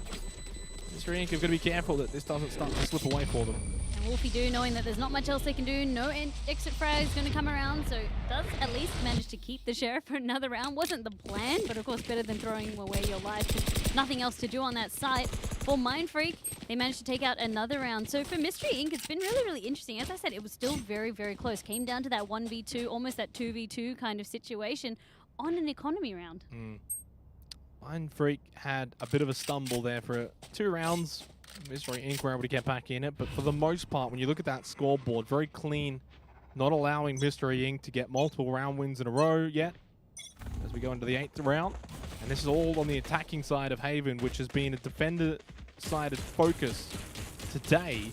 Teams typically have done well and done better on defense. Mystery Inc., they're struggling a little bit this time on defense. I mean, again, the plays are there, the tactics are there, even the ones that we saw them employing against Fury. But for Mind Freak, it just seems, again, that they're just having a little bit of that slight advantage, also just knowing how to react that much faster, and that's all it really takes in a game like this. I think the Omen's going to get caught here. Wolfie Do pushing down. Jasper's waiting for it. He's already done that play once, so once you do it once, the opposition's going to be kind of wary of it, and catches them off guard. That means C is very much open for the taking. We saw this sort of push earlier on when the Omen was eliminated and then pushed through Garage.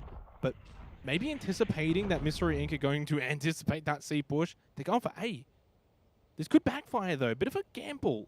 Risk versus reward. Look at where the rest of his team is for Ducky as well. Now A is wide open. All of them anticipating that it could have been C because that seemed to be the logical play, right? You picked off someone C. We'll go to C. It's totally open. One defender on A, completely being overrun. And now they have the neural theft as well under their belt. They know exactly where to anticipate the rotate. This is looking so bad now for Mystery Inc. Oh, Murray does get lucid. They're not going to give it up without a fight. One up in fight. Heaven. It's not over with just yet. It's more so the fact that Ducky loses the operator too. It's like this double effect. In fact, you probably give the operator over a little bit of damage to Rebcrest. They need to overwhelm them. Try and get in front of this spike that is deployed at the moment. This is exactly what they're trying to do. Rather than sitting back, they're pushing forward. They're being aggressive. They're making it very difficult for Mind Freak to be aggressive. Jack will take out Ardu. This gives an opportunity to deny. He's not going to be able to deny. Repcats will get this round win. Clutch. The revive to get a little bit more economy as well. Back onto the side of Mystery Inc. I'll pick up, I think, 2 operators, if I'm correct. Yes, they will. Yes, that's it. And I don't believe it. I said this was looking so bad for Mystery Inc., but they played that one impeccably well, opening things up, starting with Lucid, as you said, then gaining access onto site, repositioning so that you couldn't have the operator, keeping them at bay, and then aggressing forward. That was great play by Mystery Inc. And as I said, I just didn't see a way out of it, and they proved me wrong, and that's what I live for, essentially. To be able to see plays like that, I mean, it was such good teamwork. RDW, though, just with the Spectre. DocuPanic not going to want to miss this shot again. That was such a crucial opportunity. Luckily, the team was able to clutch it in the end and win the round. But the round wins for Mystery Inc. have not been clean. At no time has it been flawless or has it been overwhelming. They've just been able to sort of capitalize on a few mistakes from Mindfreak. In that instance, I think Mindfreak just backed off too quickly, gave them so much of the site. RDW with the Spectre, obviously he's wanting to put himself in a position where he's going to be able to utilize it at the best as an SMG, close range. Lucid pops the Blade Storm a bit early, low on health, misses the dash as well, uses both updrafts, only 2 Cloud Bursts remaining. The teleport from the Omen on the back of C site. Wolfie-Doo doesn't realize this though. Well, it does, actually. This is in fact the opposite sort of teleport. Goes back and forth, 1-for-1 trade. Skids Machine gets Calamari. 4 up still for Mindfreak, but a couple of them are quite low.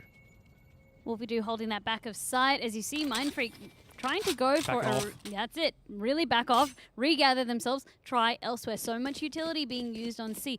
Also, having that full rotation means that they can try elsewhere. This is also why Haven can be quite a game of cat and mouse at times. DocuPanic making this shot count, looking for more.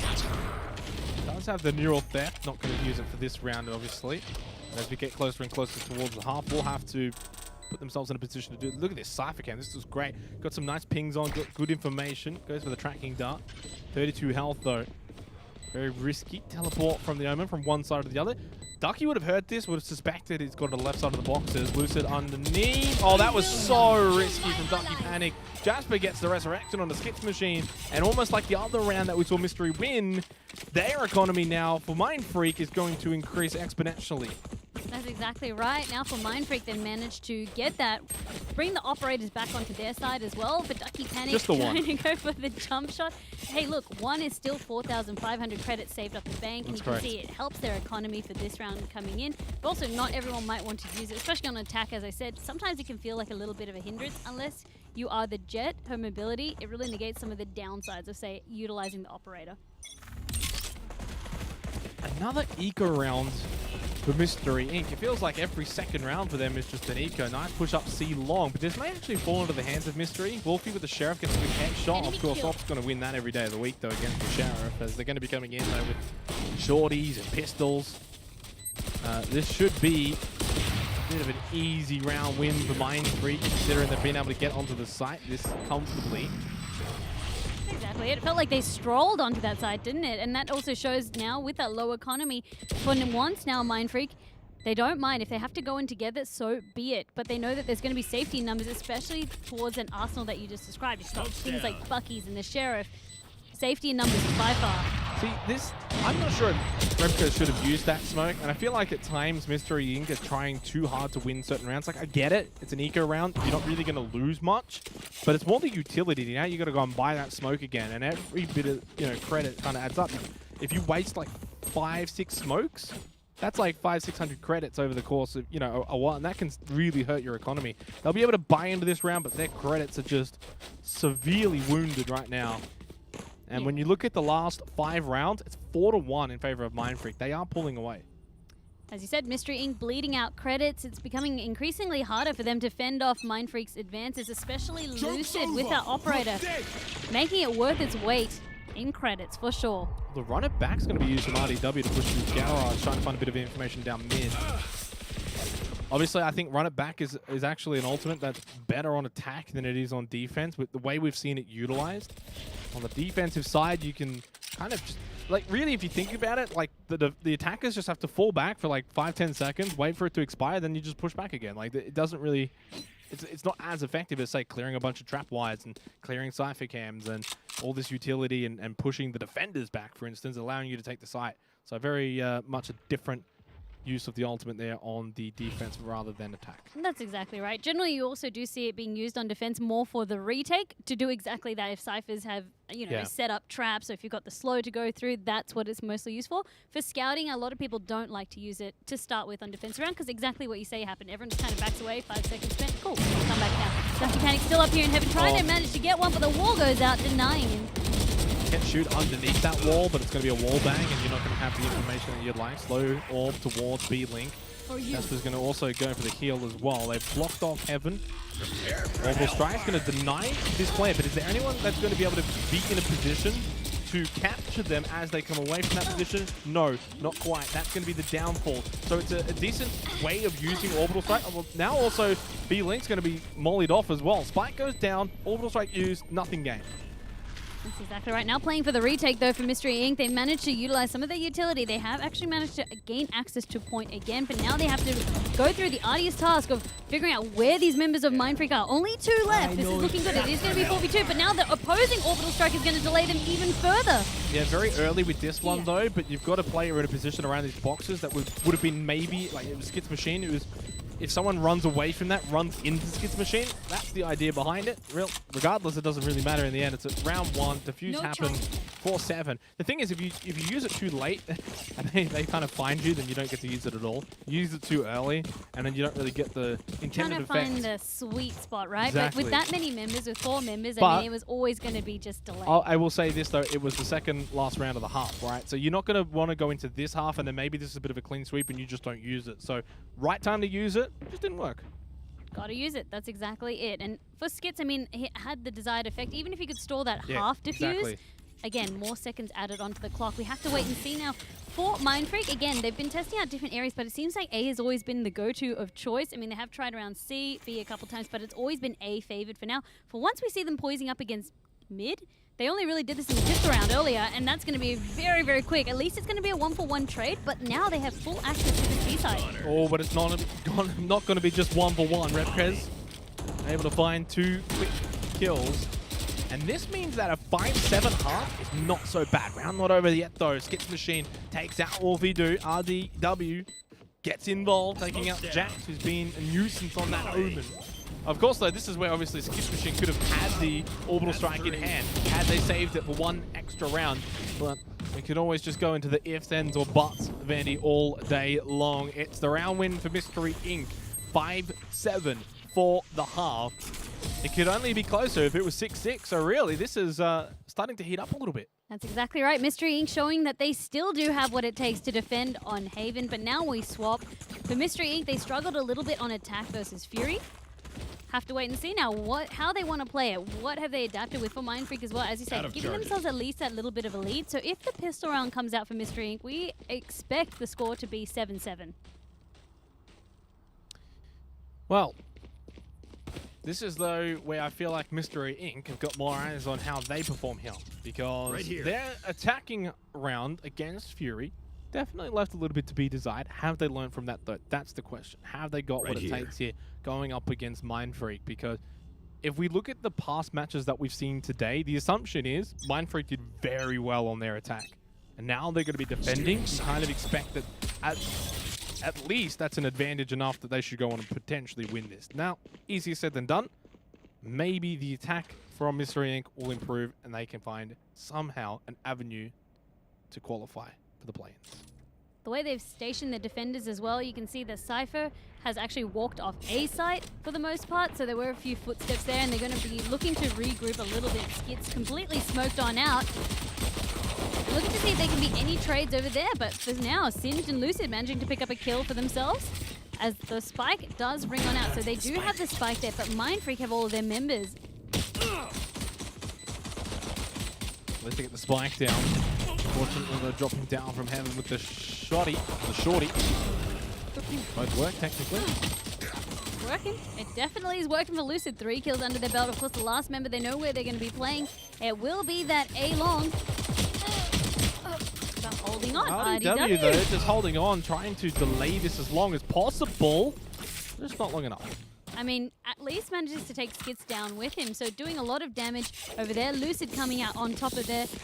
Really utilizing the shorty to actually get the first 3 kills and then finishing things off with a pistol. Really well played by Lucid, but this was the question that we asked from Mystery Inc. So they lost 2 members very, very early in around that B site kind of area, even though they were always expecting to go A. The idea was they would clear out B, then kind of link in for that pincer attack, as you said, onto A site. It didn't work out that way, so when the retake came from Mindfreak, they had way more numbers to work with, so it was very awkward for Mystery Inc. to kind of hold their ground. Yeah. Unfortunately for them, as you mentioned, losing a few too many too early on. I think it was still really nicely done from RDW though. Hold on and just make them really work for it. I'm not sure what RDW is doing there though, walking through garage doors after it's just been smoked and paranoid. Also just trying to shoot through the doors. Of course, it takes a bit of damage before it breaks the barrier around it. This is not a very good round for Mystery Inc., that's for sure. Spike was actually helping them there. They did manage to recover Spike. Obviously, Rebcrest finally going on down, dropping the Spike yet again. It's really down to Ducky. And for them, what are they going to be able to do? Completely outgunned, so looking to try and get exit frags. So 5-9 now, and then we go into that sort of third round of the half, where we are going to see things even up a bit in terms of the firepower between the two teams. This is where you expect Mystery Inc. to have to really show something. You lose this and it's 5-10 and your economy is just tatters. Mindfreak really just taking control now, especially on this attacker side. It's been working well for them. The full rifle buy has come out from Mystery Inc. So if they lose this round, though, they're going to be very, very poor. Mindfreak starts to really start to threaten towards, pushing towards match point and winning this one. Must-win round, cannot be understated. Immediate paranoia. Never mind, it was the immediate dark cover from Jax. Looks the same when he throws it all out. It's going to be a dark cover as well over actually towards C long, just blocking off the 2 sight lines there. Mystery Inc. just look a bit indecisive right now. Like one smoke and then they're just pulling away immediately. They're trying their best to play for the picks, but they also don't want to be giving up. It's almost like you said, yeah, the confidence just isn't there. They don't want to be able to give up intel, but you got to be able to do that, at least to be able to trade. Ooh, nice paranoid, but Shorty up close is not going to be bothered at all with that short vision line. Run it back. This is where you really want to be using it. I'm not sure how much is going to be found. The slow of really slowing RDW down. Check behind, check to your left. Nice. Does get Jasper. So that's a win in my book. When you're using the ultimate, you find the kill, you get onto the site. Rebcrest will take out the machine. Lucid can't do much with those blades. And the crucial round, never mind, actually, they lost the round. What? Yeah, Cinch came through and just managed to just be that hidden X factor just hiding in the corner. But what really went wrong for them was not being able to clear out garage as nice as they would have wanted. They didn't expect 2 members to be anchoring there on the side of Mindfreak. And that's really, I guess, for Mystery Inc., they overestimated where they were going to spend their resources. That round was just shaping up to be your usual sort of third round, where the team that had lost the pistol round in the following round were just going to sort of win it. And it's been a long day, Vandy. I still don't know how that just happened. It was Skits Machine getting 3 in garage. I very much know that, but I still don't understand how they've allowed that to happen. Regardless, though, 5-10 now makes it extraordinarily difficult for Mystery Inc. And for Mindfreak, though, only a couple more rounds until they can qualify for the play-in stages. It's all just falling apart for Mystery Inc. They lose Wolfie Do. Lucid gets a second one. As hot as you like from Lucid, on form right now.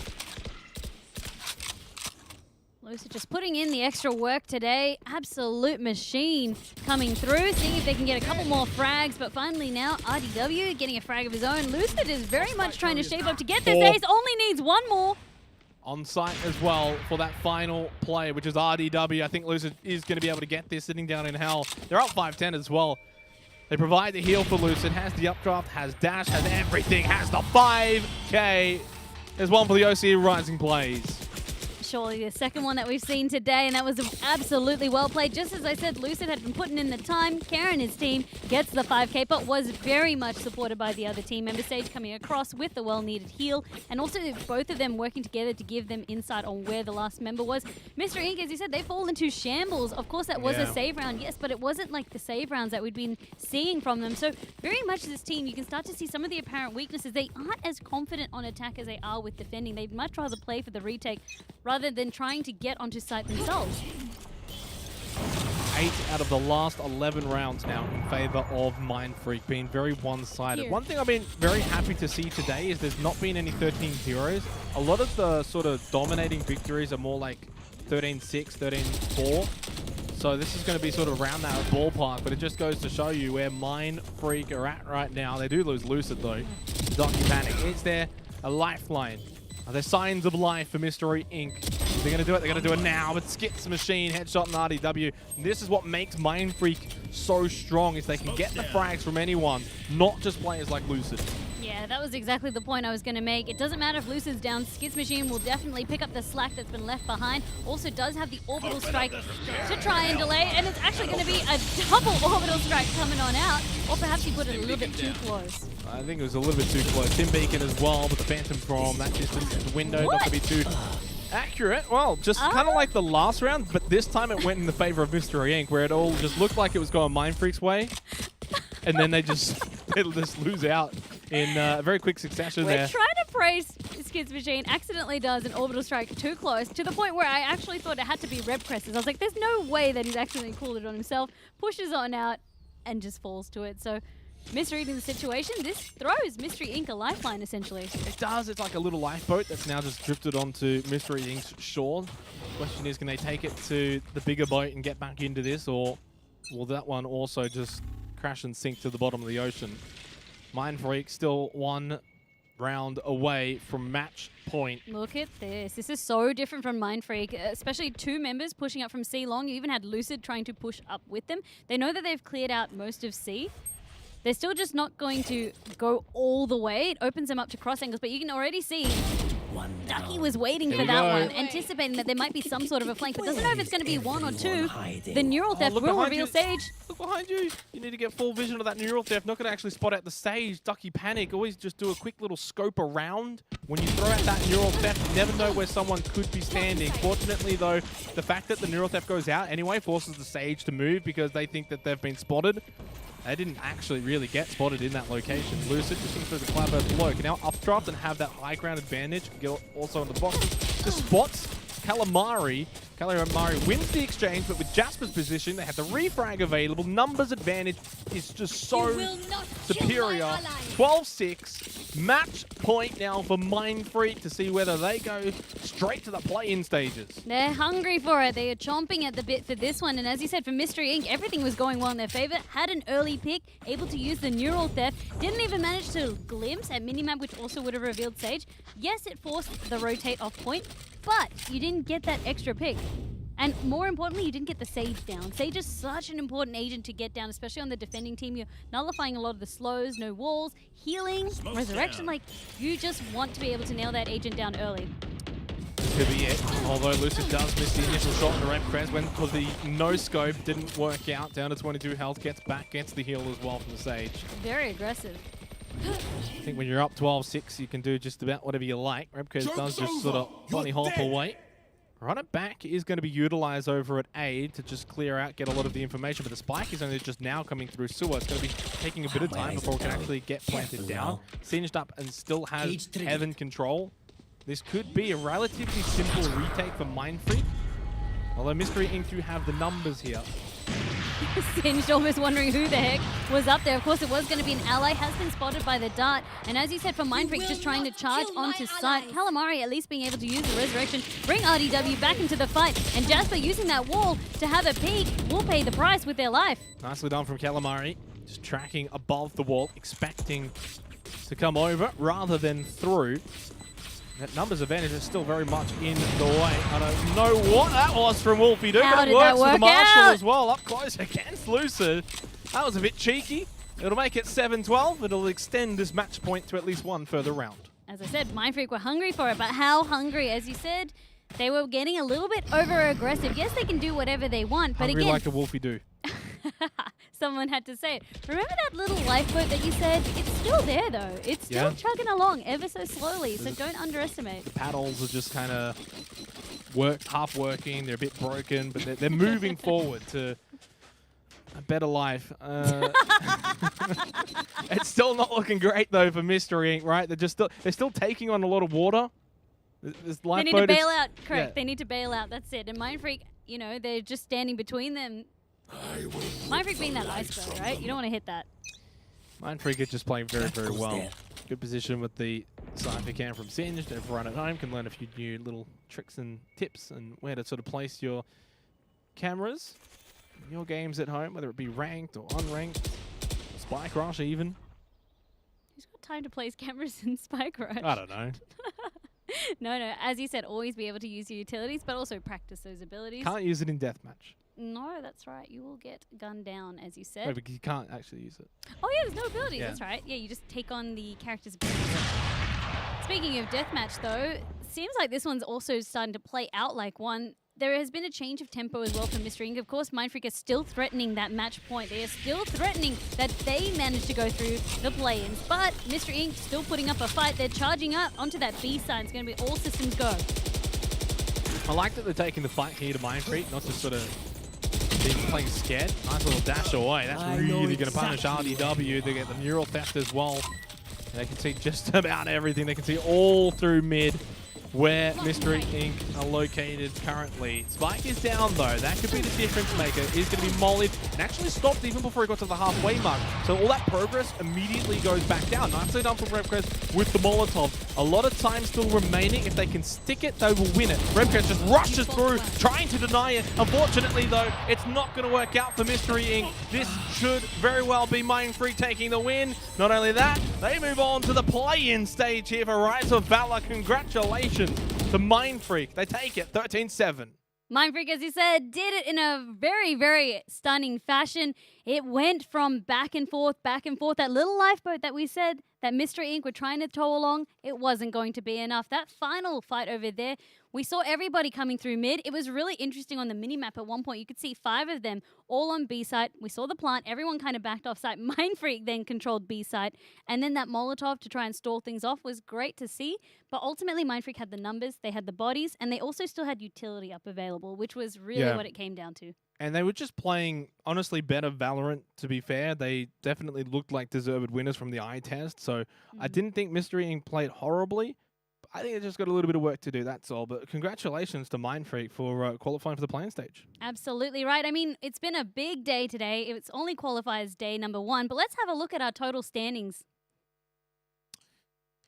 Yeah, so of course, not only do we have the 2 teams that go straight through to the play-in stage, but the points that we've been discussing all day today, Vandy, Mystery Inc., McTeam, Magic 5, No ID, Rip and Tear, and Fury are going to be picking up the lion's share of the points available. Of course, there are going to be points for just about everyone, I think, who participates throughout the open qualifier. So that means for a team like Mystery Inc., for instance, like, they didn't qualify today, but the amount of points that they've got, if they can have another qualifier like this, they'll have 3 more chances.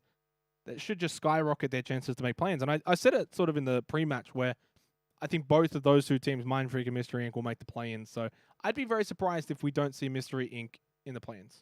Joining them a little bit later, perhaps it'll be qualifier day number 2 or 3, 4, 5, 6, which of course are coming. But that, of course, brings me to my next point. If you didn't get a chance to participate in this weekend's qualifiers, as I said, qualifiers 3 to 6 are still going to be played out. There's plenty of time to register for them. If you're interested, please head to fortressmelbourne.com/riseofvalor to participate. It's totally free to enter and it's open to anyone of all skill levels. You do not need to be a competitive player. You do not need to be signed to an organization. We welcome anyone and everyone. And as we said, our point system really helps make sure that the right teams end up in the finals. But for many of you as well, it could be your first chance at being able to compete in a tournament-style event like this.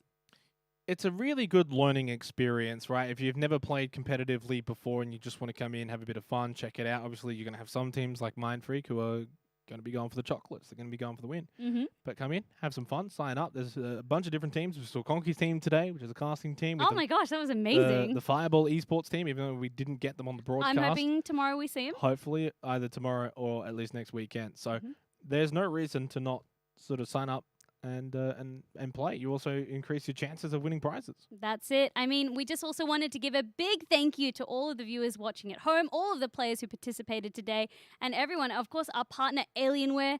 Amazing battle station given. Of course, Trevor out there hopefully didn't miss the announcement. Trevor, we're hoping you were really excited about it. We had a lot of fun today. Thank you as well, Xenox, for joining me today. Thank you. I really appreciate it. Any final words before we go? I just want to say big congratulations to, of course, the 2 teams that qualified, to everyone at Fortress as well for putting on the event so far. What a great day. Thank you to everyone for watching, and as you said, to our partner Alienware as well. So I don't think it could have been a better first day than this. Everyone should be pumped for day number 2. Give yourselves all a pat on the back, right? But don't worry, we'll be right back here again tomorrow because it will be qualifiers, open qualifiers, day number 2. So we'll see you tomorrow, hopefully. And again, have a great night. Thank you again for watching.